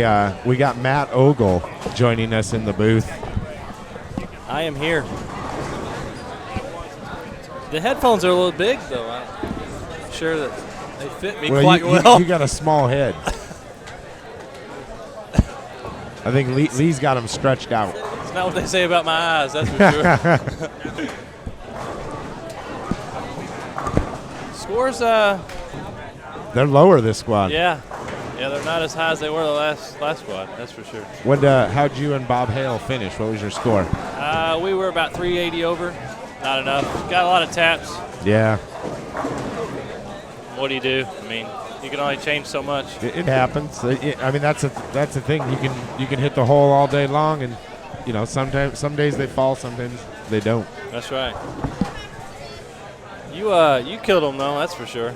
Yeah, I had a good day. I felt real good today. Yeah, you look good out there. I'll tell you that. Front nine about 8 times. Guys, we got a new sideline reporter right now. The one, the only George Gohagen III. Oh boy. Yeah, I'm in the building. Is going to roam around here. Standing next to John Savoy right now. There you How go. you bowling, John? I'm bowling better. I just shot 230 again. Again, so you've been bowling 230 every game? Except for the first game, I had 190. How's your partner bowling? My partner gave us 270 the second game, then 180, and 240. So he's thinking up the joint. Not quite. I wouldn't call him that because he did give me 270 that one game. The only reason I say that because he's bowling with my little brother. Hey, stay hot. It's okay. It could be worse. Well, y'all go get him, man. Flanagan here on lane 6. He now has a turkey. He is. That's the front three. The front three, as he would say. He is really motivated by this bet with McNiel, and only being. He's got a 30-pin cushion with 3 to go. Is that what he's got right now? Yeah, he's down. He was getting 200 pins, and he's down 170 so he's after 6. Wow. But he was down to 100 after 1. Yeah. That's pretty good. He made up some ground, that's for sure. Yeah. That's hard to do when you're right versus lefty. I'm standing next to Brian Gunn, iGrind CEO. They doing big things for bowling. What's going on, BG, out there? I'm getting 9. A lot? Not a lot. I'm probably like 180, 190 over. Matched up pretty good, so hopefully I can knock him down. I just tapped out the gate. So. Well, there's a lot of bowling to be left. Well, what's your strategy for the next couple of games? Keep my feet in front of me. Try to keep the ball, keep my line in front of me, not to go away from the pocket so much, because I tend to like to hook it a little bit. So just try to keep everything in front of me, and hopefully I knock some pins down. I shot 250 last game, so that was pretty good. Well, that's not a bad game. Well, go get him, man. I know you can do it.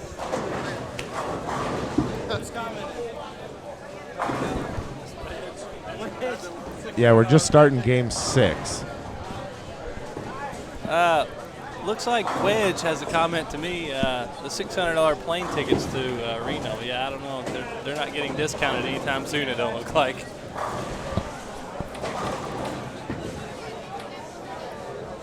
I know Southwest has been running a lot of specials, but they never go to or leave Reno. That's right. The good thing is, though, you get 2 free bags.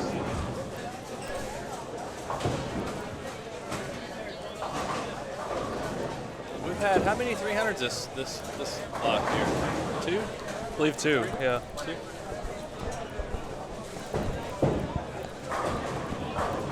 And as many 299s, I believe. Maybe 3. Maybe 3 299s. A lot of players in the building, that's for sure. Yeah, this squad's loaded. Yeah. So, Rob, you got a better view than I do. How many gifts do we have left under the tree? Quite a few. What did he say? How many gifts are left? Oh, there's a lot. Yeah, quite a few. Not as many as last year, I'm sure. I wasn't here, but. Last year, it was like giving away sodas at the snack bar. Yeah, I would say there's 15 or 20 in front of us. Wow. Yeah. Guess somebody's going to open them. Well, I got the razors here, my utility knife set to we can cut all the wrapping paper open. I'm sure we'll use them. Standing down here next to Mike Flanagan. Uh-oh. He has the front on the lane four. reporter. What's going? Oh, so you're watching on your phone? Yeah, there's some buffer. I get to watch myself bowl a little bit later. I can work on my mechanics now. Is that going to help you strike more or no? It's worked so far. I have 4 out of 4 on this pair. Ask him, is that the same as the front 4? Adam Barter just threw it in the gutter. No, I'm just kidding. Adam Barter, why'd you just throw it in the gutter? The fans want to know. That's the best, most consistent ball reaction I have. He did throw it in the gutter for a dead wood. We're going to stay here and watch Adam Barter throw a shot. Let's see what he does here. Mike Flanagan studying his own play, trying to make a game plan. Replay. Tim Mack's putting in strikes for his own score. Tim Mack, what's going on today? Unfortunately, I just pulled my hamstring, and I can't get any leverage in my shots. I did it in the 5th frame of last game, and I'm not giving my partner much right now. I can barely generate any ball speed, so I'm just going to grind it out. I grind just like you do. I'm going to try to grind it out and give Mike everything because he's starting to get real comfortable and starting to throw some strikes. Well, everybody in the building respects your grind. Internationally, you just won a tournament on Jupiter or something. We all love you. Yeah. Hey, George. Yes. I see Pete Barta is right behind you down there. He's making a donation to the cancer thing. Okay. But why don't you go find out how much he donated real quick for me? I sure will. Adam Barter, that was a great strike. Thank you, George. I just wanted to let everybody know in the bowling world how great George is.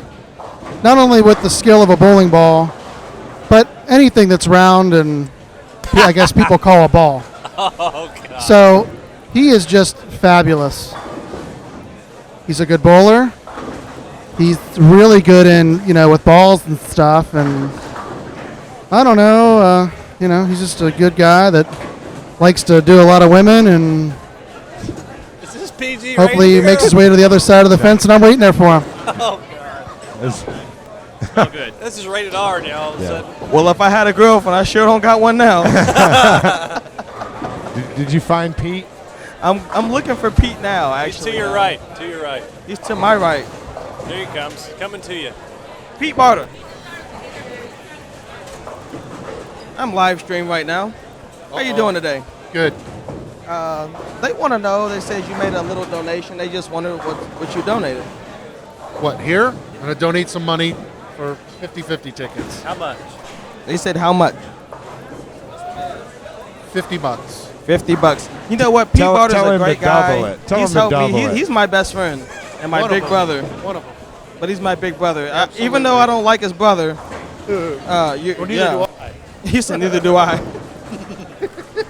Tell Pete that Gacho says he needs to double his donation.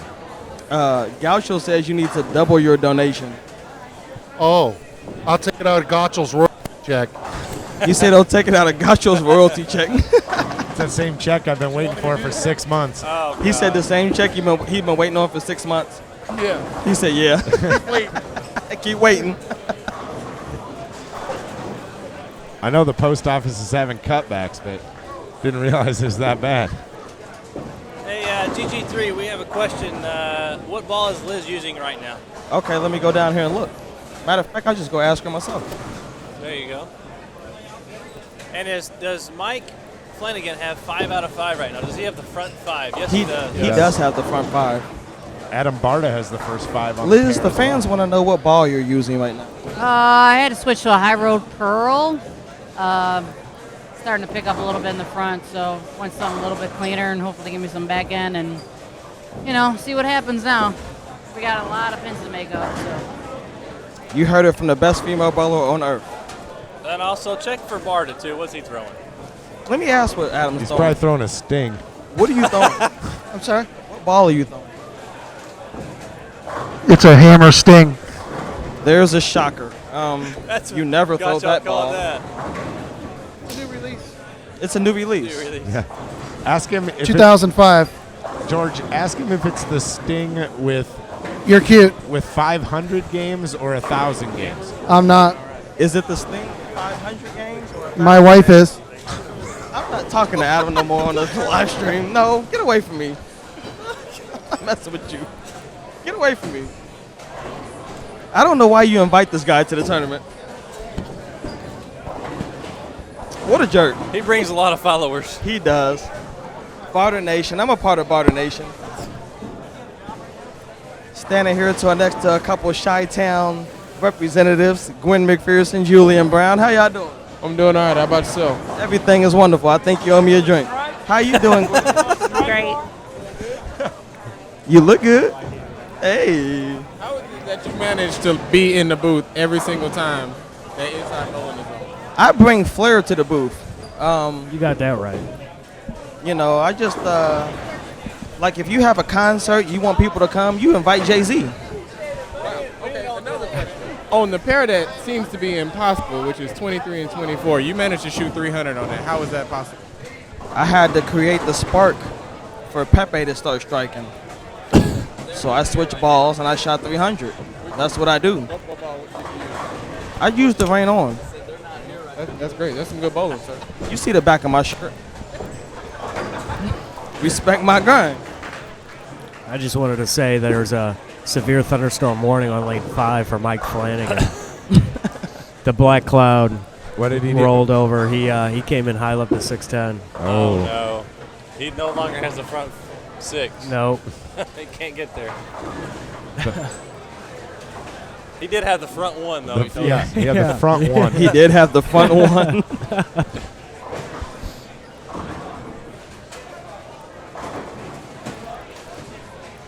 There's a couple people down here with the front 6. Where are you at the low end there, George? Yeah, I'm on behind 3 and 4, 5 and 6. Yeah. I'm trying to see who this B bowler is. They're on it's on Adam Barter's pair. It might be Adam. I don't Adam know. Barta is the B bowler on the right lane. Oh well, we're not gonna cover him. He shoots 300 every other day. That's every broadcast. Yeah, I seen on Facebook he had his 161st. Yeah. Yeah, I shot 126 today. I'm still 40 behind. We've got a couple of guys in front of us here with the front 5, so see how it plays out. You never know what can happen. Derek Madsen again. He's got the first 5 with his teal rhino as we black cloud him. The teal rhino pro. He had another string. We got him. Yeah, he just left a 6-pin. Who else can we get? He bowled 300, right? Yeah, he had Brooklyn. Yeah, Brooklyn on a 12 shot. That was Hey, awesome. however they fall down, it's still 300. That's right. All right, who are we going to get next? We got lane 14A is coming up. That is Tony Lambert, two-handed left-hander. Yeah. First one I ever saw. Yeah, First he's two-hander I the ever original, saw. I believe. Won the Bradley twice, and they have like 90 feet of oil. 3 times. 3 times. I apologize. First time I ever saw him bowl was at the High Roller. Wow. I was like 18 years old. That was a long time ago. And he was playing up the lip, throwing it 100. It was He is impressive. 6-bagger now. He's unbelievable. Yeah, he's good when he wants to be. You got that right. Yeah. Did we go over Game 4 standings yet? We have not. I think they're up. Game 4 or Game 5? Game, Or she hasn't game brought Game 4. 5 yet. Well, what game is this? They're bowling Game 6. Yeah. Oh. And they're halfway through. All right. She should be by shortly. Yeah. Jeff Carter going 279. His partner has the front 5. I'm sorry, front 6. This is about, George, don't you think this is about the same time that scores kind of went up on our squad? Oh, absolutely. About games 5, 6, 7, and then, 8, 9, they kind of, a few absolutely. teams whacked them, but they tapered off a little bit. Yeah, I agree. This is about the time when people start striking a bunch. Well, I think they become the most blended. Yeah.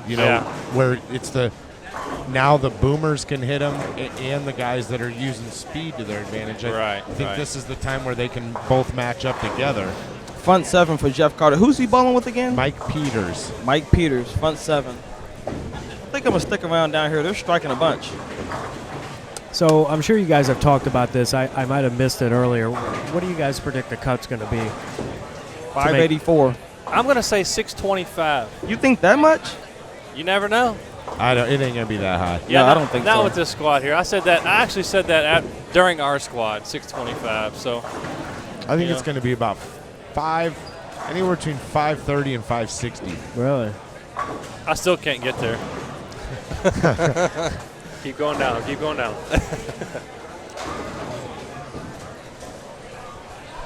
Adam Barter, front 7. That never happens. No, I haven't seen that before. Oh, don't worry. If he shoots 300, Pete will post it on Facebook and tag everybody in the Everybody building. in the booth. Yeah. So if you're in the building right now or near it, you might You'll know need to about plug your phone in, because after they get 400 comments on their thread, your phone will be dead. Yeah, I know, right?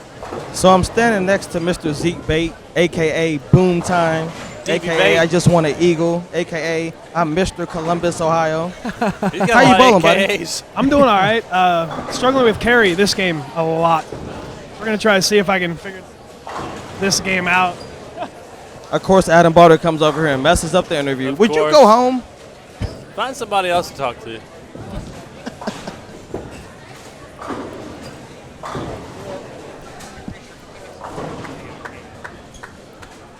Derek Roseberry for a 280 pace in the 7th with his partner Tony Lambert on the front 6. 580 will help the scorecard. That's a big number, yeah. 580 is not a bad game. What was high today so far? Do you know? Anybody know? No. 2 game total for doubles? Zeke Bate with the strike. Tony Lambert front 7.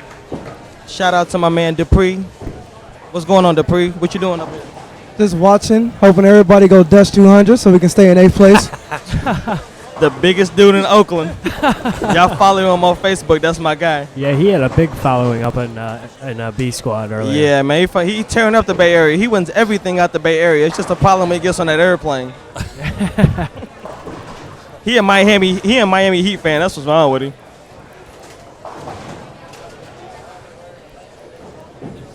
There's a lot of striking going on this end, actually.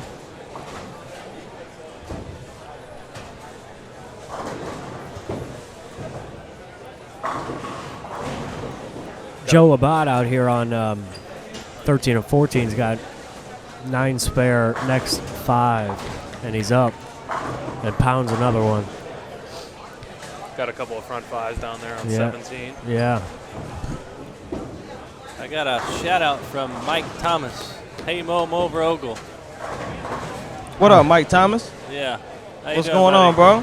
Good to hear from you.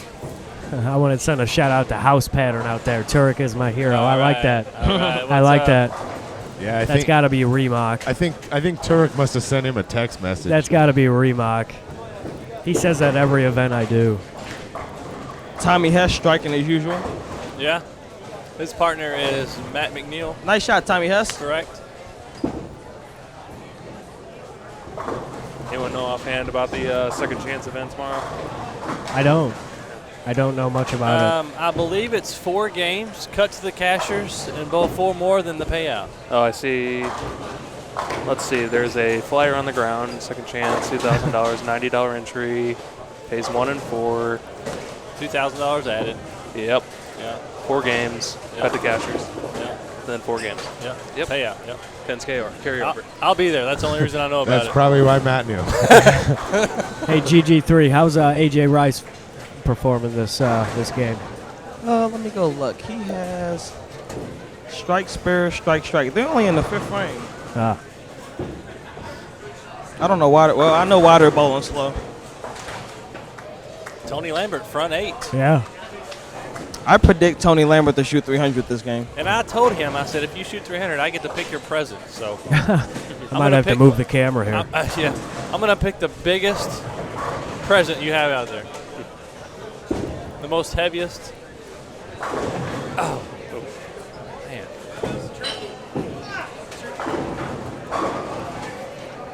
Let me make sure my hero doesn't need anything. Tim Mack, do you need me to get you anything? I took some pills so I hope I don't fall over from taking too many. Do you need me to get you a personal massage therapist? Or a banana or something? Asian, preferably. Asian? Well, Adam's not Asian. That's what I was going to get. His hands are just too callousy. Inside bowling after dark. After dark. What we got here?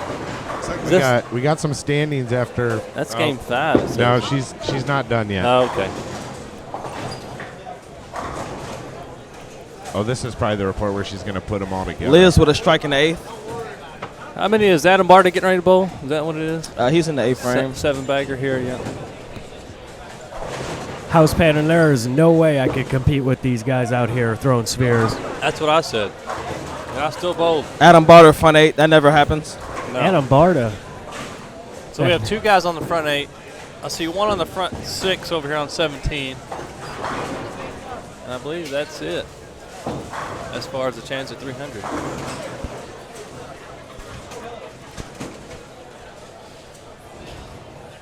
All right, that's all squads combined Yeah, after there 5. should be. But we'll give them C squad standings first, yeah, right? Sounds good, yeah. So there we go. Updated standings, guys. That's after 5, though. How many games are we in? This is game 6 right now. Oh, okay. So right now, on this squad, after 5 games, we got Tommy Jones and Cassidy Shaw bleeding at 455 over. That's pretty good. Yeah, Jeff Carter and Mike Peters are second at 360. Heath and Jones are third at 343. Yeah. Those are those Everybody's coming down here giving Liz hugs. I mean, that's when you're the greatest female bowler on earth. I guess that's just what happens. Did you give her a hug yet? No, I didn't give her a hug yet. Give her a hug. Maybe you should. I'm getting my hug now. I'm getting my love. She's also one of the nicest people you'll ever meet, too. She is. You've only done karaoke with a couple people in this bowling alley. I'm one of them, so I feel special. You should. You should. Get her a tequila shot, man. You never know what happens. That's right, house pattern. That's why I like watching and talking. I'm going to give a shout out to my buddy Mexican Antonio Medina at home. He's watching. Adam Barter, front 9. Shocker. Never happens. Is he on camera right now? Yeah, he is actually on the feature period on 5 and 6. Of course he is. That's why he's got the front 9. That's what he does. You see Mike Flanagan there. Uh-oh. Getting ready to bowl. Adam's writing a letter or something. Oh, my goodness. This should be good. Yeah. There's going to be one of those What's begging that? for likes no on black Facebook. cloud. No black cloud. No black cloud. There's a thunderstorm warning down there. Impossible. Not going to happen. Severe thunderstorm warning. Got a low front coming through. Good grief. You're covered, bud. You're covered. Tony Lambert going for the front 9. Ooh, Tony Lambert ain't no stranger to striking. No. Oh, what did he have? A 6-pin? Yeah, what a Blackout. little high. A little soft at the bottom there.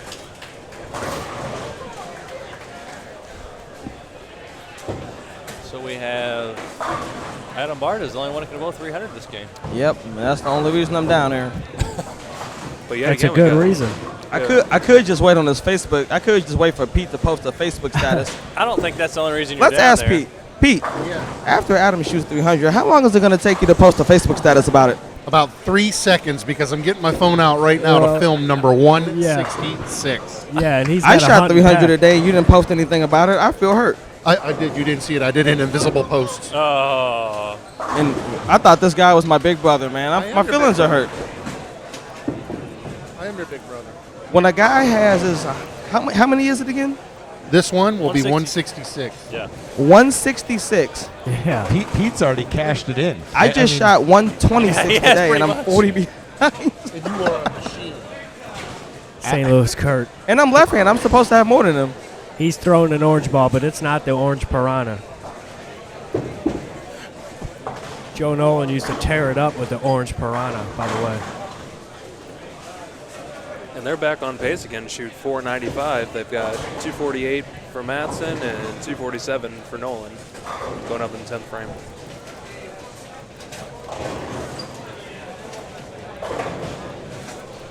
What is that? Adam Barter's partner can bowl 279. Is that right? No, she has Looks open. like open. Oh, it is open. She's Open. She can bowl 250. 258. Okay, that's still a good game though. 559 would be great. I did it earlier. I went open and finished with Flanagan don't like 257. something. So it's definitely possible. What's Mike Flanagan's Yeah, score? He can bowl 247. And how about Matt McNiel? We're watching. They have a little side bet. He can bowl 211. Uh-oh. He's catching making up. up pin. He's catching up. house pattern. Yeah, he had 2 splits back to back. McNiel did. St. Louis, Kurt, shouldn't you be working? Shouldn't you be checking in those open play bowlers right now? You should be starting Cosmic Bowl right now instead of watching us. Don't sound like he's getting much business. Well, they're all here. I don't want to get into that. They're all here. There's Mike Flanagan. Oh, he knew he got away. Oh, Yeah. takes a bow. Yeah. Oh yeah, I don't think he thought that one was gonna hook. That was in the puddle. You get too far left, it's like 10W40 there.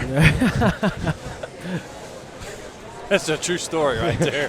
I threw my first 2 practice shots today. My ball came back with a 2-inch track of pure oil.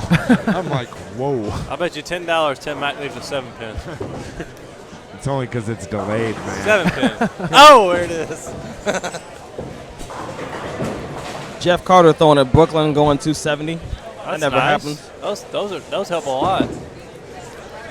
Slimy Goble up again, playing deep. Wow, that was a nice shot. Mike Flanagan with the double. It's another live stream double for He's way in there, Mr. too. Flanagan. Oh yeah, that's where it's his comfort zone. What's Adam got going on this side? Oh, let me read this. Let me see what's going on. No black cloud. No again. black cloud. Severe thunderstorm warning. I thought it said no black people at first. I was getting ready to feel some kind of way. No black cloud. That's Severe terrible. thunderstorm warning Make down sure you on tell him 5 what and you said. 6. All right, so with that 240 does Mike Flanagan, get a t-shirt? 247. Nice game, Mike. Pete is already typing the post on his phone. Like Yes, he is. He's He's got it filled out right now. No doubt he's in his mind that Adam commentating. is not throwing all 3. And we have this live streaming as well, and he's recording it as well. Can we hear his commentary with the video? Yeah, get on. Okay. And Rob Gottschall's in the booth listening. Rob shot 300 earlier today. By the way, for anybody, and George, go ahead. You know what? I'm not going to let you talk on the mic if you're not going to give me no respect. Oh, man.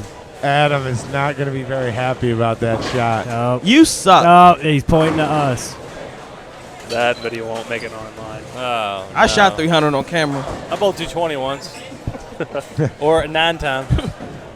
Brett, yeah, a lot of people have hated don't 5 and freeze up 6 in front of people. this weekend. You tell Adam if he wasn't so worried about us and would have focused on That's his right. shot, he might have struck. Yeah, right. write notes. And I talk mess after every shot. That's what I do. How delayed is the feed? Well, 10 seconds? Yeah, maybe not that 5 much. to 10 seconds, somewhere in there. There's so many. There's 3 screens we can watch it on. One is Right. current, one is delayed by a few seconds, and one is delayed even longer. So it depends where you're sitting in the booth.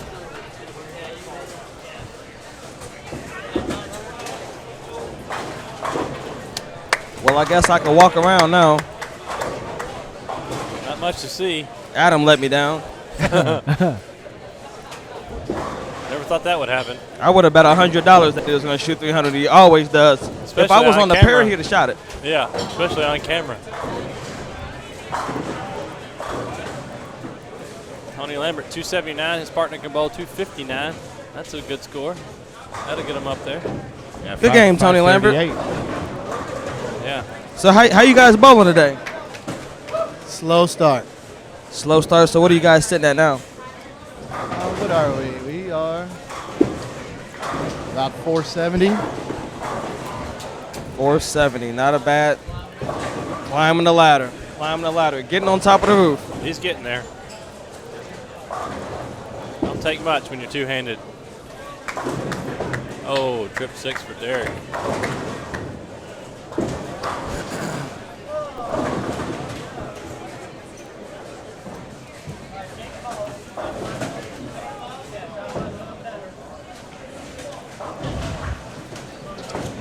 Mike, you had 247 that game. That was a pretty good game. You threw it pretty good. Did you do anything different there? 716 the last 3. I haven't done anything different. Picked up 47 on my McNiel bet. I got 3 games left. I think I can beat McNeil's scratch. I believe so. What ball are you throwing? Hypercell. How's it drilled? I don't do anything too fancy. Pin up. Pretty much straight up and down. The mass bias is kicked out just barely right on my thumb. No weight hole. Well, it looks like it's rolling good. So what are you thinking you're going to bowl this game? 300, of course. 240. I tell you what, you bowl 240 or more, you can get that RMG shirt. All right. That's a deal. Tell me if he bowls 279 or better, he can pick a prize from the tree. 279 or better, I'll drive him back to Utah myself. That's right. We got a question. What did Peters and Carter end up with that game? Do you know where they're at? What did who? Peters and Carter. I believe they're 3 and 4. Oh, yeah, let me look. they're down there. Looks like it could be 270 from here, but I don't think it's that much. Let me go look. No. Mike Flanagan is back with us. Oh, it is. 78, 79. Wow. I stand corrected. 78, 79 for the pair? 557 is never a bad game. Wow.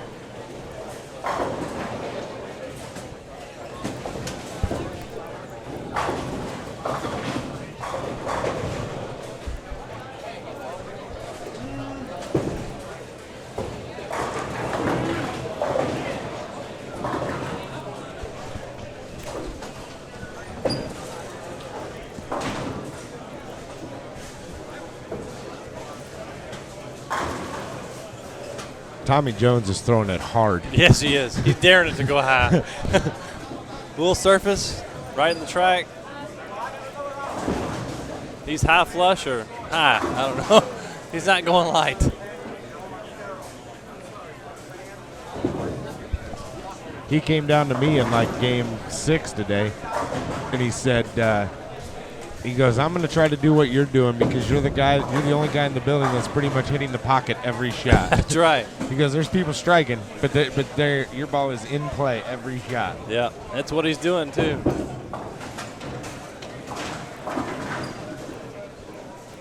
Standing next to Aaron Jones, bowling with John Heath. So what are you guys sitting at right now? We're at 403. So what you guys bowled out last game? We're at 460. Neither one of us caught double in the 10th. I 7-pinned, he 10-pinned in the 10th for 460, so 403. So what are you guys looking to do strategy-wise for these next couple games? Just keep pushing the gas. Keep pushing the gas. That's what those Chi-Town boys do. I know he gonna start striking. That's all you can do. Bowl good, push the baby. gas. Hit the pedal to the metal.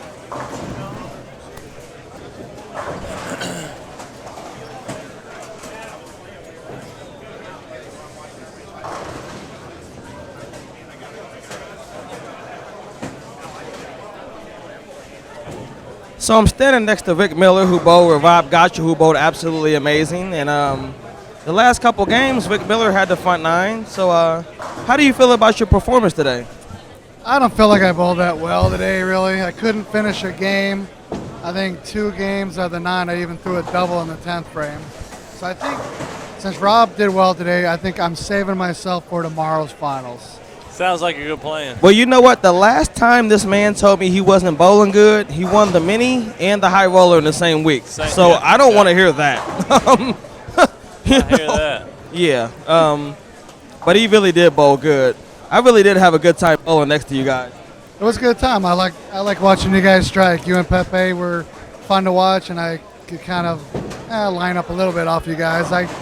You guys got a little bit more ball than I'm throwing today, but tomorrow, different story. I think more confidence tomorrow, and I think I'll throw a little better tomorrow. It'll be fun to bowl, that's for certain.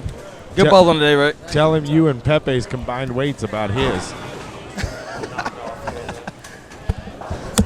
I'm the heaviest I've ever been in my life. I weigh 180.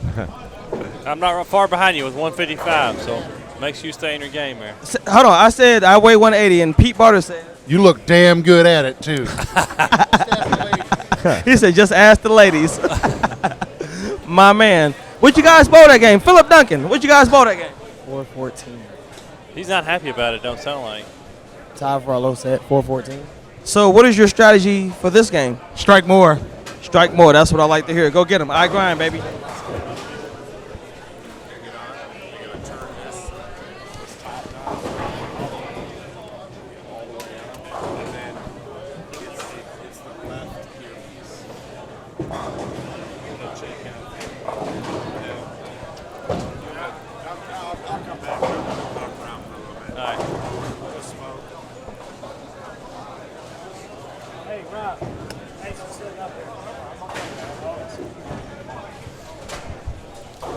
In between games here. Talking to the tournament director, Mr. Jerry. So how do you think the tournament's going thus far? I think it's going really good. The scores seem to be holding true on all the squads, which was a key factor. Everybody thought the scores were going to be low after the first squad, but it seems to be pretty even. I mean, scores a little higher at the top. But other than that, I think it's going great. I have to agree with that. About half hour behind. The tournament has been ran very well. I told them, I said, this is a must bowl event. Absolutely. Every year you have tournaments that you just have to bowl. This is one of them. And as far as the scores, I think they're a little lower than last year, but I think that's not a bad thing because you can still strike, but you can't throw it everywhere. So is that what you were aiming for? Yeah, no. I think the tournament players are going to be okay, but my locals, when they're used to bowling here on certain things, we always have to just buff it up a little bit just to try to protect the lanes. And I think that confused a lot of them this time. For what reasons, I don't know. We don't try to do anything intentionally to cause any problems, but our local teams really struggled this weekend. So do you think you're going to make some changes for next year? Well, we're hoping to have the lanes cut. They should have been cut this year, but because of finance reasons, wasn't able to do it. So I think if the lanes can get cut, I think that'll make a big difference for next year. Okay, well, I think everybody in the bowling alley would agree that you run a great tournament. We thank you for doing it. Absolutely. Yeah, I hope next year we can even get it better. Maybe get it to 10 grand to win. Yeah. Well, I'll definitely be here. I'm here. Yeah. I've been doing this for 31 years. It's my first time I didn't bowl in a tournament in 31 years, and we've always only had 48 teams or less. Ever since I got Mike involved and all his people, you guys coming from all over the United States, we've sold out the last 2 years. I had 20 teams on a waiting list this year. We was able to get most of them in because of cancellations, but full house. Well, I mean, I think everybody is happy with what's going on. I haven't heard a complaint since I've been here. We are happy that you're running a bowling tournament that's competitive and that pays a lot of money, and we thank you for that. I appreciate it. Thanks a lot, George. No problem. Hey, George, we got a question on the floor. They want to know how the last year's champs are doing. They're on 7 and 8, I believe. Oh, well, let me go look. They want to know, let's see here, how they feel like their shot is right now. I don't even know who won last year because I didn't make it to Sunday, so I left. That would be Jeff Butler and Aaron Hayes. What letter are they? I believe they are C on 7 and 8. Well, they're not starting right now, obviously, but. Oh, so we're waiting on them to. Yeah, we're in between. Okay, well, I'll wait till they get to bowling. Yeah, that's my thought on that.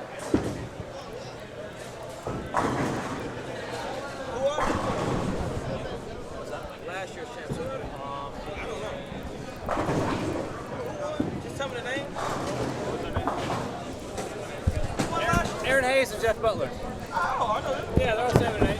I'll go get them. Yeah.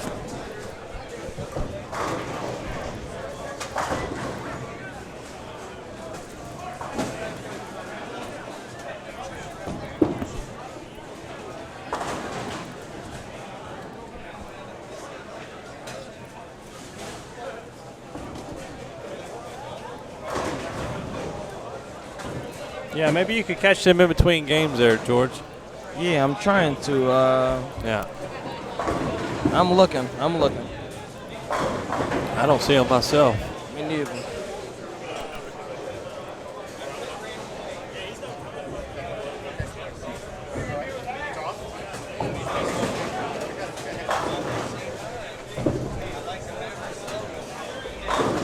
Hi, guys. What's going on, buddy? Not much. I'm back. I thought I was going to take a game break and go sell some tickets for the charity, and it ended up being 3 games. Well, But hey, as long as you're selling. We did good. That means it's good. Good. I think if after we do last call for the 50-50 and for the ball raffle, this squad, and with what T-shirts and stuff Jeff have sold during the tournament, I think we're going to be at like 17 and a quarter for the charity this weekend. So I think they did a fantastic job. So I'm standing next to United States bowling champion, Masters champion, Tommy Hess. What's up, GG3? How are you bowling today? I am not bowling the greatest. I'm bowling a lot better the last 2 games. I'm 90 over the last 2. Finally got far enough left. Trusting it, just decided to use my speed and just chuck it down there, man. And finally starting to strike. How are you guys bowling as a team? We're 300 over after, 5 or 6? I don't even know. 6. I lost track of the games, but That'd be 6. we had a really bad stinker in there. I think it was about game 3 or 4. We shot 370, so that put us way behind the 8 ball. But we're digging out, working hard. Well, I know you have a big game in you because I watched you strike forever. Yeah. So what pair are you going to next? We are going to 17 and 18. Awesome. Well, I'm going to come check down on you in about 6-7 frames. Sounds good, GG. Awesome. Respect that grind, baby. Respect that grind. Tommy Hess, USBC Masters champion. Hey, guys, where were Carter and Peters at in the standings before this last game? Looks like in the squad they were second. Second, and They plus were, how much? Plus 360, 95 pins back of the leader. All right. Well, they just went 555. 555. That's great. That's Yes. a great score. Wow. Crazy. Yes. So All right, that's a big jump. That's a nice game right there. yes, it was.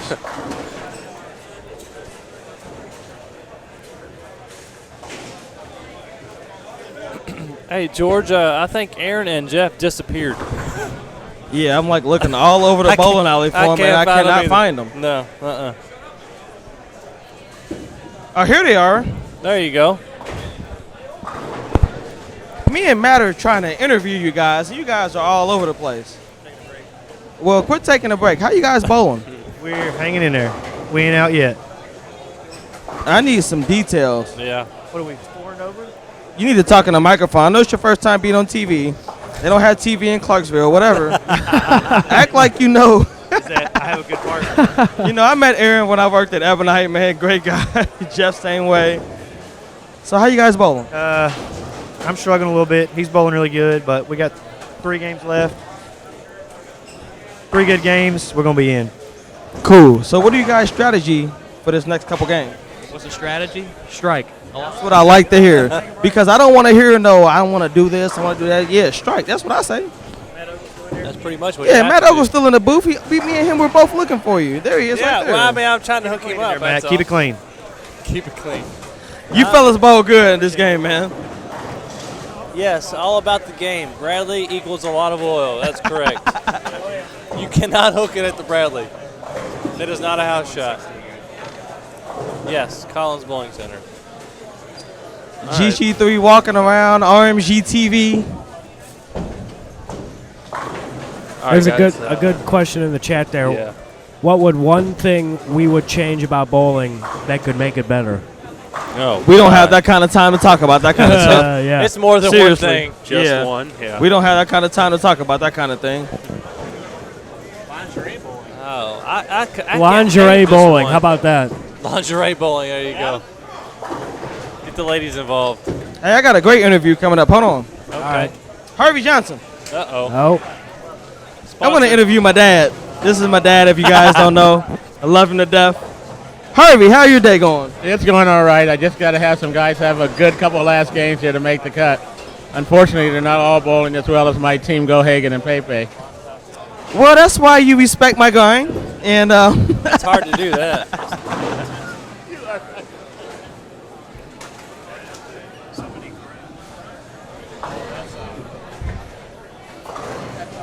I think one thing I would change about bowling would be $25 fine for whining about anything. I don't care what it is. You would never get the money. No, that's right. You got that right. You would never get the money. That's a good idea, though. It'd be endless because they would just complain about it more. Well, there you go. Another $25. There we go. You know, the killer part Every is other that people. We've got enough Bowling. things to take care of, enough charities to take care of, that we can do a lot of stuff with that $25. What people complain about, this is my problem. Everybody complains about them wanting to be tougher, but the people who complain about them wanting to be tougher, they never show up when they're tough. You got that right. And then when they're easy, like a tournament like this, they still don't show up. That's right. So, I mean, what do you want?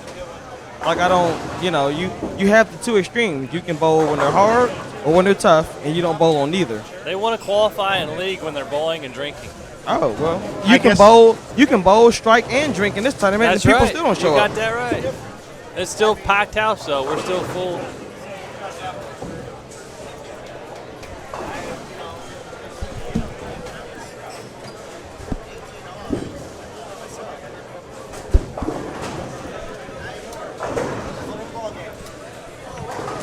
Where you at, GG3? What lane you on?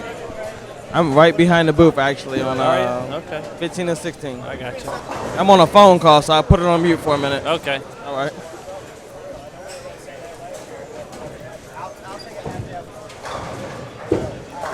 Starting this, what is this, game 7? Game 7, yep. Game 7, yeah. Almost there, getting to that point. Yeah. A couple guys at the front 3. A lot of guys just starting the first frame.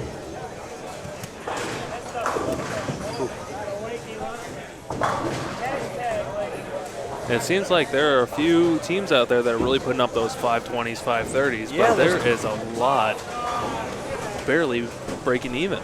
Yeah, I know. I mean, it is. Hey guys, I just want to welcome all 342 viewers here to the 2013 Holiday Doubles presented by Storm. Right now, this is C Squad qualifying. We've been all over the place tonight. Had a great show so far. If you guys are just tuning in, you guys have missed out on some great action so far earlier today. Absolutely. We got great sideline reporting right now by George Gohagen III. We got great people in the booth right now. This has been a wonderful time. I have more fun in the booth than I do actually bowling. Yeah, this is my first time in the booth, and I'm having a great time. No, I'd rather be in the booth than bowl, actually. Matt Ogle, I have you a question. Oh, boy, this ought to be good. No, it's just a regular question. I just don't remember because I've known you for 20 years probably. Right. What year did you start throwing it two-handed? I want to say 06, so about 7 years ago. And you did it because of an injury, correct? That's correct. I had a mid-carpal instability is what they call it, which is carpal tunnel in both wrists. Right. Have you tried to throw it one-handed since then? Absolutely. I always try it every 6 practice sessions, I guess you could say. I try it, and it absolutely kills me. I just can't get what I used to have on it, and cradling it with the left hand is actually helping me a lot. Who did you see throwing it two-handed that made you think to try it? Tony Lambert. He's a local guy. He lives in Louisville. I watched him for probably 15 years. And when I was a youth bowler, I would actually try it, like the fill frames of the last game or at the end of the game. And I did okay. I never thought I would have to use it. And then, 2006 or so, 2007, somewhere in there, I actually had to start. I actually went to 3 doctors, and one sent me to another sent me to another. Mid-carpal instability, surgery, take pills, or quit bowling. So I just went around it, started bowling two-handed, and here I am. So Tony Lambert was, I guess, one of the originals that actually started bowling two-handed, and that's where I got it from. So based on what I see, it looks really effortless for a lot of the guys whenever you're doing it. Is that wrong? It helps. It's effortless for the guys that are tall and lanky, I guess you could say. Okay. If you look at me bowl, I throw it like 1.5 hands. Like Yeah. I don't let my hand go until I like. Right. I used to throw it I threw it two-handed up until I was 16. Right. Yeah. I mean, you look like you're going to be two-handed till about the 3rd step, 4th step, somewhere in there. If I knew it was going to be this big, I would have kept throwing it two-handed. Exactly. The reason I ask that question is that I see guys, in chats and in different things saying all the time, I don't think Jason Belmonte is going to be able to do that when he's 50 years old. And I disagree with him. I think as long as he can still bend over, why won't he be able to do that? Well, if he's not, he's going to be rich by then because he wins there you go. everything. Maybe he doesn't have to do it anymore when he's 50. But what do you think? I'm just going to say this. From one-handed to two-handed, I have more muscles that are sore two-handed than I did one-handed. Well, that doesn't surprise. I mean, you're using more of your body. Absolutely. It seems like. Okay, it's a lot. It's a lot sore on my lower back than it is anything. This is the first time I bowled 9 games in probably 2 months. I've practiced every day since then to prepare for this tournament. But it's a lot harder than most people think. I agree. It's. But I do know Jason Belmonte does work hard in the gym. Absolutely. And get his body together. That's so huge. he doesn't have that it's not feeling. like he just goes home and sits at right, home. Yeah. Like he works very hard. To Well, he keep his bowls body for a in living, shape. so. Yeah, him and Osku. Osku, yeah. All of them. It's it does take a lot of toll on your body compared to one hand. I still remember back in the day when people first saw Mark Roth throw the ball the way he throws the ball and say he'll never be able to do that. For years and years and years, and look at him. He could still have done that had he'd not had the health problems he's had recently. So, people are just. Mark Roth had a long career. Yes, he did. It's not like he, he bowled well until his senior years. We got a comment that says can't bowl two-handed past 40. I believe Tony Lambert is about 37. Listen, 5 years later from now, And he'll still be bowling the way I'm he still is. I'm still going to take Tony Lambert against a lot of people. He is the original, I guess you could say. That's the first two-handed bowler I've ever seen. Absolutely, yeah. I'm not going to say that there's nobody that's going to have a problem who does this, but from the people that do it very, very well and have done it for an awful long time, you've already trained your body. I mean, well, if you don't take the precautions to keep doing it, absolutely, you will have problems. Yeah. But Tony Lambert has been doing it for years, and he won a lot. He won a tournament 3 times that I think is impossible on the left. The Bradley, yeah. They're not fair on the left. Right. I don't think. And he's won it 3 times. You got to have it or you don't. And he has it every time he bowls. Yeah. I like to tell people who say things like you can't do this that the internet's a fad still too. So yeah, nobody's going to be going to websites for very much longer. It's just a fad. Right. So Yeah. I think two-handed bowling is the next thing, but only so many people can do it. You got to be limber. You got to be able to know what you're doing. I mean, if you can't do it, you can't do it. But you know what? I like it because it brings these young kids into the game. Sure. So if that's We what need it takes those guys. to bring these, there's so few of you who can teach it, though. That's the thing right now. There's Right. not very many who can actually And teach it the right way. And I mean, Jeff Carter is a great coach. Oh, you yes, know? he is. Yeah. And I know he could teach it, even though he doesn't do it, because he's studied enough people who actually do it. Yeah. The only other way for young kids to learn how to do that is just to watch and try to emulate the people that we, do it. just like we did in the years past. So. Which is how I came up watching Tony Lambert. I actually practiced with them guys while they were adult, and I was youth. I was probably 12 years old, and I would practice while they were bowling adult leagues. And I watched that, for how many years.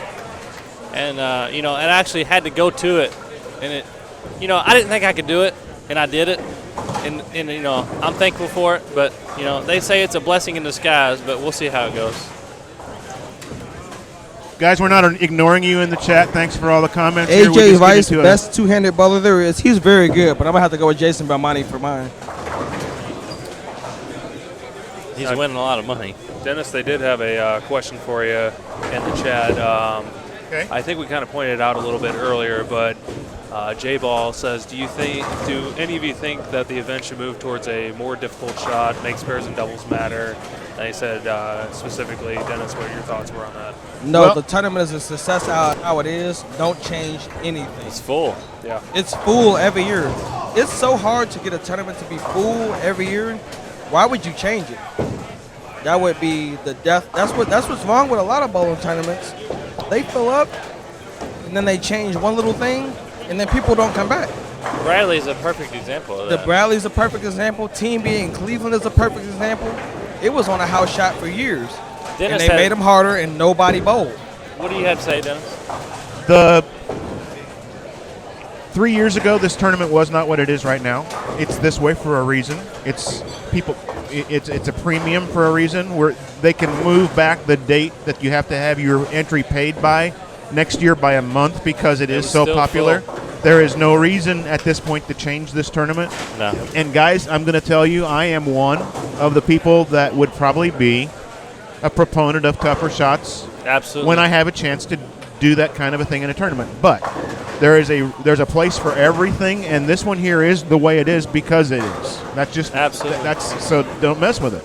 Yeah, It'd be silly. On a business decision, it would be silly. All right, it's broke, don't I fix would, it. I would love to have it changed, but if you have a full squad, every squad for all three, there's no sense of changing it. Why would you change it? You know what? I mean, with a waiting list. Yeah, you're right. I love the idea, but I would say do another one or do it at a different place, or emulate it someplace else in the country with the same kind of a deal and do it at a different time of the year and start it that way. So back home in Louisville, Kentucky, we tried that with a Calcutta tournament. It was limited to 100 people, and we had one in March, which is actually right after the taxes come back. And then we tried to have another one in October, and we got no entries, maybe 10. In March, we filled up. So, I mean, I guess once a year is plenty for people. And, of course, the entry fee always matters. Now, the thing is, with 2 squads today, 1 squad yesterday, packed waiting list, do you continue to have it 9 games qualifying? Do you cut it back to like 7, try and squeak in a squad? No. Yeah. You leave it at 9. If you can add a squad, fine, add a squad. But 108 unique teams. 216 different bowlers in this place. No re-entries, no nothing right now. You can't get better than that. I say you keep it going until this doesn't work, and you're forced to change and then something. change it. Yeah. There's no reason to yet. Yeah, there's no reason to change it, but if you could change it, maybe add a squad Friday morning for the locals. I don't think you should change anything. For just the locals. And then Friday night, Saturday, and Sunday for the out-of-towners. You do that. You don't have a full squad on Friday morning, so the tournament's not full anymore. Exactly. And then, what do you say? What do you say when you have only locals bowling on Friday morning, and everybody comes in here and says, "Was the shot the same for the local squad as I it knew is you were for the going to rest of the say that. tournament?" I'm sorry. I'm looking at it from a bowler standpoint. And I agree. Yeah. And then again, going right off of what I said, like opposite of what I said before, if you open that other squad, then the demand goes away. Goes down. You can't make it. I mean, what they say, November 1st, you had to pay your entry next by? year, and that's the way it's going to be next year. A full payment by November 1st, or else your Just when I was getting ready to interview Tommy Jones, he almost 5'7". I guess I'll go to another pair. But just like George said, leave it the way it is. It's full. Leave it. Don't worry about the pattern. It's full. It's a full tournament from here on out, as far as we're concerned. I agree. So Tommy Jones almost 5'7", 10, huh? Yeah, he got the 10 and the 5 out. He's finna shoot the 7. I'm gonna interview him after. I hope he don't miss. Yeah, make sure you say something to him about it.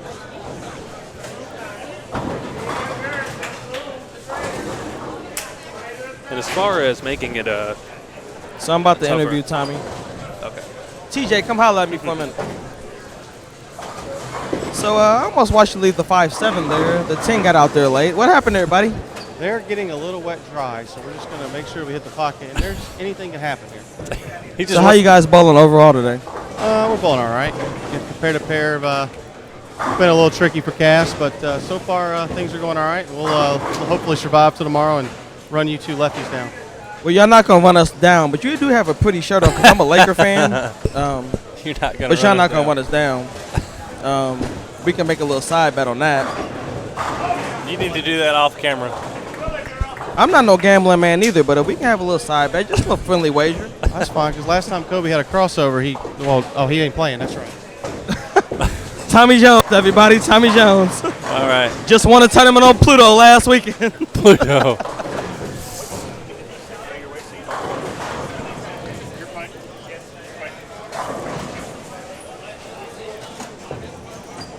GG3, RMG TV, roaming the lanes. Just roaming around. Roaming around, man, trying to find a story. What do we got? I'm like Anything Bruce out there? Almighty. We got, let's see. We don't have any 6-baggers or so, I guess. Yeah, well, we got the front It's 4 early. down here on 7 and 8. Yeah. That's still a long way to go. We got 3 front threes on 17 and 18, so maybe Still hang a around. long way to go. Yeah, absolutely. You could have the front 8 and still be a long ways away.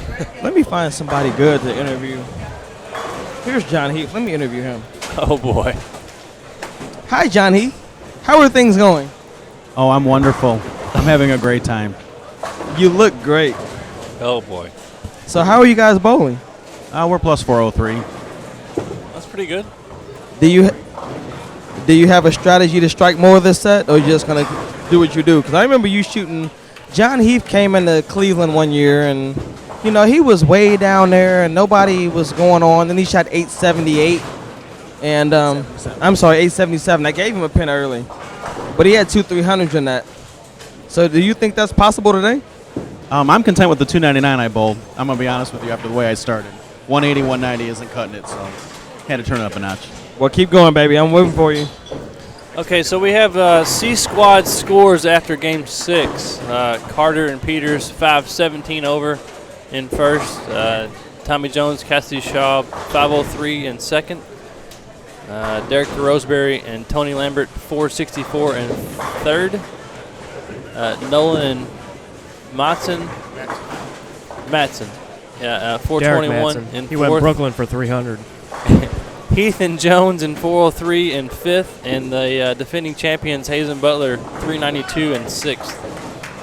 And we've got some things up in here in the chat. They want to know how Zeke Baton is doing. We have a Zeke camera.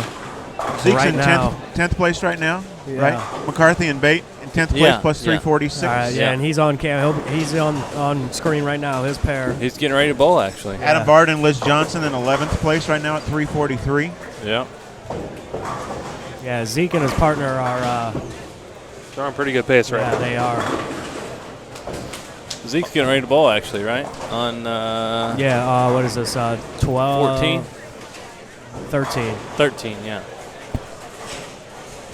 Possible 268 Oh, he's right for in front him, of and us. his partner possible 278. So yeah. they're in a good position right now. He is way up there too on the left. I miss you, Remock. I miss you. You should be up here watching. Zeke's partner is Aaron McCarthy, right? Yeah, and she's one of the better female bowlers. How do I get back to the chat? Just Mike Flanagan standing here next to him, just doing a little reporting. What's going on in this game? The right lane's torched, the left lane's pretty good. A lot of 9 sparing. Adam Barter, do you see that same effect going on? Right lane torch, left lane is okay? The right lane is on fire. Kind of like you.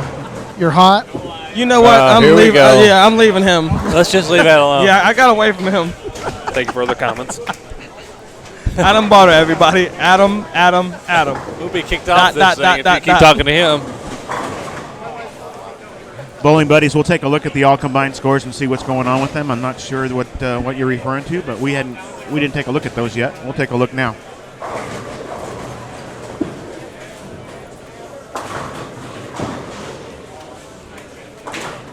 That's not really going to tell us much, though. Just going to check in with Rob Gotcho. I know he left the booth. What's going on, Rob? Not much. Just watching Adam down here. He's trying to strike, but he's having a little problem with the right lane. Well, everybody's not you. Everybody can't go 600 over for 6 games. You bowled amazing today, buddy. You really did bowl amazing. Best I've ever seen you bowl. Thank you very much. All right, Bowling Buddies. I just took a look at those. I don't see anything. I don't see anything wrong with the all combined scores. What are you seeing wrong? There's somebody. McNiel has the front 4 right here on 17. Bowling right now. And front 5. Front 5. So maybe this is something to watch because last time we done this, he won 4 eagles. Nice shot, McNiel. That's hard to do. So how are you bowling, buddy? Not very well, but thank you for asking. Well, we got to ask you. I mean, you have 3 eagles. You have a statue in the bowling stadium, so we have to ask you. Statue in the And that is a sexy shirt with the white belt, with the white shoes. Yeah. You got everything going on. Only a college guy does a white belt. Try to look as good as you do. Oh man, I'm just a ghetto kid from Cleveland, man. I don't want nothing. It looks like Tommy wants to talk a little bit. Well, Tommy can talk. What's up, Tommy? What's up, GG? What are you doing? You know what? Tommy, I've known Tommy for a long time, and he was the same person when I saw him at the Super Hoinky. After he won the Masters, he's been the same guy. He's always showed me love. One of my great friends, and he strikes a bunch, and he looks good in his shirt. I want to know real quick, while I can get a word in here, who is house pattern in the chat? So, what's your strategy for the next couple games? Throw lots of X's. You're no stranger to that. I mean, you bowled 840 on a pattern that I bowled 540 on. So. Yeah, Oh, we're boy. just.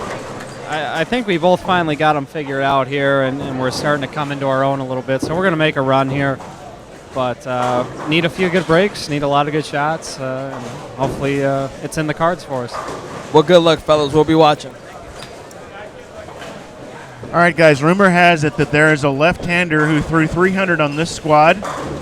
Might have been throwing a teal-colored bowling ball that went Brooklyn. Yeah. That said to Yeah. someone here in the building, why do they have that old guy up there in the booth? I don't know which one of you all he's talking about. He's not talking about Who's me. the I oldest promise guy you here? that. How dare he? That'd be you, boss. Zeke bait in front of the ball return. We really have Hey, 3-stepping it. He's hooking it. Strike. Oh, baby. Oh, right What a bad break. Lower We 7. got some tweets coming in. By the way, guys, if you want to tweet us, use the hashtag #InsideBowling. Your tweets will show up on the screen there. Mike Flanagan just tweeted how good of a job we're doing up here in the booth, so I just wanted to send that out to all of Hashtag us up inside here. bowling. Thank you. Hashtag RMG. Everybody will get it. Hashtag inside bowling. Yep, All right. you got it. Your tweets Okay. will show up. Thank you, guys.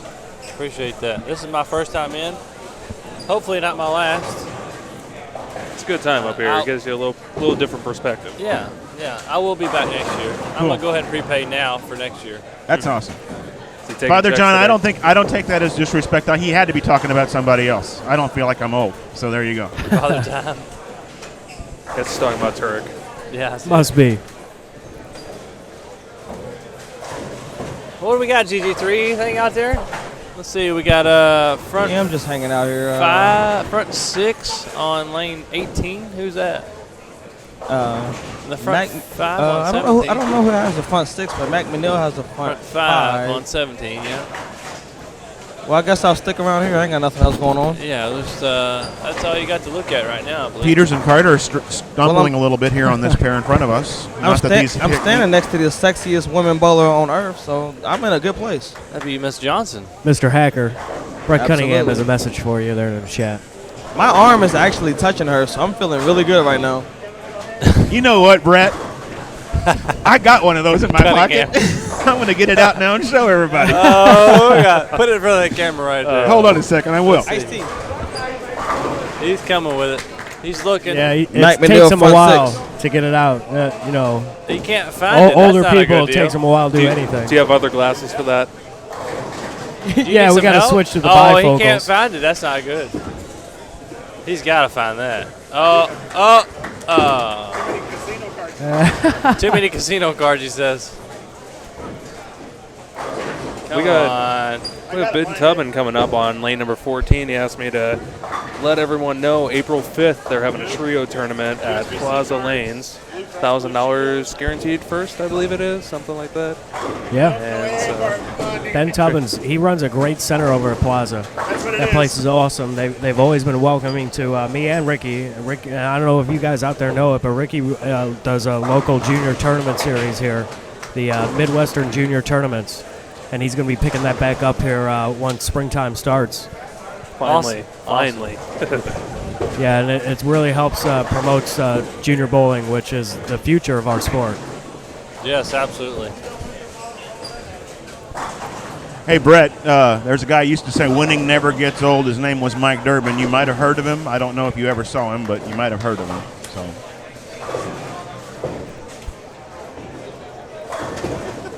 Timmy Mack.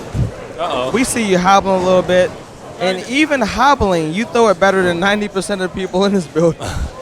How hurt are you? I'll tell you what, I've had dealt with my injuries over the last couple of years, but I've never pulled my groin bowling, and it's very. So he's I felt can't get better. any leverage at the line, so I'm doing it with all upper body, which really isn't good for me. But I'm having fun, and luckily the lane condition is You just got to get it kind of going in the right direction. So hopefully I don't have to throw too many more second balls. I just want to try to throw one and done. Well, we know that you're no stranger to throwing a 12-bagger, so, man, I hope you start feeling better and throw some strikes. Thanks, buddy. Listen, I just want to wish you we're probably, unless we have a miracle here at the finish, wish you the best tomorrow because it was fun watching you bowl today, and wish you and Anthony Pepe go get him tomorrow. Good luck tomorrow in the finals because what you guys did today was fun to watch. Real fun. Thank you, Timmy. I really appreciate that, buddy. True friend Timmy Mack is. Known him for a lot of years. Even through all the success, he's always treated me the same. Great guy. Great guy. We're going to pull up here. We got Zeke Bate. Look, where is he standing? All right, so I just did get some confirmation about that tournament on April 5th, the trio tournament. We have, wow, strike right there for Zeke. Zeke Bate, man. Watching Brian Gunn down here on lanes 19 and 20. He has something to say. I'm going to get 250 pins the next 2 games somehow, somewhere. I'm going to find a way. And his arm swing is sweet enough to do it. So we're going to keep an eye on you. And if you so happen to have a front 9, I'm going to be down there reporting. I have it. It's happening. Something's happening. Or I'm going to cheat. I'm going to hit the reset button. I'm going to change the score. I'm doing something positive for me. Brian Gunn, everybody. We got an update here on Ben Tubbin's tournament here, Ricky. Yeah, we got 24 teams max, and it's not $1,000 for first. It's actually $1,000 added to the prize fund. $300 for the team entry. So trios tournament sounds good. Sounds like a good time. It's always a good time at Plaza Lanes here in St. Louis. So if you need any more information about that, you call Plaza Lanes, and I'm sure that they will be happy to help you out with that.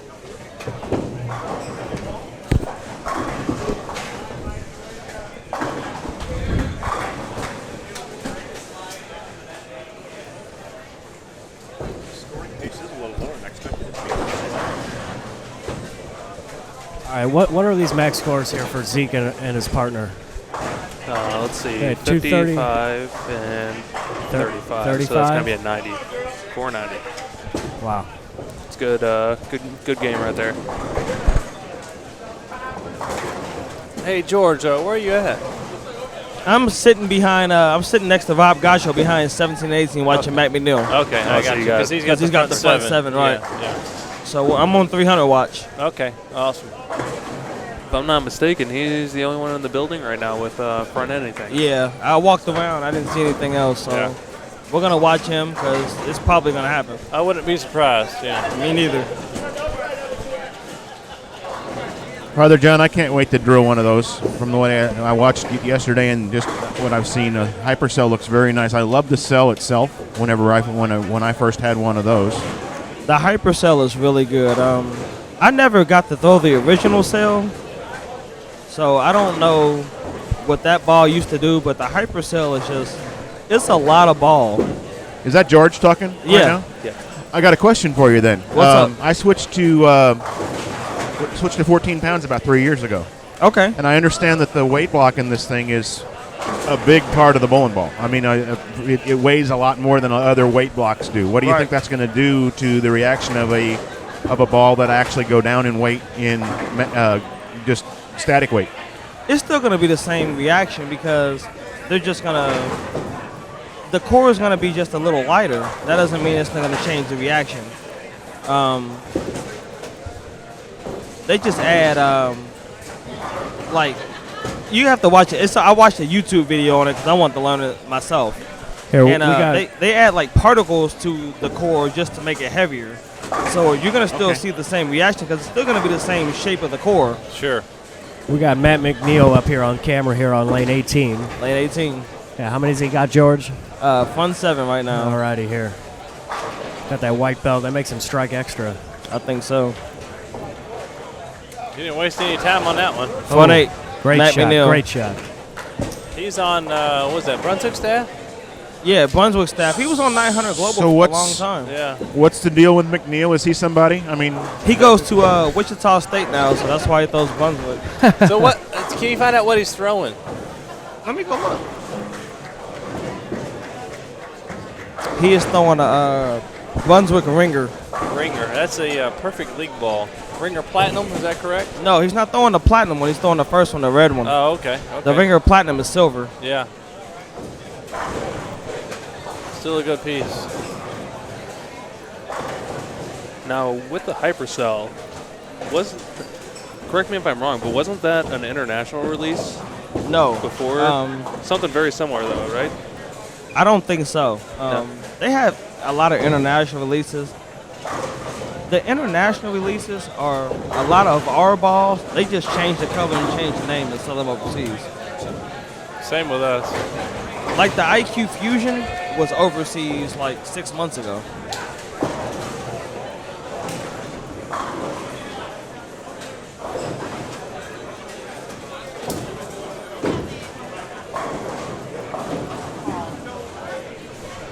So after that 5:55 game, Carter and Peters come back with 420, 215, and 205. Wow. This middle bay here in this house is not a picnic for an awful lot of people. Tough. Absolutely tough. We call them bays because 1 through 8 is a bay, 9 through 16 is a bay, 17 through 24 is a bay. Zeke Bate walking by me. How you guys bowling? We had a great game the last game. We had 490, and we probably need 100 over the last two to get to like 550 over for the whole thing. So we need to bear down, make some great shots, do what we know how to do. Strike. So what you're telling me is boom time. It's always boom time. It's super boom time. Zeke Bate, baby. George, I know we've got the front 8 on 17 with Mack McNiel, but we've got a lot of strikes on 7 and 8. A lot of strikes. Got 46. Would you like me to go down there? Maybe, yeah, because Matt McNeil's not going to be bowling for a minute. All right, I'll go down there. See what we got going on. While George is walking down here, we're asking for a Joe Noah and Derek Matson update. They're down on 1 and 2, or 3 and 4. There's not a lot of strikes down here on 7 and 8. Well, that's just what I was told. Right now, after 6 games, they're sitting. Seems Nolan like and it. Matson are sitting 4th place at plus 421.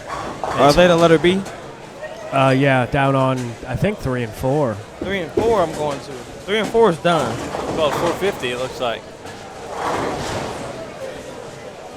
But on 7 and 8, yeah, there's a lot of strikes up there. Yeah. Yeah, B on the left can shoot 250, and B on the right can shoot 260. Then we got another 260 with C on lane 7. 245 left for C on lane 8. Couple good move games down there.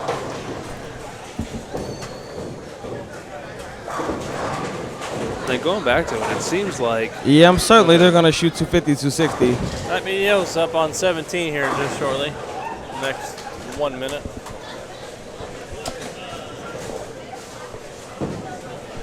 What's McNeil throwing again?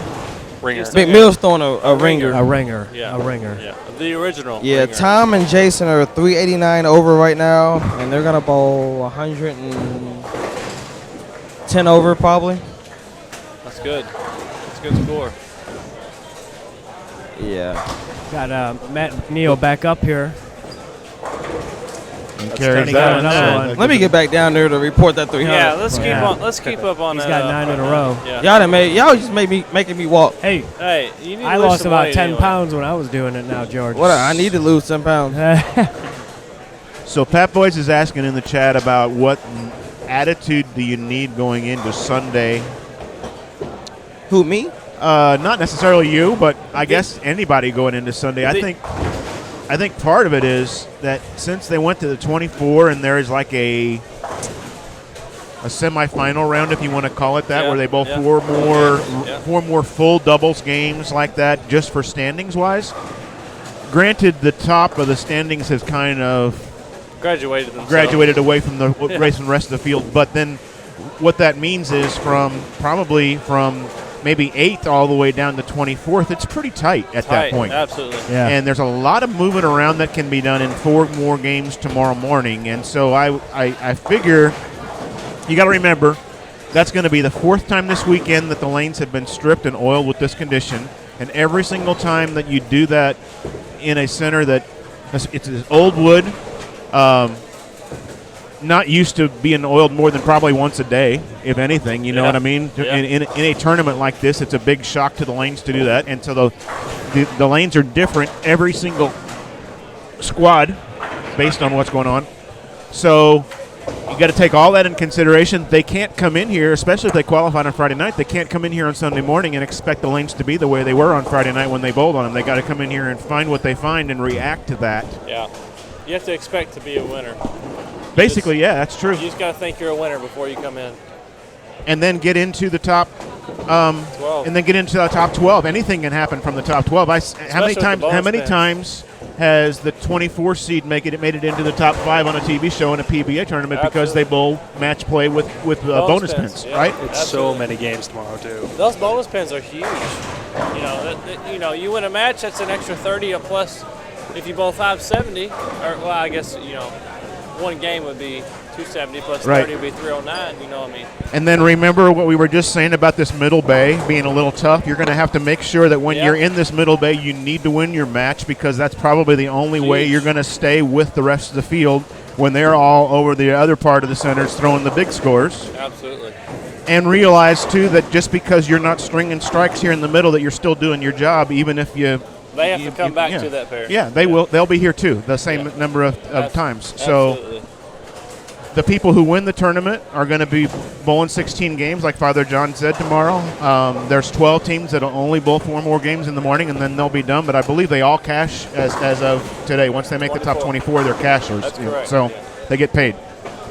Something else also, anybody that played my DV8 2-ball tote game plus the shirt to guess my total 9-game score. It was 2007 plus 207, so nobody won. But I will be playing that over till the second chance tournament tomorrow. So I'm going to post something else about that tomorrow, or tonight actually. So somebody's going to win something.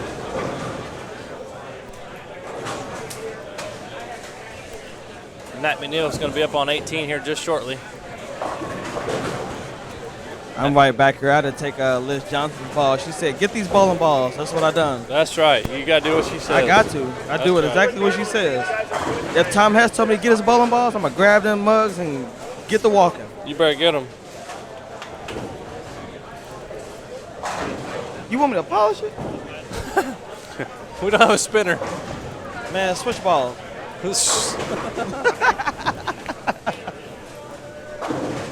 I lost my damn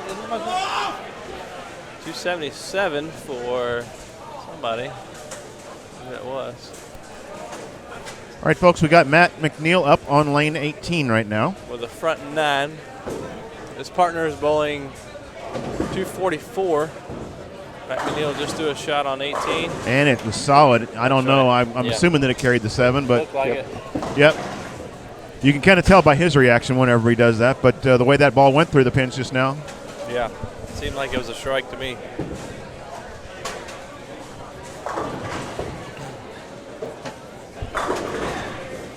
His partner throws a strike. He's guaranteed 230. It's going to be a huge game for them. Yeah, it's big. Yeah.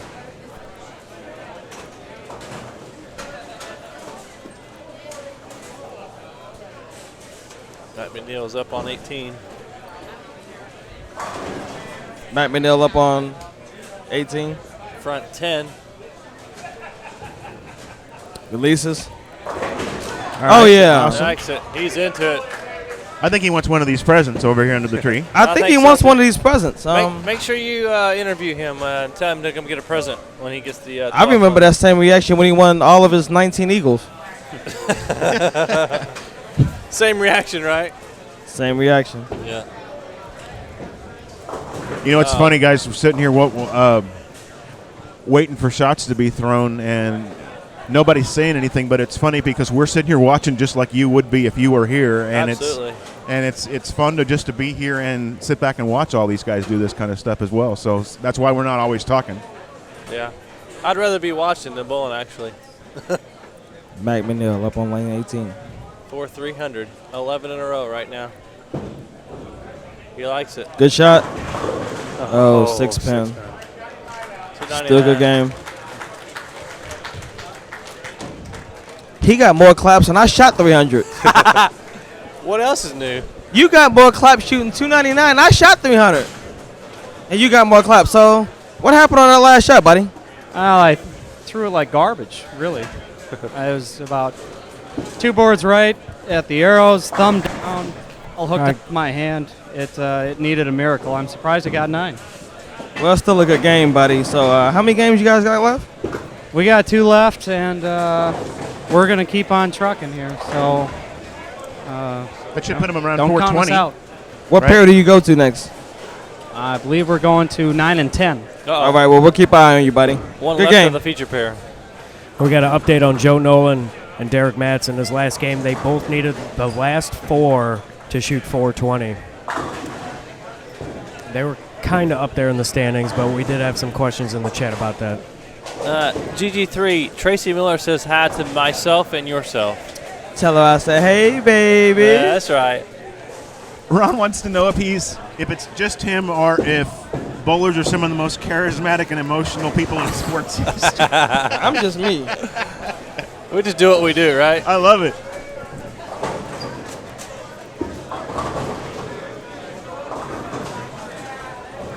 You know, I wrote something. I'm part of the Missouri USBC board of directors. I'm the second vice president, and I wrote a holiday greeting on our Facebook page. And one of the things that I wrote was that if it wasn't for people, that our sport would be pretty empty. I mean, as much as we do, but it's not about house or sports shots, and it's not about patches or magnets or rings or anything like that. It's just about the people that we go out and do these things with, and the people that we see every single time we come to Who you have fun with? a once-a-year tournament like this. So yeah, it's great. You got to have those people.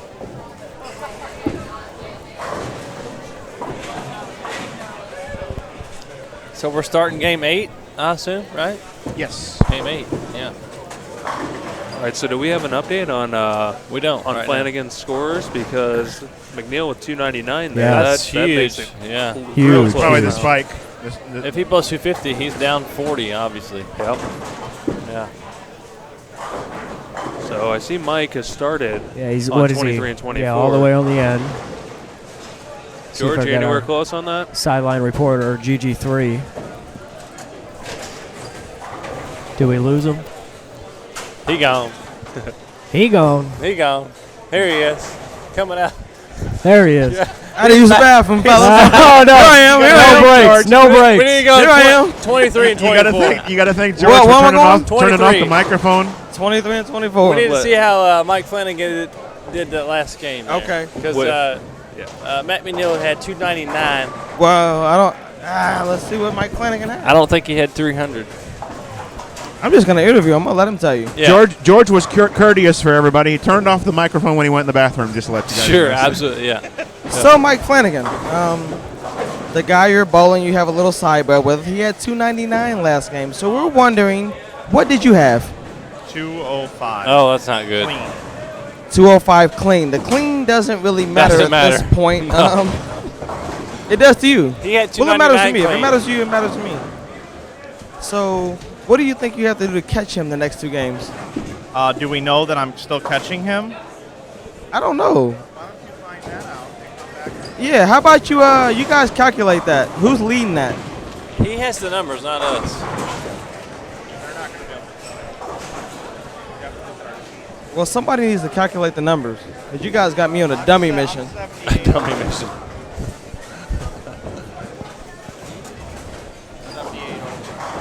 Mike Flanagan is 78 over. So through 7 games. You need to check for Matt McNiel, see what he is. He's 99 over for that game. He was so 99 over for that game. I'm pretty sure. But he did have like 150 or 160 one game, didn't he? It looks like they're on 9 and 10 this game. Okay.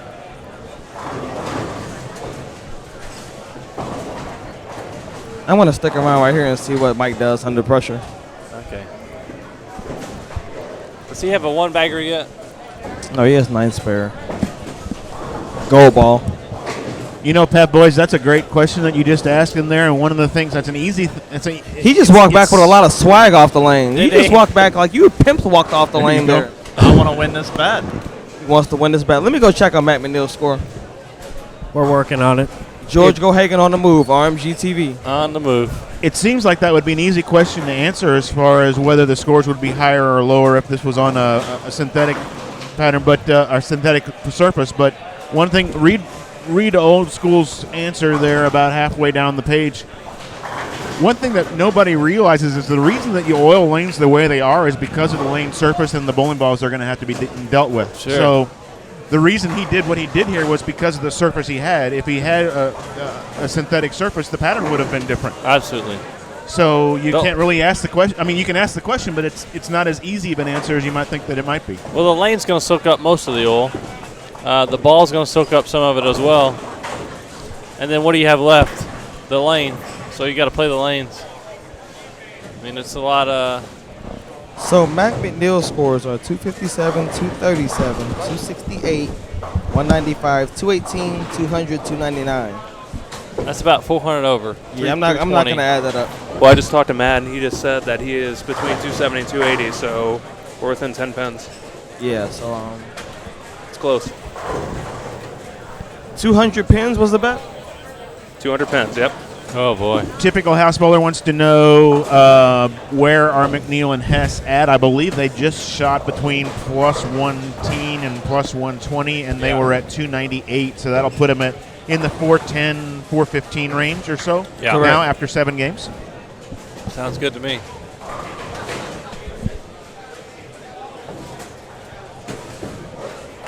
You know, you guys that are talking in here about the Storm bowling ball,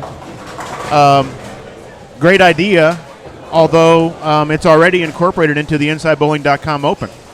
One of the things that Mike does for the singles event, the premier singles event that he does here in St. Louis area at Tropicana every year is, with your entry, you do get your choice of a Storm bowling ball. If you add $99. And if you happen to be a staff player on with another contract or whatever, you can deduct that from your entry or donate it or do whatever you want to do. So, I mean, that's already incorporated into one of his tournaments. Yeah.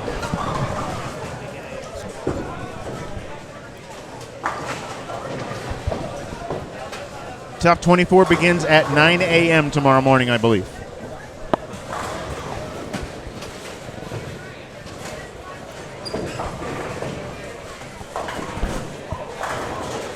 Scott, we'd have an awful lot of players who couldn't bowl the tournament because of their obligations to other companies, and I don't think the industry's not in a situation where we want to do that kind of stuff right now. I mean, I understand the idea of making everybody use a Storm ball, but that would mean they have to be only independent players and people who happen to be Storm staffers right now to be able to do that. It'd be hard to do. It would be very hard to do. It seems like it'd only be possible. I believe Teen Masters did that with Ebonite, didn't they? Sure. The last few years. So it seems like that would be the best option. But yeah, as far as an adult tournament goes, that'd be really tough to get all one company.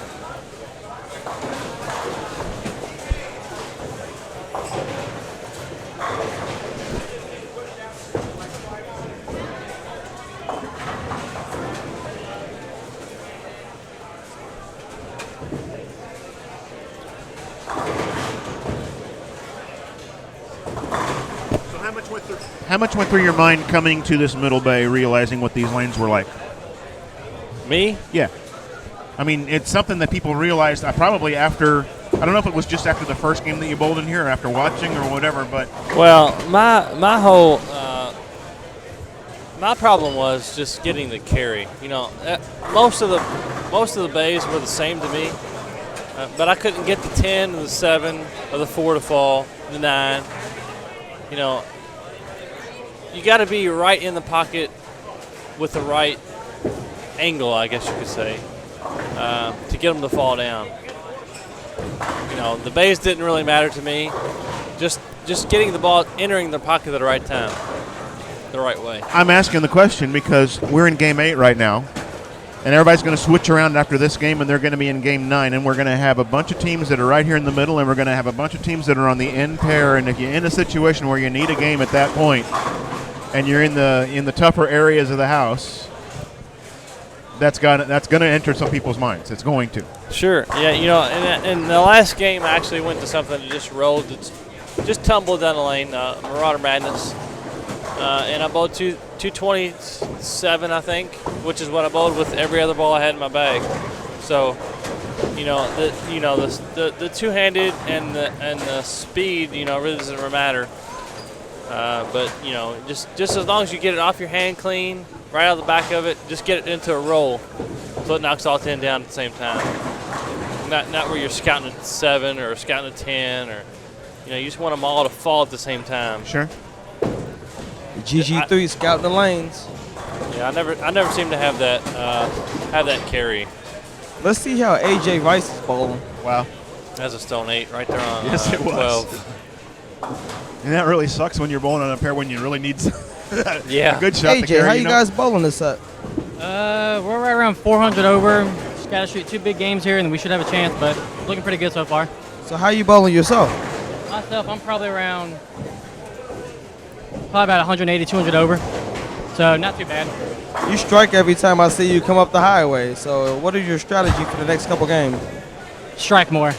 That's everybody's strategy. AJ Rice, everybody. Answer to Buddha. I bowled 207 over for 9 games, which is not great. I got 9 spare a lot for the last 6 games. I think I averaged 225, so you can take that for what it's worth. Game 8, when will the scores be updated? I present Game 9, first frame. Yes, they are screaming. If you get it out to the right early, you can forget it. You're getting 7 or 6.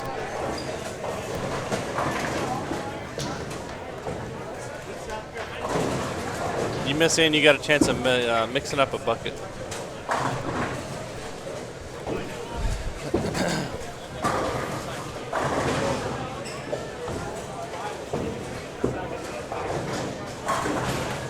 Inter angle, that's correct. Yeah, Yep. you got to be you got to be right in the angle, the correct angle at the right time. So I'm sitting behind 3 and 4. There's a lot of great bowlers on 3 and 4. Brian Gunn, John Savoy, Philip Duncan, Anthony Lacaze, a bunch of great bowlers. We're gonna see how they're bowling. Okay. A lot of guys starting the what was this, the 8th game? Yeah, 8th game.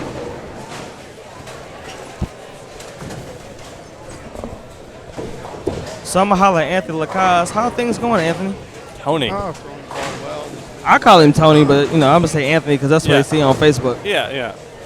A lot of 8 and 9 pins. About 300 over myself right about now. 2 games ago. So definitely throwing a lot of strikes. So what are you guys sitting at as a team? We're about 388 over right now at the moment. All right, well, keep grinding, man. Anything can happen, brother. Got 2 games to go, and Rick found a little something, so we're gonna get back on pace. Right on, my man. Anthony Lacaze, PBA champion. Brian Gunn with the emergency orange on lane 3. Emergency orange. I going CEO.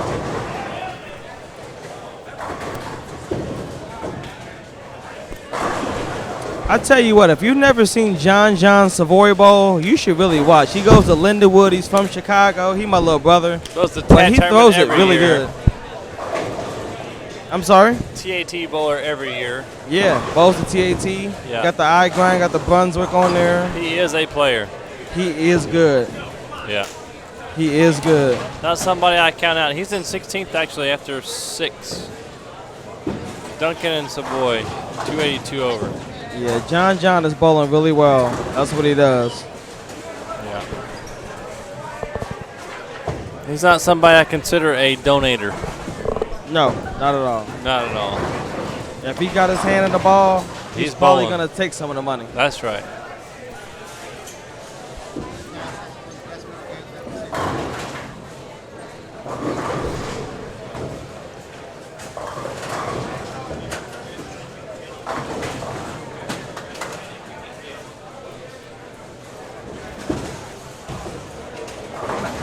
got any strings out there, GG3? I'm sorry? You got any strings out there? Let's see what we got here. We have, where you at, low end? There's somebody over here. A couple 4-baggers? There's a 4-bagger on lane 8. I don't know who it There's is. 2 of them, actually. B and C. Yeah, there is 2 of them. Yeah. Is that AJ Rice? Probably. V bowler on 7. Looks like Johnson and Barter are both on front 5 down on 23 and 24. Okay. Yeah, looks like it. And we also got C on 24s, also on front 5. We've got an underlaying on 9 and 10. 9 and 10 has been the problem lane Terrible. today. That's right. You got that correct. I actually hit that pair game 7, I believe. We've had ball return issues with that lane all night, all day, all last night. Yeah, it doesn't, yeah. At least you should know where to Hi, look. Tony for now. Lambert. How are things going so far? Oh, God. It's his turn to buy. Whose turn? Matt Ogle. Tony Lambert told me it is your turn to buy, and Hey. include mine in there. Hey, you got it, boss. Just tell him to send it on the way. I need a runner. I've already gone. It's okay. Well, I ain't got no drink in there. Yeah, you do. Oh, well, I run. Hey, I'll add in if you need a drink. Hey, send Bob Hale down here. Thanks, Father John, for updating, for figuring that out with the scores there for Don. I was taking a look here in a second, but scrolling back and forth is a little difficult right now. So your front 5 on lane 7 is right now. It's Marvin Hill from San Jose, California. I don't see one of Harvey's guys. You got and he 6. left the bucket with a 7. Good Lord. I don't see Bob Hale anywhere either. No, me neither. What a joker. I'll tell you what. I'll give you the money. You just do what you got. I'm right here. Okay. Hold on. Let me put my mic on mute.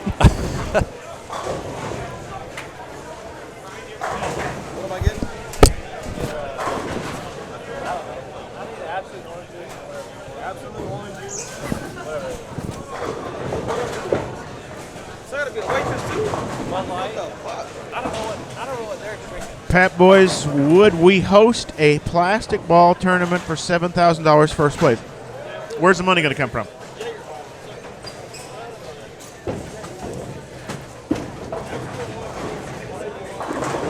Guess he's talking about the PBA.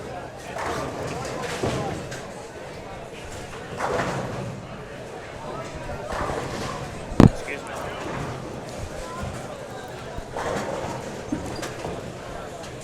Tommy Jones for a 9 spare. Where are we at here?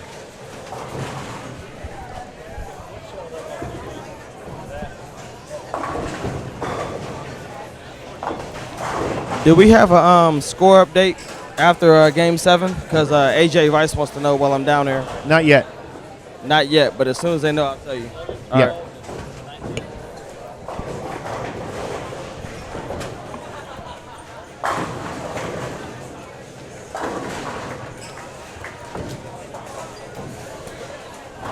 Okay, guys. I want you to think about this. The guys in the chat who are writing this about the plastic ball tournament or the rubber ball tournament. What did we say a few minutes ago about what happens with lane conditions and why you do what you do on the lanes? So somebody come back with me and tell me what we were talking about a while ago, and then we can talk about this special ball tournament. And I know personally in the local area, Brady, who's in the chat right now, he used to run some plastic ball tournaments, and it was tough to get people out to those just because it's... A plastic ball tournament would be fun, but the problem with that is that there's some plastic balls that have weight blocks, so they're not the same as other... Sure. Correct. Companies. That's the problem with that, you know, I mean... You've got the Taboo spare, you've got the... yeah, you know. The zombie spare has number number one one. with the Taboo spare. So that's not exactly a fair tournament. Right. Yep. I'll tell you what a fair tournament would be. It would be fun. I'll tell Everybody come in the bowling alley and grab an alley ball and bowl. That's bowl. exactly. You know, and I just posted this about. Would that be fun? A week ago, I said, "How about a spare ball tournament, a plastic ball tournament Pick one off the rack. Yeah, and you can do whatever you want. You can add Yeah. tape, you can add Yeah, surface, but absolutely. you gotta. It has to be Off a the ball rack. with like one of those numbers on the side of it. Like you Yeah. can't pick a black hammer off the rack. No, it's got to have the name of the bowling alley. Absolutely, that would be fun. Yeah. That really would be fun. Yeah. As many games as you want to, because it's all the same. Make it a 10-game marathon. Yeah. Total pins wins. That would be fun. Yeah. You come in late, get the 6-pounder. How many people are you going to take out of their comfort zone? A lot, because I tell you how many people you're gonna take out of your comfort zone. The people you The take house out of their bowler. comfort zone, they won't bowl. Exactly. I think that would be. I would absolutely bowl that. For sure. It would just be fun because I've shot 300 with alley ball before, as a lot of good bowlers have. Hey, whether you win or not, it's still gonna be fun. Well, you cheat. You throw it with 2 hands. You cheat. Oh, here we go with the cheat. I wouldn't say that if I didn't love you, man. I loved you when you threw it with 1 hand. I know. Right. So I'm gonna give you shit. I mean, stuff anytime. we both messed up on that last 2 minutes. I know. I of forgot we were on the conversation. air, man. I know. Me too. And going back, old school, Father John's mentioned about the Fire and Ice tournament at Right. Chesterfield. That's ran, I believe, twice a year. Yep. Great tournament. This year it was 23 feet flat on one lane, Wow. 43 feet flat on the other lane. Wow. And it is Impossible. crazy. I mean, so tough. And There are no 300s in that. What were they given? They were given money back for shooting. Was it 600? there was a 600 pod. I personally loved that. First, I bowled it a lot of times over the different times that he's ran it, and 600 pod. I mean, it starts off $50, or I think 25, maybe something like that. $5 extra. You bowl 600, you get the pod. It's a nice little way to make some side money on it too. And if you figure something out. But You the got some problem money coming. was that 23 feet, after a little while, that it developed a serious carry down. That's at Brunswick Zone Chesterfield here in St. Louis, right? Correct, yes. Okay, that's what I thought. So it is. Yeah, I think you're right, Brady. I think I broke it 5 times. I shoot 601, 602, 603, 604. My first 4 times out on it, so it paid for the tournament right out. So. But yeah, it's definitely a good time, and it makes you line up. It makes you think about your shot. You really have to you really have to be on your game because you have 23 feet on one lane, 43 feet on the other. So. Ricky, correct me if I'm wrong on that, though. That tournament is won. They advertised it for a while. Didn't you have to drag people out there and say, come and bowl this, it's fun? Didn't you have to bring friends and say, come on out here with me for a night and just try it and see how it goes and stuff like that? It's like the Peterson. People don't come on their own. You have to get them there. GG3 you back might in get the a few, area. but you got to get them there however you get them there and let them try it and see what it's like. Does anybody have them all this game? You have lane 8 with a front 8 right here, right? Front, Yeah, it front looks 7. like Johnson still got front 8. Front 7. Yeah. And I think that could be it. But yeah, one thing that Brady did that I think is a really good idea is that he developed it to where if you were quote unquote a squad sponsor, if you had 5 or more people, you got the bowl for free. So that was great incentive to get a group of people out, and it's just one of those things that you have to try. You can't really explain.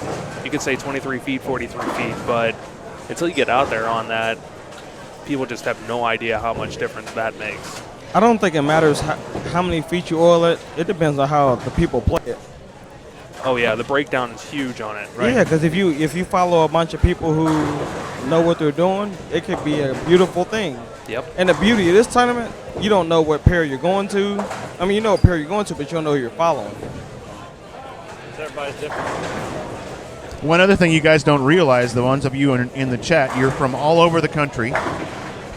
You're as crazy a bowling fan as those of us who are sitting here in the booth right now. That's right. And there aren't very many of you. And so, although you all think it's a great idea in there to be able to get enough people in one locality to be able to do something like that, it's difficult. So somebody's got to do their job like Brunswick Zone Chesterfield did on this tournament in the summertime and get the folks there. Because this is remember, a great again, tournament. I hope they don't change anything. I really Me don't. either. Go back to the idea that this is all still a business, and if we don't keep the bowling centers in business, then we don't have a place to go do what we love to do. So they got to stay making money. I heard that Jerry is going to make this a double decker. Good for him. This is what I heard last year on live stream. That he was going to make it a double decker. So, obviously it didn't happen this year, but maybe next year. Twice as many bowlers. All right, so we got scores in after Game 7. I don't know if we did it combined as well, but let's see here. My man Fun 8 on lane 8. Not really Yes, sure we of his did. name. Yeah, go ahead and combine them. Say it again. We're going to combine the scores from the first two squads and the last squad here after 7. There are 4 teams from this squad right now in the top 24 based on their plus or minus at this point with 2 games to go. Yeah, that is Jones and Schaub, Roseberry Lambert, Carter and Peters, and Adcock and Queen. Adcock and Queen, yeah.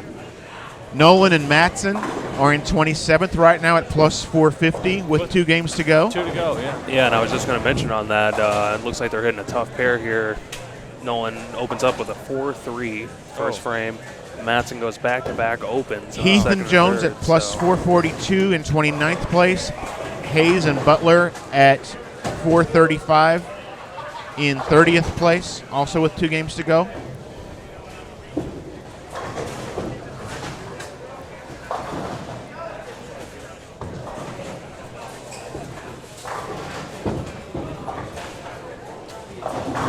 AJ Rice and Marvin Harrell talking about a little bit of strategy, just trying to get in what you guys are talking about. What are you talking about? Trying to tell him that the left lane for him is a lot more touchier than the right lane, so he's got to stay a little more firm behind the ball on the left lane to get better results.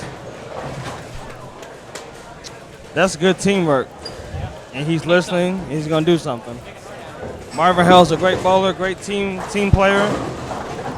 I bowled with Marvin Harrell plenty of times, and he struck a bunch. All right, who we got coming up on lane 7, George? How do you feel about that two-handed strike? There's a lot of two-handers in the building right now. I'm probably about the 4th or 5th best one in the building. I just do what I got to do to get the pins down. And I like Jaeger bombs, and Sebi Silvestri is my best friend, and George Gohagen is my second best friend. Derek Roseberry, people, Derek Roseberry. So we have a front 9 alert on lane 7 and 8.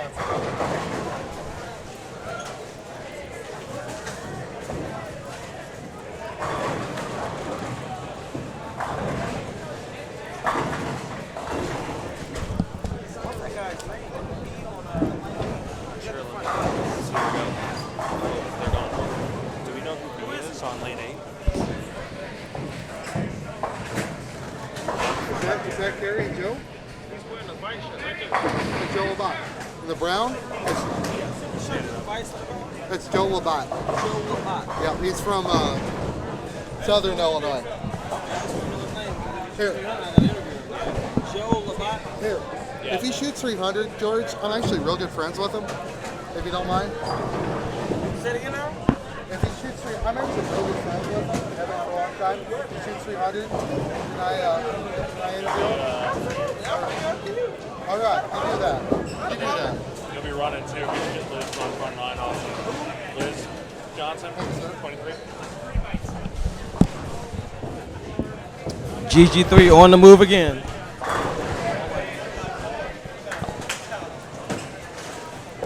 I believe there's been, what, four 300s?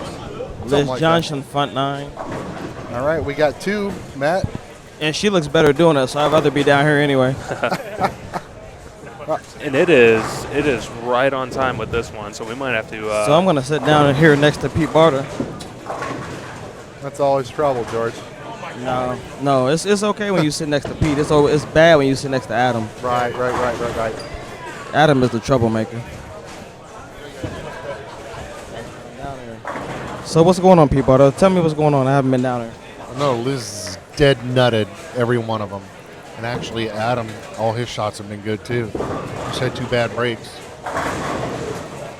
they got a chance to make a real big move here. Both go off. They shoot 559. So what are they sitting at before this game? 364. So what do you project the cut being? I said 570 something. So they really need this game. Yeah, we do. 364, and if I remember right, So we're gonna watch right now. Adam's up. Adam strikes the first shot in the 10th. So they have made a huge move, because I remember they were at 202 at one point, like not too long ago. Adam had said he stepped in some gum at one point, so he won't leave the bowlers area now for the rest of the night. Wow. Mike Flanagan rolling the 4.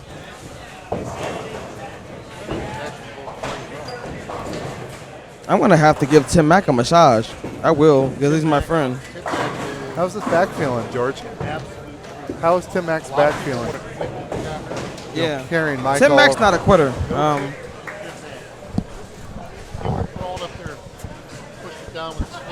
Tim Mack is a true champ. I'm gonna tell you how I met Tim Mack in like 2002. We bowled team trials, and I was so nervous bowling him. I threw a Brooklyn to beat him, and I felt so bad.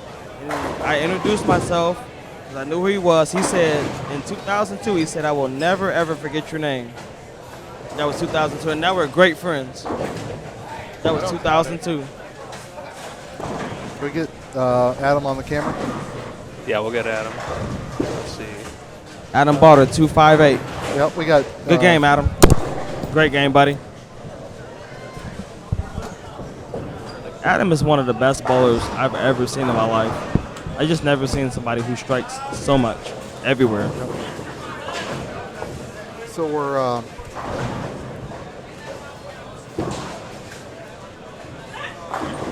So Liz is up now.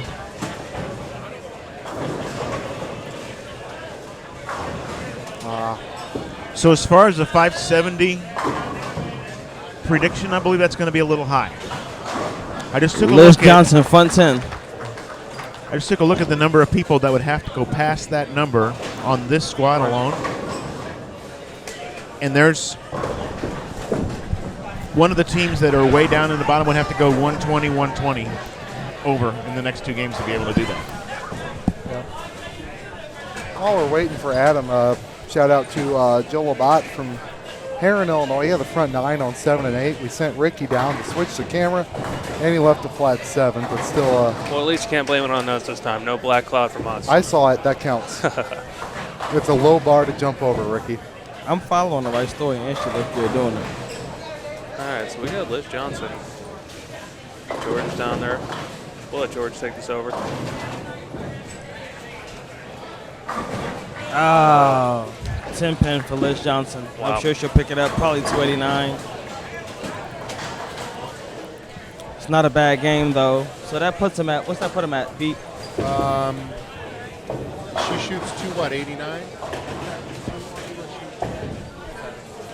517. 517 over. So 1 game to go? 1 game to go. So they need another big one to jump in the cut. It's also going to help them in their side match against Tom Hess and Matt McNiel, with Matt shooting 299 last game. It's a strong counter punch by Liz Johnson. See your left, bring the right hook. Camera down there.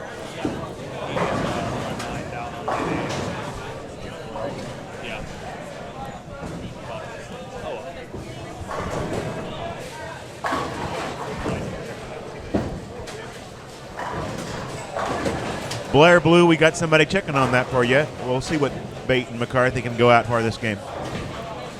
Great game, Liz. They got to be. I know you guys need a big one, so what's your plan for the next game? Just try to play them the same, and hopefully they fall. But good luck, baby. Hey, George, while you're right there, Aaron McCarthy and Zeke Bate, what do they got going on? 21-22. We got somebody checking on that, but since George is down there, he can check on it now for us. Thanks.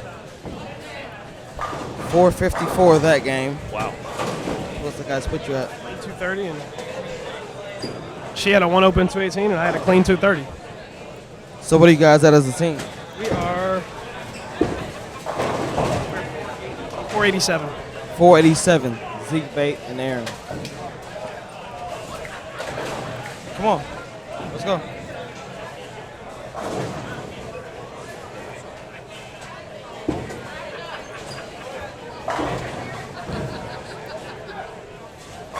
GG3 on the move.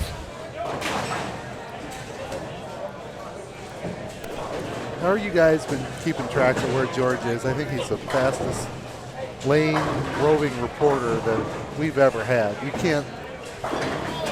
He disappears behind. You can't even see him right now. George is a rover, isn't he? So you know he's down there. It's quick. He is quick. He moves so fast, you just can't see him. That's what's going on. All right.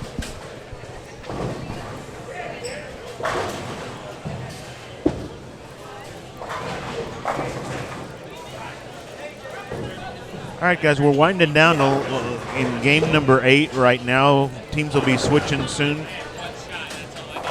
to bowl their final game on this block. And the last game of the day. The last game of the day.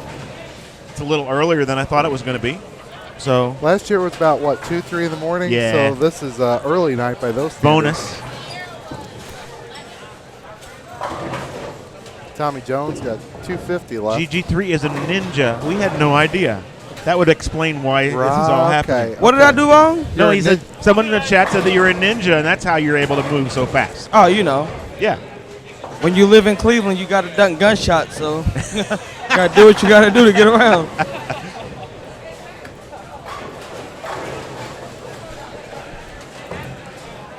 Got a little score. I believe report. so, Father John. Yeah, there were. We believe that there were 4 squads last year, and that there were only 2 teams to a pair. So I think the night squad have more, or am I wrong? the night squad might have had some re-entry squads and had more than 2 teams on each. I think they filled that one up to 36. Yeah. That's how they got to 108. I was long gone by that one. I think the live stream was still going on when I woke up.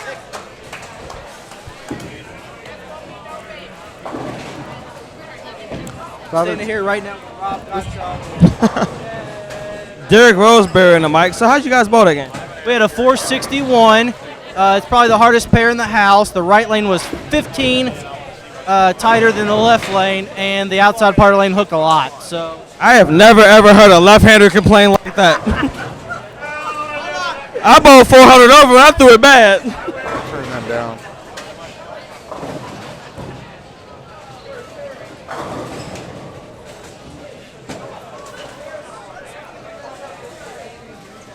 Seems like 9 and 10 is not good for anybody. We've got Derek Madsen and Joe Nolan, along with Matt McNiel and Tom Hess down there. McNiel can strike out for 230. They're in the 8th frame right now. And then we've also got Hess strike out for 219. So still a 450 left for them. But Madsen struggling just a little bit, just wrapped a 7-pin and missed it in the 8th frame. He can shoot 193. His partner Joe Nolan can still shoot 257, but it's getting close. They're on the bubble right now.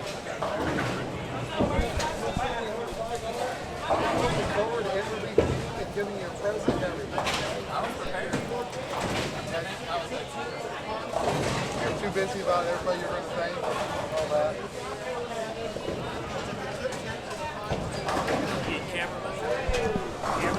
Yeah, just straight back out. Well, that pair, if I missed left, it was great. Then I finally like everyone else up there. You're a Redbird, Joe. Don't throw it good. One in every game.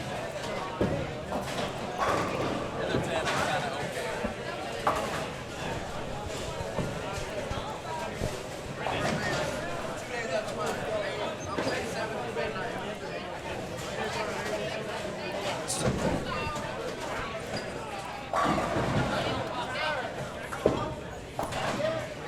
You guys who are looking in the chat for signups for next year's tournament, if you get on Facebook and look up Jerry Anderson. I'm not sure if Redbird's got a page on its own, the Bowen Center, but I'd search it and see Redbird Lanes in Cahokia, Illinois. Yeah, so just find the address anywhere. get on either one of those 2 pages, either like that page or send send a friend request to Jerry Anderson, and you'll get updates on all the stuff that he runs, not just this tournament. He's got an awesome team extreme tournament that he runs early in December that I bowled a few times, and it's a lot of fun. Just got a little score update. So what did Adam and Liz have to get to that game? 5-11 they got to. 5-11. So what does that make them? That's for the tournament? 5. So they need to really 147 plus 547 that game. So they really need a big one to jump up there. What do you think the cut's going to be? I think it's going to be 560, 570. So if they bowl 480, they're fine? Oh, yeah. Almost 600. You heard it here from Pete Barter. Let's see what they do.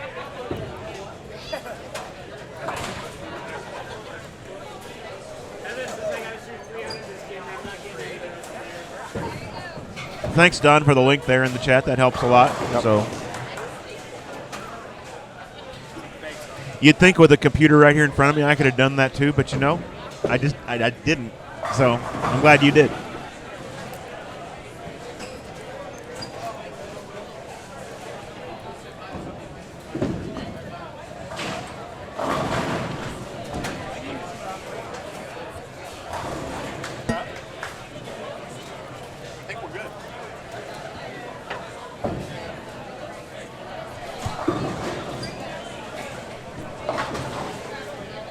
All right, looks like we got Aaron McCarthy, Zeke Bate on 5 and 6, along with Jeff Carter. So a couple of those. Where's Jeff at? Jeff's on 5 and 6 also. In the standings. Oh, let's see. That was a bad question. They would have been probably around 20th the last time I looked at the combined standings. Right? Yeah, right now they're in 18th. 18th? Or, yeah, tied for 18th. So they're striking a lot. Okay. Yep. So. Yeah, I saw that, Don. So it's a good pair for them to be on this game with it being the last game. That is true. Brett, we'll check on that for you in a second here and see what they had. TJ had 250 left. I don't know if he finished it or not. Cassidy couldn't get the 9 out.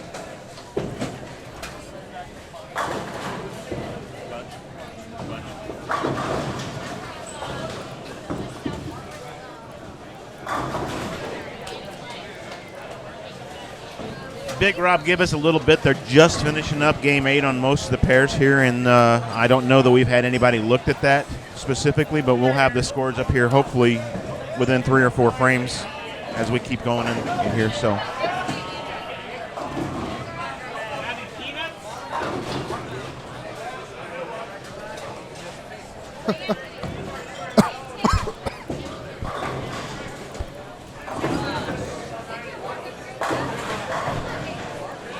All right, little score update here on 9 and 10. Mattson and Nolan, both of them on the bubble right now. And Mattson just left a 7-pin in the 10th frame, can strike for a 173. Wow. So they're about even this game. So it's gonna put them in a little bit of a bind that last game. All right, I got a question. We've been answering questions from in the chat all night. I got a question for the people in the chat. Let's do it. Plastic ball for spares? Or yes. no? Yes. Is that a good enough answer for you? Okay. No. Ricky says no. On a normal basis, yes. But I throw it like 27 at spares, so not needed. Anyone that's seen me bowl can agree, I'm sure. But on a normal basis, yes. But I was actually talking with my pro shop guy. Interesting answers so far on here. I like this. GG3 on the move again. It is amazing how many people I see in league that take the money and the time to actually get a spare ball drilled up, and they think that it's just gonna automatically allow them to pick spares. I can't tell you how many times this year I've gone into league and just see people miss a 10 halfway down the lane. They just think that just by throwing a spare ball, it's gonna make all their problems go away. But still got to put in the time and effort. And all right, I see Big Rob on here saying no, it's unneeded if you can dead hand the ball. I can't. Big Rob, let me ask you a question then to follow up, if you wouldn't mind. Since I've got the microphone, I'm going to go ahead and do it anyways. Attaboy. why do they do what they do to a bowling ball on the inside dynamically?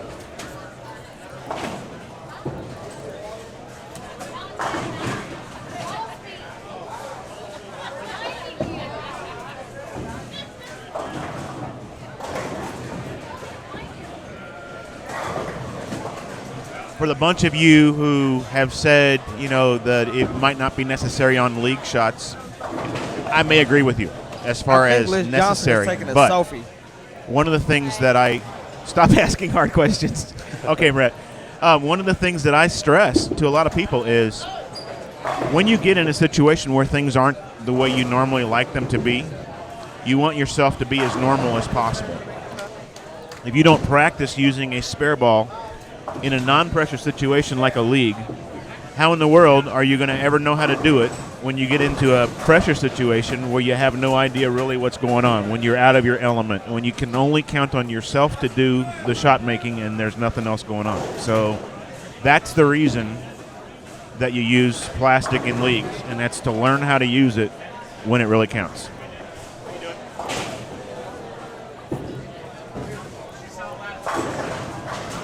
So just a little score update while we're getting the answers. We've got Tom Hess and Matt McNiel with a 429 this game, and Mattson and Nolan with a 396.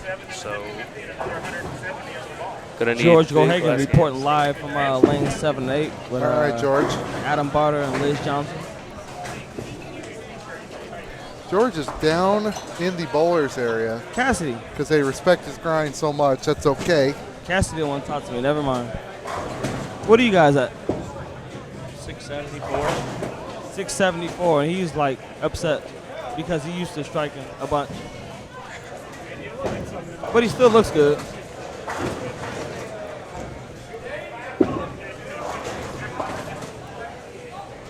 Talk about grinding. Give it to Tim Mack down there, still chucking strikes. Oh, man. He What must a think warrior. He's in Qatar or something. I don't know. Timmy, we were just talking about you are the epitome of grinding. Like, you're hurt, you can barely walk, and you're still bowling. How do you? Yeah, I'm just trying to find a way to help out Mike and represent the tournament the right way. I think it's the right thing to do. I don't think you should pull out at all. And I just think, I just want to just finish on a strong note. And next time we get a chance to bowl Mike, hopefully I won't pull my groin in the middle of the squad. Well, I'm like you. I don't believe in pulling out either, so. You take that how you want it. Tim Mack just gave Tommy Jones a kiss on the neck. I remember they were grinding when Tommy Jones shot 300 at the Weber Cup a couple of years ago. He humped him.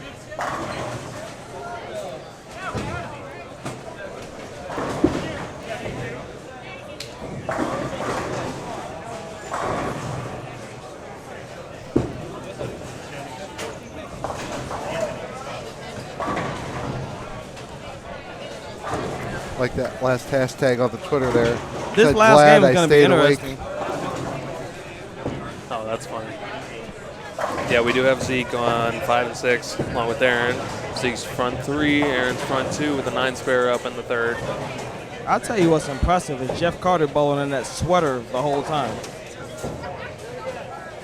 Yeah, it's a little warm in here. It's Last night it was almost cold with the vent here right next to our booth. But a little bit warmer today here. Be cold tomorrow. So Tommy Jones.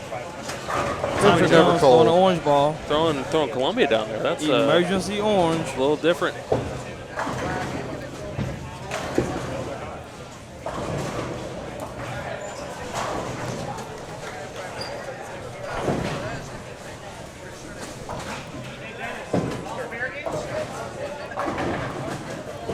Hey George, we got a question asking, where is Liz playing right now? I'm sorry? Where's Liz playing at right now? $1 for an all-spare game. That award just got Her last shot was right around 10-11. She's playing them straight. You know, she doesn't hook them much at all. So John, yes, you are correct. Up 12. Game 9. she knows her comfort zone. She's on staff. She's gonna switch balls until she feels that she's comfortable where she wants to play. JR in the chat said he didn't do a spare ball for years, but really, if you practice using it, it really helps when you go to nationals or in other places like that, and that's exactly my point. What was really funny to me is to see friends of mine who finally drilled a plastic ball and went to nationals with it, but never ever used it anyplace else, thinking they didn't need to, and then they try to use it when they went out there. Yikes. Well, how did that work out for them? Well, what do you think? What do you think happened whenever they went out there? I don't think it worked out for them good. No, and then they decide, well, that was a stupid thing. Why did I even drill it in the first place? Well, that's probably true because you didn't learn how to use it before you went there, but that doesn't mean that it wasn't a good idea. That's the thing. It's a good idea, just a little late.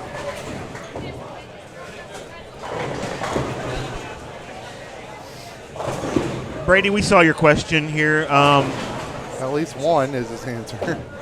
How many have 100 or more perfect games in their career? I mean, I know Adam Barta just because I know the number. George said 126. Yeah, George is up there. George, how many do you have? 126. Do I got this? Are you counting today's? I was talking to a Hall of Famer. I'm sorry. What'd you say? Let's say, how many 300s do you have? Somebody's in the chat wanting to know how many people here today have more than 100. So, today was 126. So there we go. There's number 2 in the house that we know about. And then let's see. Derek. I shot 126, and Adam Barter has 166. I'm trying to catch him. Yeah, I knew that Adam had 160 something, so I wasn't sure how many, but 160 something. I'm gonna go ahead and do some stats. Look up and see how many Derek has. I'm sure he is up there though. He's got to be. Who? Derek Matson. Does he have over 100? I don't know. We'll see. I know. I have 126. Farrell has like 140 or something. I think Adam Barter has the most in the nation, but I don't know. It's crazy because I remember 20 years ago, Mike Whalen led the nation with 55 300. Like, that was unheard of.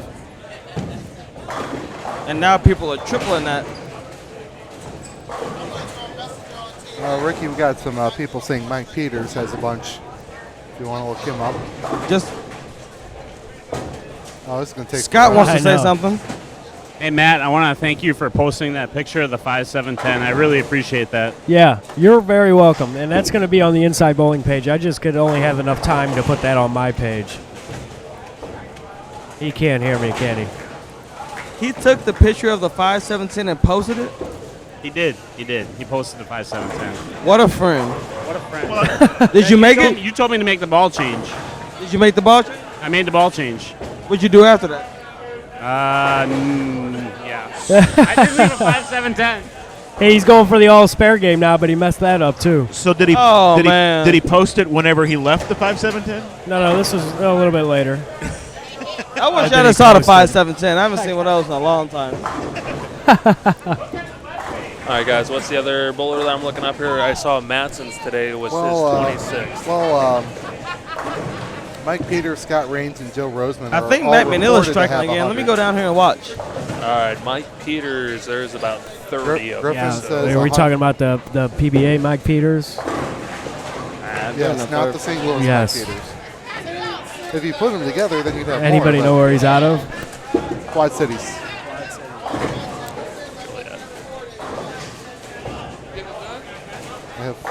There you go. There's mine. Oh, that is not the right one. I'm a little behind. I've got more than that.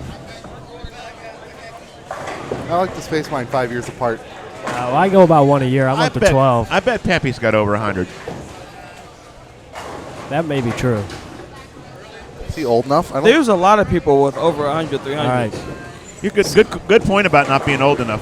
That's a good. You have to have a few years in there to be able to do it because even I don't care how good you are. Here's Scott Husnick. He's been giving me trouble all night long, and I posted a picture of him leaving the 5.710 on my Facebook page. And this shot right here is for him. Well, I'll tell you what. That was perfect. Perfect. I threw a lot more 300s when I bowled 8 leagues a week. And I bowl twice a week now, so. Just in time for Tommy Jones to whack the hole.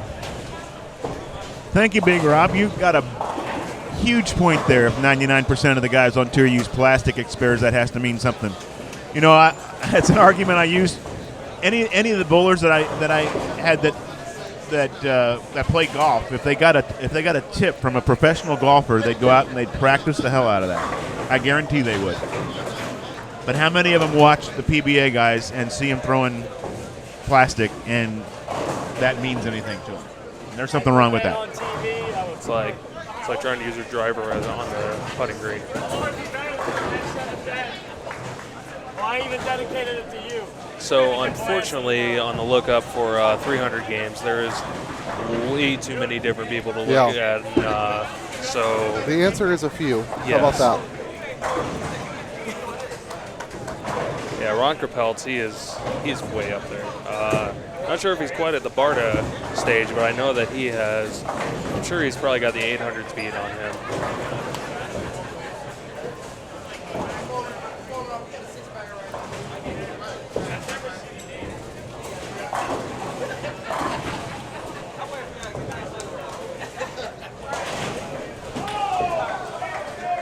Cassidy just bounced something out of there. 379. Tommy Hess just slapped one out down there, too, so I don't know if getting pumped. They're right on that bubble, guys. I mean, we gotta keep an eye on what they're doing. If Tommy Hess is animated, we need to go down there. Yep.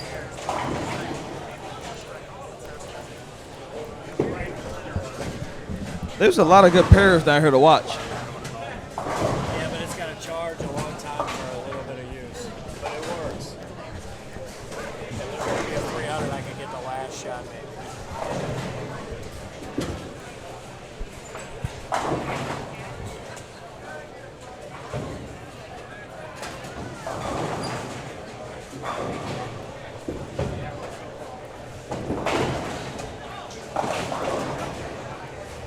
Tommy Hess looking good out there so far. Yeah, finally got far enough left, George. I got a good look on this pair. Hope to take advantage. We need a big game to get there. We'll make it happen, bro. I don't know if it's good or bad for George, but there's a lot of front somethings this game. FJ and Griff. How old is Dale Butler? He just shot one not that long ago. He's up there, right? There was somebody, remember in the news a year or two ago, he was like 80 or 90 something. Really? And he shot 300. He used to sub in a league on Tuesday nights, and the secretary had his first 300 a year or two ago at the age of like 65 or 67. That's pretty impressive. That was pretty cool. These days, you see kids having them, when they're 15, 16 years old, if not younger, and to bowl your whole life and walk into one. I got a special request that probably here. Needs more than, A special request from Robert Duck. He wants to give a shout out to the Sports Against Cancer tournament at Cardinal Lane Strike and Spare in Paducah, Kentucky, the second Saturday of February. First place is guaranteed $1,000, and championship match will be televised. Jeremy Hunt has won that event in the past, so I just want to get that out there. He's friends with Tom Hess. And going back to what we were just talking about with the young bowlers, it's kind of crazy that within a span of 2 weeks, the 10-year-old broke the record. Right. And then not a couple of days later, the 9-year-old girl broke the record, not only for youngest bowler, but then beat the youngest girl by like 3 years. Just crazy to think about. Like, I don't know. It's just hard to fathom that 9-year-olds are shooting 300 now. 9-year-olds should be, usually shoot like 100, and that's awesome. Get like a free soda for shooting 100. Yeah. Get a free game maybe, but 300s.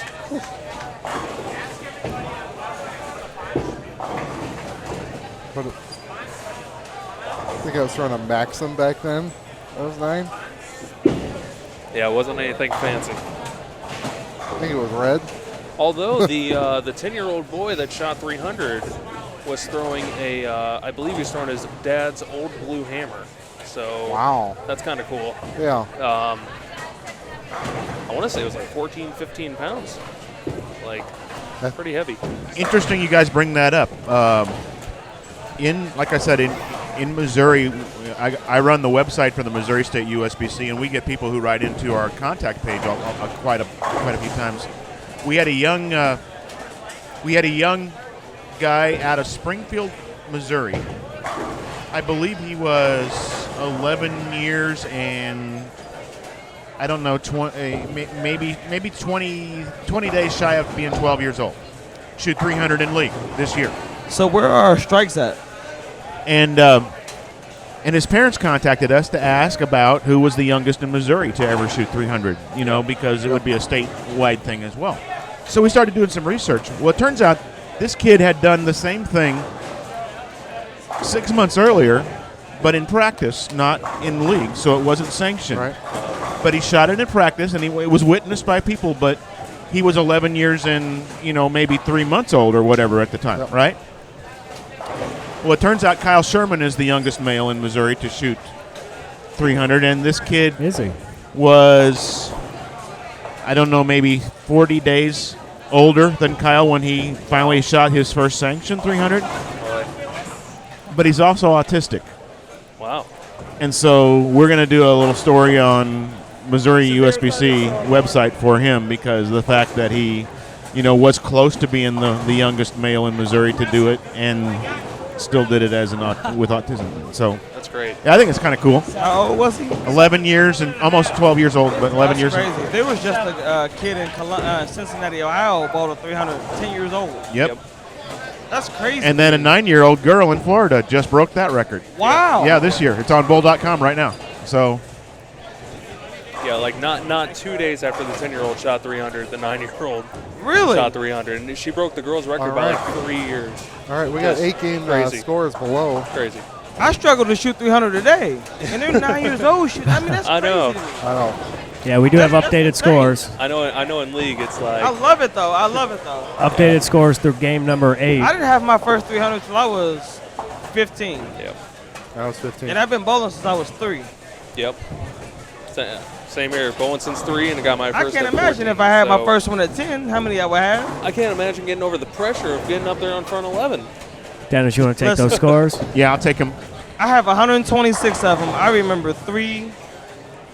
So, guys, let's talk a little bit about the scores where we're at right now. They've got a combined standings here after 9 for everybody else and after 8 for on this squad. So let's look at who's in the top 24 right now from this squad. Hi, Scott. Jones and Schaub are leading this squad right now at plus 674. That finds them in 5th place in the tournament right now. In 2nd place in the squad is Roseberry and Lambert. They're at plus 605, and they're in 12th place overall. In 13th place is Carter and Peters at plus 597. Falling all the way down to 21st place is Johnson and Barda. Right now at plus 511 in 21st. In 24th, we have a plus 492. That's Heath and Jones from this squad. So and right now the people who were Jeremy Hunt and John Brown are the previous ones who've got a full 9 games in at plus 495.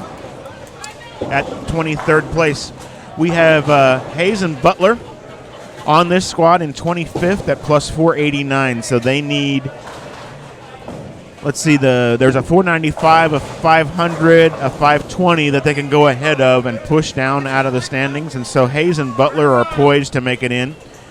Adams and Yarborough are already finished with 9 games at plus 489 and 26th. So some people would have to fall out for them to make it. McCarthy and Bate are in 27th place at plus 487. They need a decent game also to beat the 500, the 520, or 537 score to be able to get into the top 24 for tomorrow. Hale and Rice are in 31st. I'm sorry, Adcock and Queen are sitting in 30th at 473. Hale and Rice are tied with them at 473. And Rick Coy and Anthony Lacaz, 32nd place at 462, and they're bowling right in front of us here. They are the A bowlers on lanes 11 and 12, and so we can kind of watch them. They're at 462. They need probably a 60 or 70 over this game right now to put themselves in a decent position.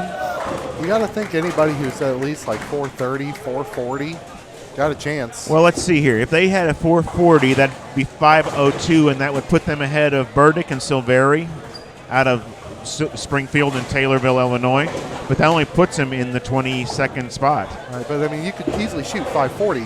True. So if now you're at 440 and you shoot 540, you're in.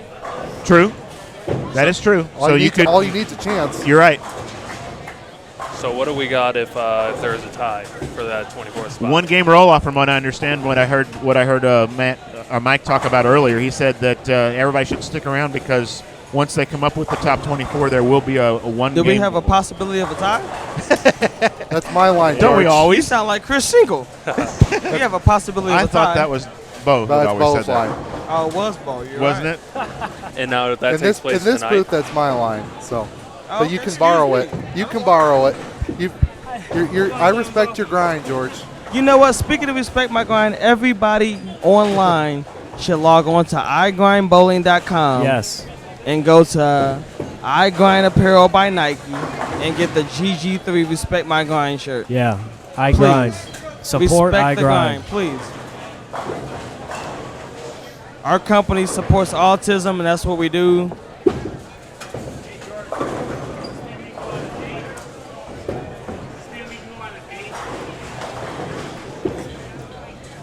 I like steak. I like steak.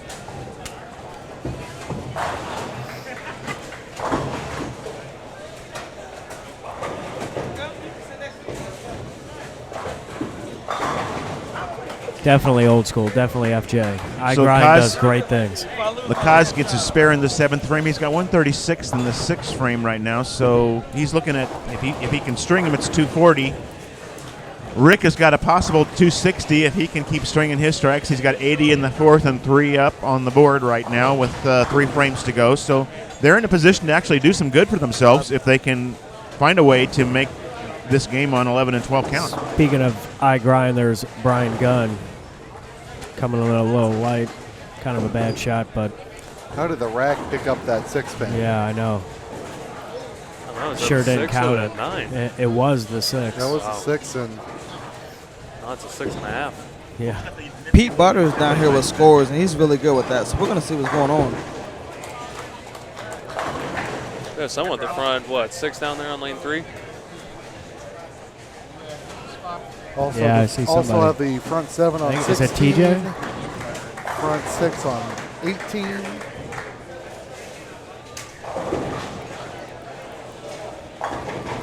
No, TJ's on 5. Yeah, TJ's on 5. Let's see, they're coming up on lane 4 right now. While we're talking about it, watch how left Zeke Bate is. Farthest left in the tournament so far? He might be. He's one step in it. I think so. I ain't seen that. Come on, get up. He's yeah, so look good. at that, man. Zeke Bate. It's boom time, baby. That's my boy. Boom time. Get him jacked up. Interview him real quick for me. I'm right in front of Zeke Bate. What time is it, baby? It's boom time. Are they respecting your grind? I think they are. They better How be. could they not?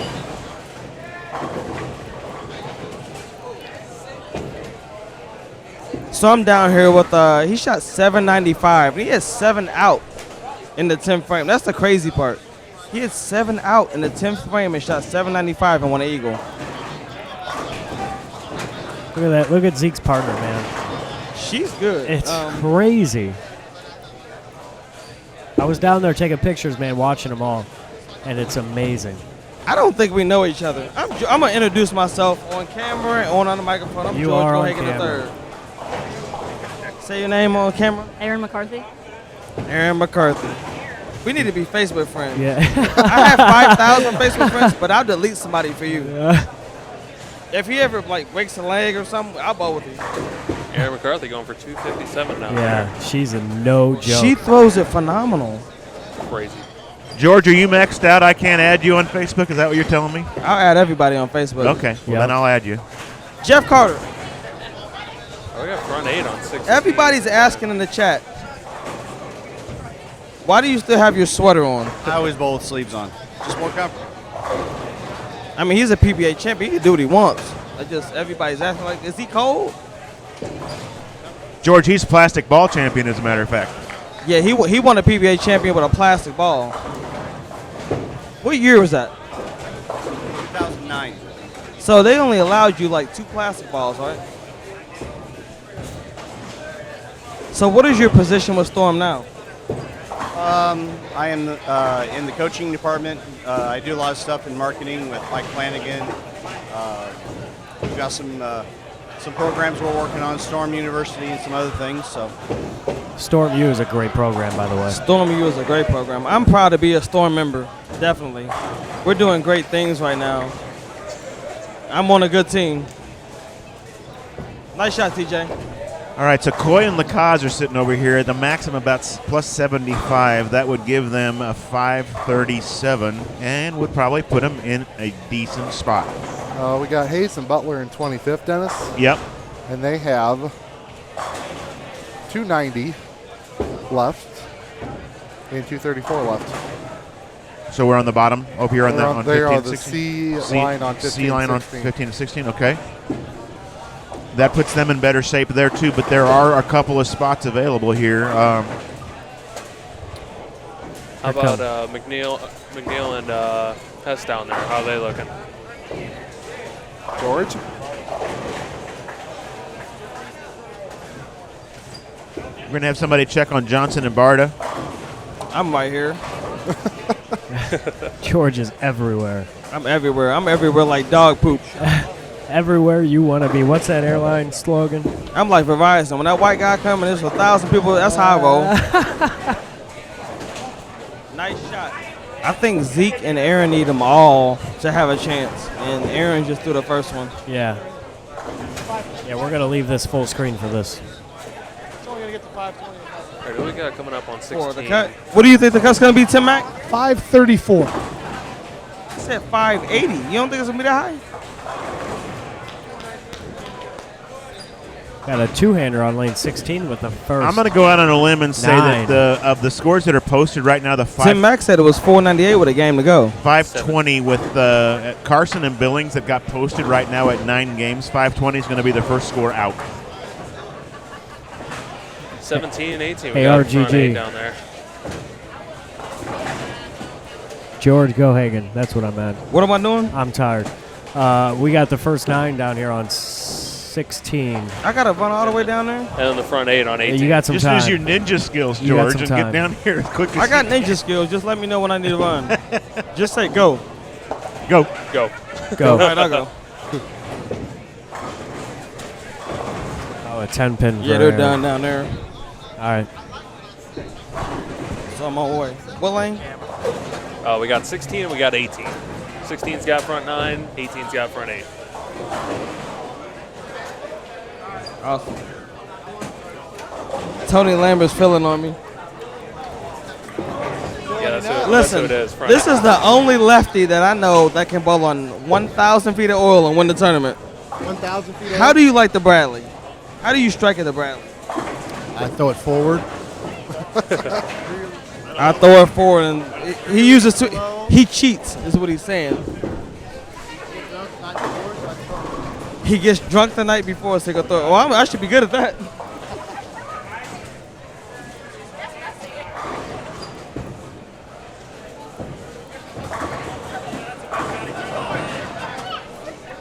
Nice shot, Jeff Butler. Hi, Derek Roseberry. What are you doing? Respecting in my grind, baby. You want a shirt? You almost. My daughter don't like almost. Order a shirt. That's how my daughter eats. No, bring you one. Order it. All I want is a Storm hit, 15 pounds.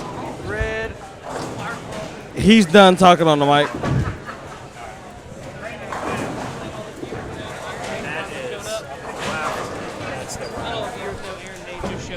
Just a All second. right. We know who this is.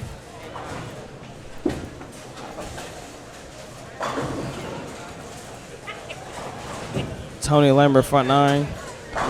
Tony Lambert front 10. There you go. And this is the guy Just who's like won that. the Bradley. He won the Bradley on 1,000 feet of oil. Very nice shot there. George. And you know what? They wanted to ban left-handers bowling together. There's two two-handed left-handers bowling together. That's cheap. All right, George Bowler coming up on lane 18. We've got front Yeah, 8. George on 18. I gotta go over there. I don't know his name.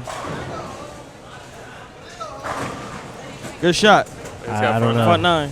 Front 9. While you're down there, how's Derek and Joe Nolan doing? Who? The same pair. Bees. The Bees. Nolan just opened in the 9th. Nolan open. The left B can bowl 239. That's Derek Madsen. The right B can bowl That's 224. 11. That's Joe Nolan. Tony Lambert, front 11. They were already in very nice shape, right? Hey, hold on. They're I don't involved. interview people that don't shoot 300. Make it worth my while to be down here, please. Did he just say that to No him? pressure. Did he just say that to him? You want me to interview you bowling 170? Wow. We have a severe. Folks, I got to tell you, there's no place else you're going to get something like that than InsideBowling.com. That's for Only on InsideBowling.com. But let's see. Here we go. Pounds it. Tony Lambert, Pounds 300. it. Here Come on comes with the the interview. interview. Pounds it. Come on with the interview. With the interview. Turn around, George. You'll be on camera. Wow. To the left. So you just shot 300. I did. Right here. Right here. Yeah, right there. There you go. A little more. A little bit more. You're There good. you Right go. there. There you're good. There you go. 4.7. Hey, excuse me. You didn't shoot 300. Get out the camera. Tony Lambert, you're on RMG TV. This ain't inside. This is inside bowling, but it's RMG TV. Now I'm nervous. So you shot 300. One game. How many 300s do you have? One so far today. Don't be a butthole. no idea. I'll almost say it. I have no idea. When you throw that many, you don't. I have no idea. Not as many as you. Hi, Derek Roseberry. Cheers. I have one more than Mike Wolf. So what did that put you guys at as a team? Just one more than Wolf. You have to ask him. He knows. I said as a team. Oh, a team? What did we shoot? 503. We're 700, 720, 30, something like that. Oh, as long as you guys didn't beat me and Pepe, that's good bowling. 708, George. Hey, guys, real Good bowling, quick. man. We need to get the chat moving here. We have 295 viewers. We need to start picking a song So where do I need to go now? for, well, Back to 18, George. We need to start pick a song for McNiel, who did beat Mike Flanagan in the dance-off contest. So chat room, let's start picking songs here. Shout out to my man Tony Lambert for shooting 300. Good bowling, man. Good bowling. You know I love you, Derek Roseberry. I said that on air.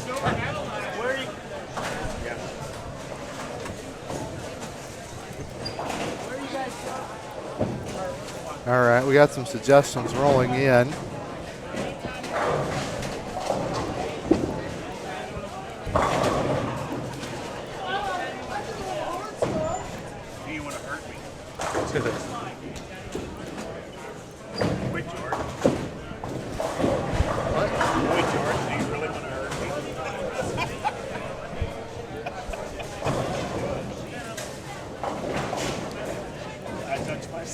Wrecking ball. You guys are funny. I got to say that.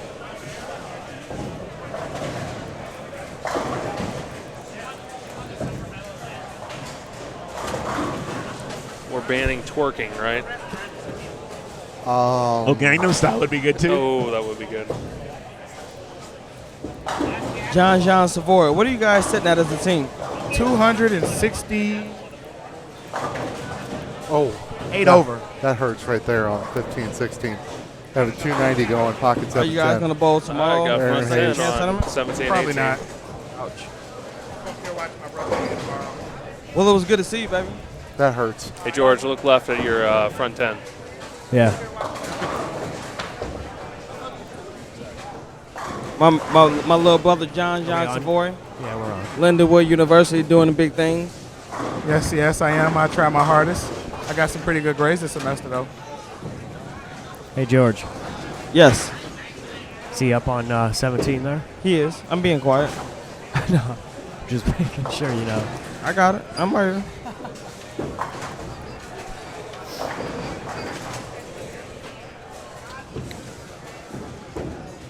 Oh, a little bit Through the slow nose off on his lane hand. 17. Wow. Well, I guess I can migrate to somewhere else. You put me in? Let me go check on Az and Little. Hey, did we get this other guy a present?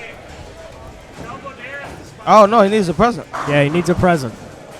Gotta have a present. Where do you I go? just realized something. I said a while ago we were doing good on time. Hey, I looked down at the clock on the wall and it says 11:35. I'm looking Oh, at this you looked at computer the here other and it one. says 10:35, but I just realized This one says Yeah. 9:35. this Yeah. is Flanagan's Yeah. Right. Utah computer that I'm looking at, and now So, I understand. So I'm down here on 7 and 8 with Mike Flanagan right now. I can't believe it. What are you gonna do on Flanagan the shot? faked me out and made me think it was an hour earlier than what it Hopefully really is. strike. It's a That's silly not computer. good. I want to hear I'm gonna strike. So do we have a song out here? Got some good suggestions. My ding-a-ling. I like that one. Mike didn't. Bowler's strike. delight. The 1-2. Have you been drinking? That was terrible. He will be. What happened on that shot? I missed it a little. The line hooks the time. I missed it a little. All right, George. I'm seeing two 7 counts down there in the 10th for McNiel and Hess. Any? Let me go check on them. Can't really see. I'm good.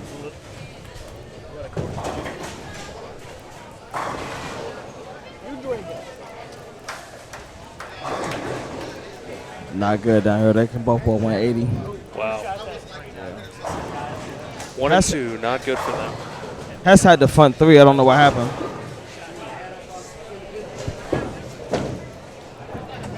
Now let's see. Matson and Nolan had plus. I'll tell you 40. what. Tim Mack is a true champion. Tim Mack, how do you feel right now? I made it. I'm happy I'm over. Thanks, guys. Thanks for letting me come on today.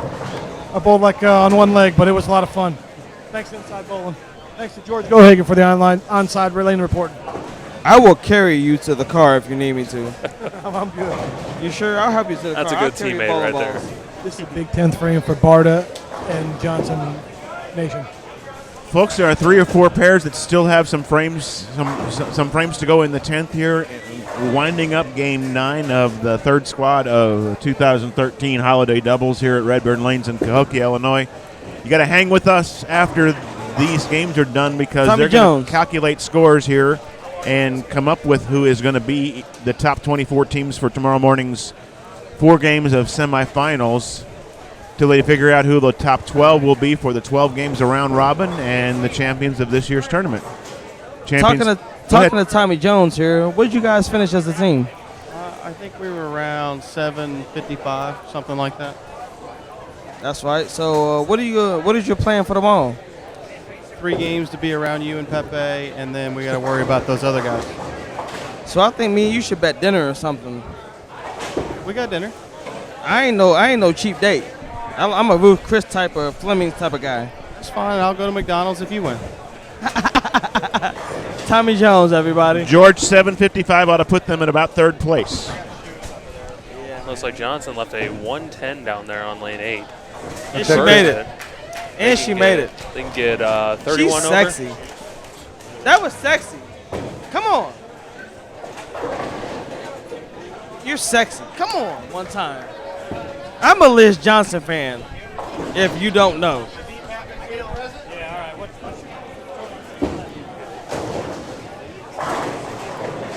Yeah, Adam Barter. I get to pick one? Oh, it's dead. It's dead. All right, we got Tony here. We got Tony. Let's step up over here. We're going to step up right on here. We're going to look up into this camera here. Tony, my man, shot 300. Right now we got 275 viewers watching you open this right now. Let's see what you get. What do you got there? What we got here? Armrest organizer. How about that? How about that? Hey, I thought that's maybe. what I used you for, Derek. Armrest organizer. Oh, there you go. You got to use that on the Super Bowl, I'm sure. I'm gonna use that for sure.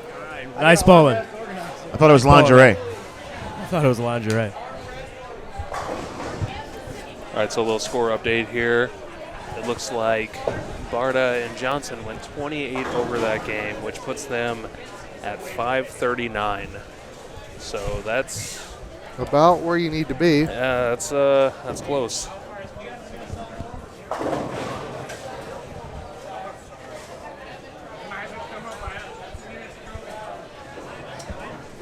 I stole the mouse from you. I'm sorry. It's all good. At least they gave you the right one back. And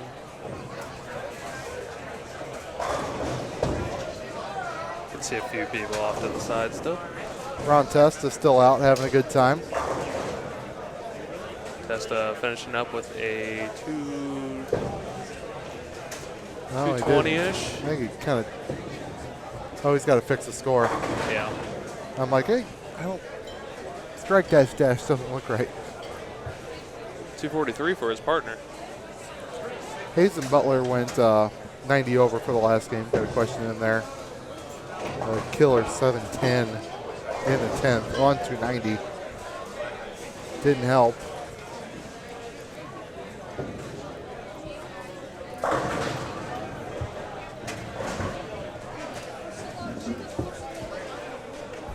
So what do we got going on, guys? We got Barta and Johnson at 539, kind of, I don't know, pushing it there.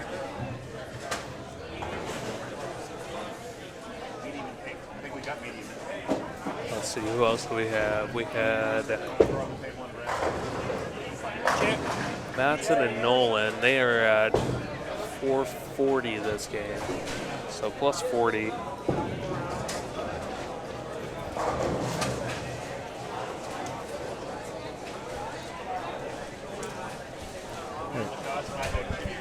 Don't switch it to the booth cam until we get all this crap cleaned up. Let's see here.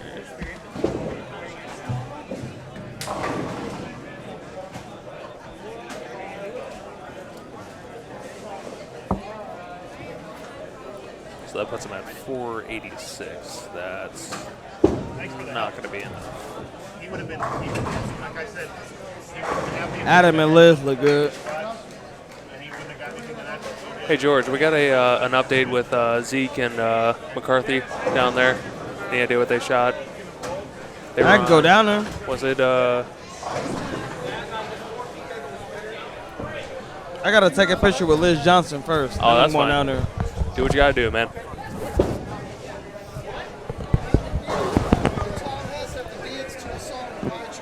Yeah, they were on. They were B on 5 and 6, George. Oh, actually, I pull that up here. Hey, Adam. Looks like they had. We got some suggestions for you. What is it? Well, you gotta pick one. Were they B or A, Brett?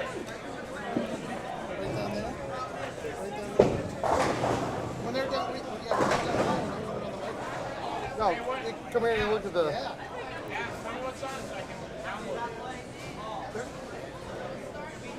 All right. Let's see. A on 5 and 6 had 245 and 217, so that would be from the fans. 462. We've got What Does the Fox Say? Call Me Maybe, Sexy Back. Do You Want to Hurt Me? Wrecking Ball. I'm Too Sexy for My Brunswick. I touched my. That's the next one. We are the champions. Probably the wrong one. How about a faster song? Can't touch us. Not bad. Gangnam Style. Ice Ice Baby. MC Hammer. Ice Ice Baby. My Ding-a-Ling by Chuck Berry. Fred Said Fred. Waterfalls. No. My Ding-a-Ling's too slow. Dennis, are we going to make it at 5:39? I'm thinking it's going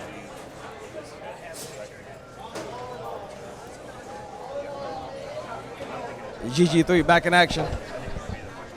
All right, last call for suggestions for Adam Barta to pick for the song. They have Adam and Liz have defeated Tom and Matt. It looks like McCarthy and Bate ended up at 5. Adam Barta, are you guys going to make the cut? God, I hope so. So what did you guys finish? This is fun going back and forth. I like going back and forth. I like seeing that in front of your mouth. What did you guys finish, man? 539. Is that going to make it? Do you think so? I think we're in by a couple pins, absolutely. Well, as long as you guys don't catch me in Pepe. If we had a couple, like 4 extra games, we'd have a chance. I tell you what, we got $1 a game bet tomorrow. No, we don't. Hey George, let them know that I have so many of yours bets on. that Bate and McCarthy finished 10 pins higher than him. So it's close. It's real close. You don't need to let me know. All you need to do is make sure you're there to sign up by 9 a.m.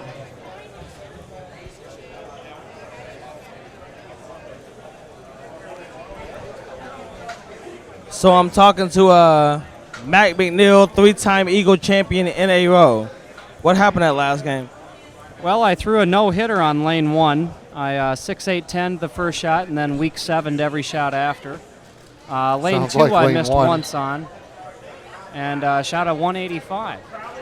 One hole and no doubles equals 185. So it was a extremely trying pair. Mr. Hess did not fare very well either, and hence our score suffered. And our scores were pretty much indicative of how we bowled today, which was just not very good. So, Well, regardless of your bowling, it was very good to see you. 'Cause you're a wonderful bowler, and you won 3 Eagles in a row, which is unheard of. You shot 840 when I shot 540. That's pretty good. What do you think about that? well, it does make me feel a bit better, George, but you always want to come out and bowl well.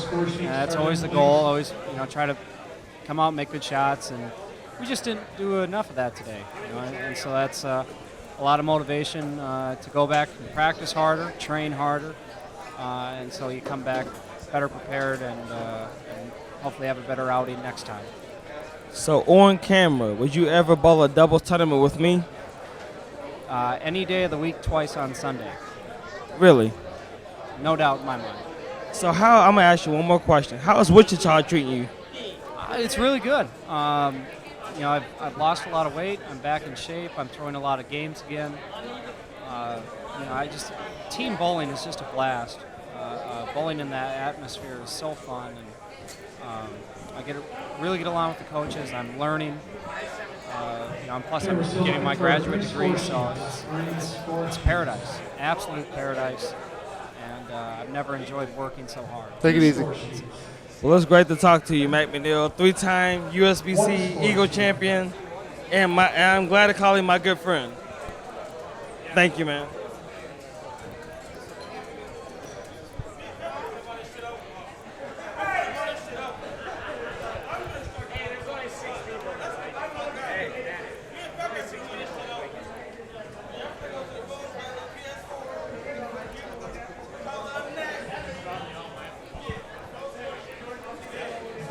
Okay, all score sheets counted. We'll have everything ready here in just about a couple minutes.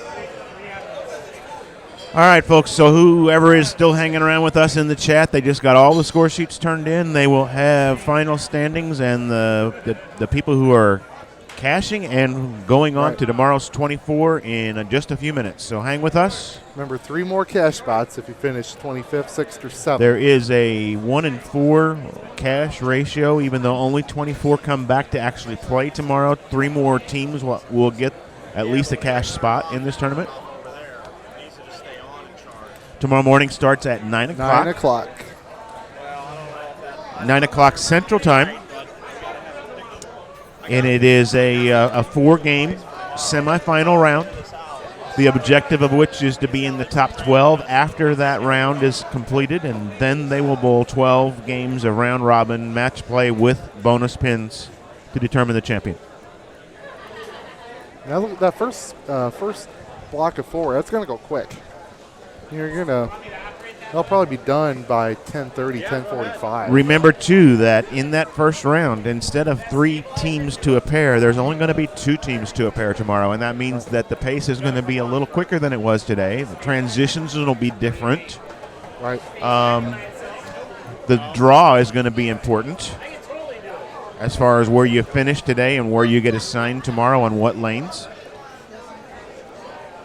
And remember, too, that if you look at the standings before this game, just before this game, we're looking to be in the top 12. So top 12 was at 600 before this game. 24th was at 492. So we're going to have That's 100 pins. It's only 100 pins, and we're talking 4 more games of bowling in the morning.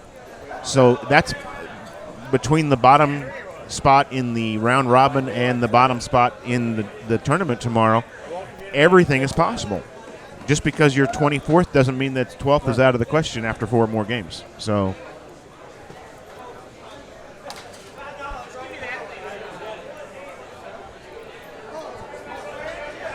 Racks on Racks in the chat is wanting to know what song was chosen. You know what? I don't know for sure if we have a definite on that yet. We do not.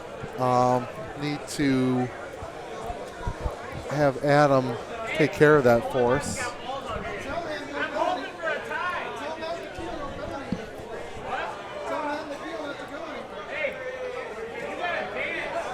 Okay, well, there's unofficially the cut top 24 is plus 537. Wow. 537. Barta and Johnson, they make it by 2 pins. That 110. 537. Carson and Billings 520. Corey Lacoste 504. 12th place. Ogaki and McHugh plus 642.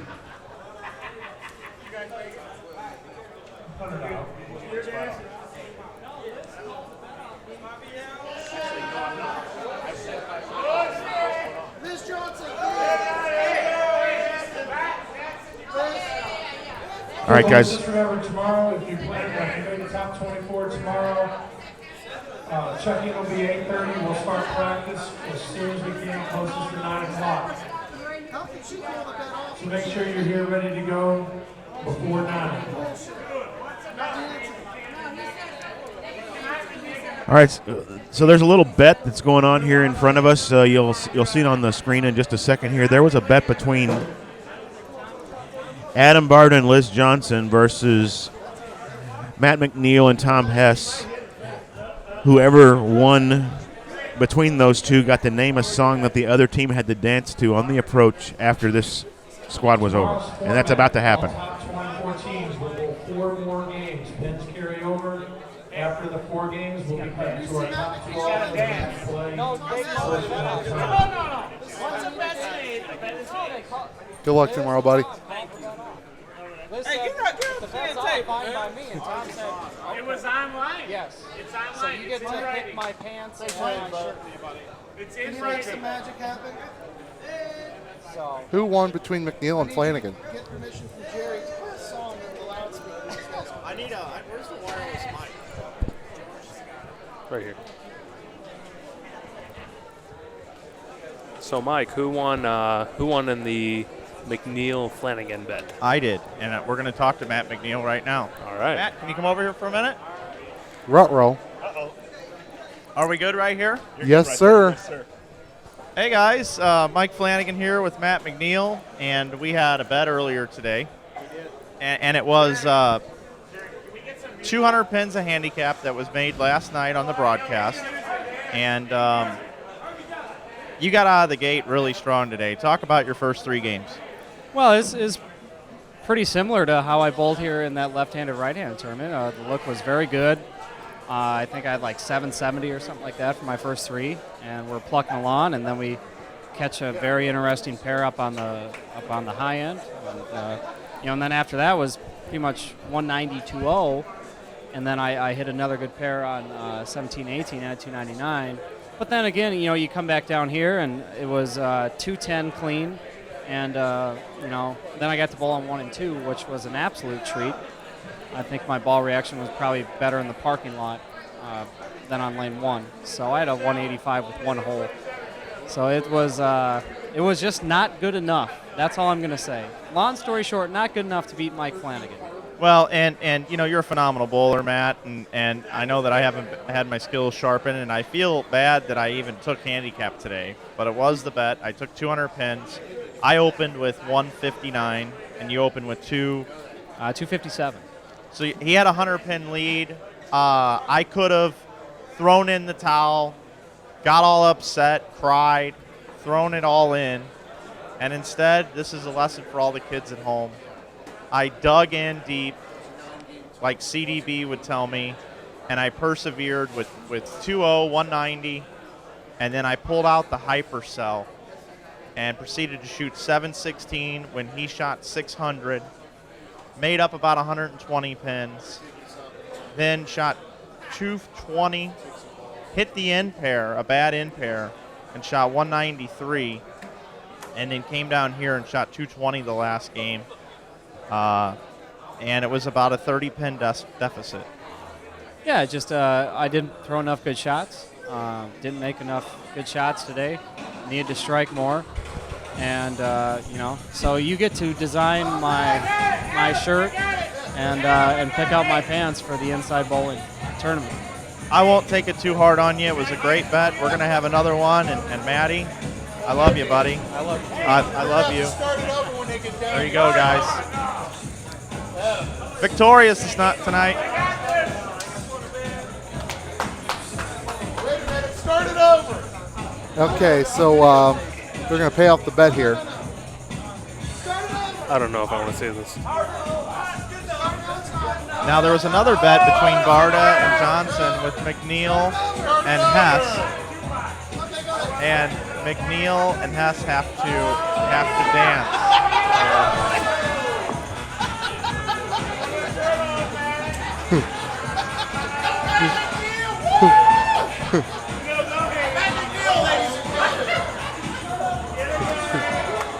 Somebody's paying off their bet.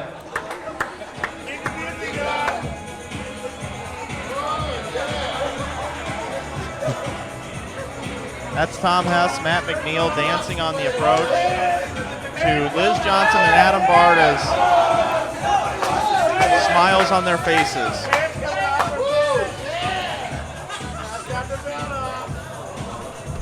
I'll bet Gordon Vatican's going to love to see a tape of this one. We are the MTV of live broadcasting. That's going to be a good one on YouTube. Yep. What'd you guys say? Next up, 15 and pregnant? Yep. That's what we said.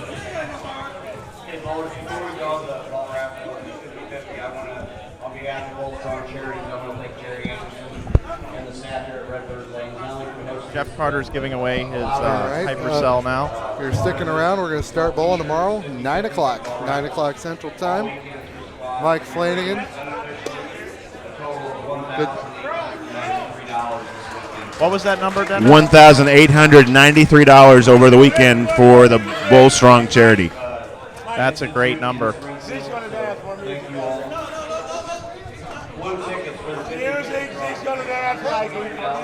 I got a couple. Number 685547. Oh, I got a chance.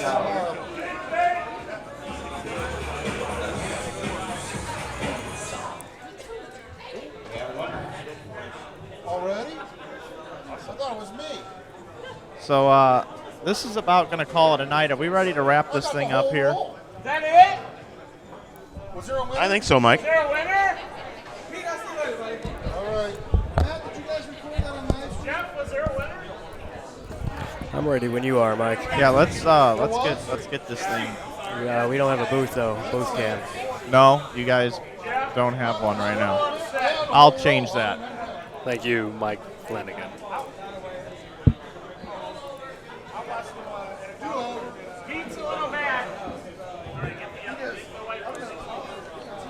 How many we got? Does anyone have Adam's 9-game total?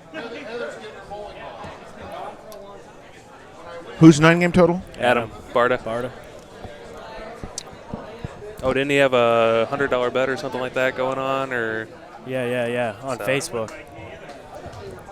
We'll have to find that out from the tournament office probably. I don't know that anybody was keeping track of the individual stuff here. So. Okay, also for the winner of the hypercell, I want to thank Storm and Roving for not only sponsoring this event. Jeff Carter's giving away a hypercell now. $630. The winner is Terry Beast won. Oh my God. Oh my God. Who? Terry Wright Jr. Oh my God. What is wrong with that? Beast. You know the guy that yells Beast all the time? No, I have no idea who None of you're you guys talking up here know who this is, but if anybody from South County is listening South to County. me. Yeah, you're lucky we're on the air. Knows who Terry Wright Jr. is, and he's up there yelling Beast and going crazy right now. All right, well, that's going to call it a day here from Cahokia. Another one? Redbird Lanes. I can't get the other one off. Guys, thanks for doing such a good job tonight on the broadcast while I bowled. Yeah. Have a good time, Mike? Yeah. You won your bet. I won my bet. Yeah. Any ideas for the shirt? No, haven't even thought about it. I'm not like Mr. McNiel 1 game in talking about what it's going to have on it. I That's like true. to actually win the bet first and then put thought into it. It's going to be good, though. It's probably a good thing you won because there was talk of pasties with a Storm logo on them. Oh, yeah. This is going to be very tasteful, but it's going to be very embarrassing. Okay. So it might just be a bunch of ceiling tiles on a shirt because he has to be dropped in through the ceiling as big as his head is. He can't walk through the doors. He has to be dropped off by a helicopter to get in and out of the bowling center, he and Tom Hess. Oh, boy. But tomorrow morning, what time do we come back? That's a good question. Oh, are 9 you o'clock. kidding me? We don't know. 9 o'clock. All right, so we'll be on the air about 8:45. And who's coming back tomorrow with me to broadcast? Matt? That's it? Really? You want me? You can come tomorrow, If you want Dennis. me, I'll I'd come love to Katie. have you, buddy. I'll come back up. Katie. Katie will be Katie's here gonna be here. updating Katie. scores. Katie was doing scores Lee all is day, MIA. getting them on the internet. No problem. All right. Well, I love you guys, and unless anybody has anything else to say, we're gonna call it a night here from Cahokia, Illinois, Holiday Doubles 2013. Thank you, Storm, for sponsoring the event. Chick Fritz distributing. Dennis. No, I'm good. We did a good job tonight, guys. Well, I think we just got to thank everybody for the support that they showed to Jeff Carter and Yeah. all the. Yeah. I mean, that's amazing. $1,800. That's awesome. great. That's awesome. And honestly, all he did, he came in last night and sold during the squad last night, and we had the booth running for the first squad today, and then he bowled tonight. Yeah. All we really did tonight was 50-50 and a ball raffle, Yeah. and that's it. Yeah. So the rest of it was all earlier. So Yeah. it's great. Special thanks to Brian Burkhart and all the work he does, and Lee Boudouris, who will be joining us tomorrow. Lee has gone home for the night. Lee has gone home for the night. Lee has gone home for the night. Lee leaves early on us and Yes. doesn't stay till the end ever. Yeah. So tomorrow Lee will be bright and early, fresh for Yes. like all of us. fresh. So Lee Boudouris will. Looks a He lot has like gone Lee, home but for the it's not night. Lee. So It's Lee's twin. let's call it a night, boys. All right. All right. Good All right. night. See you tomorrow. Good night, everybody.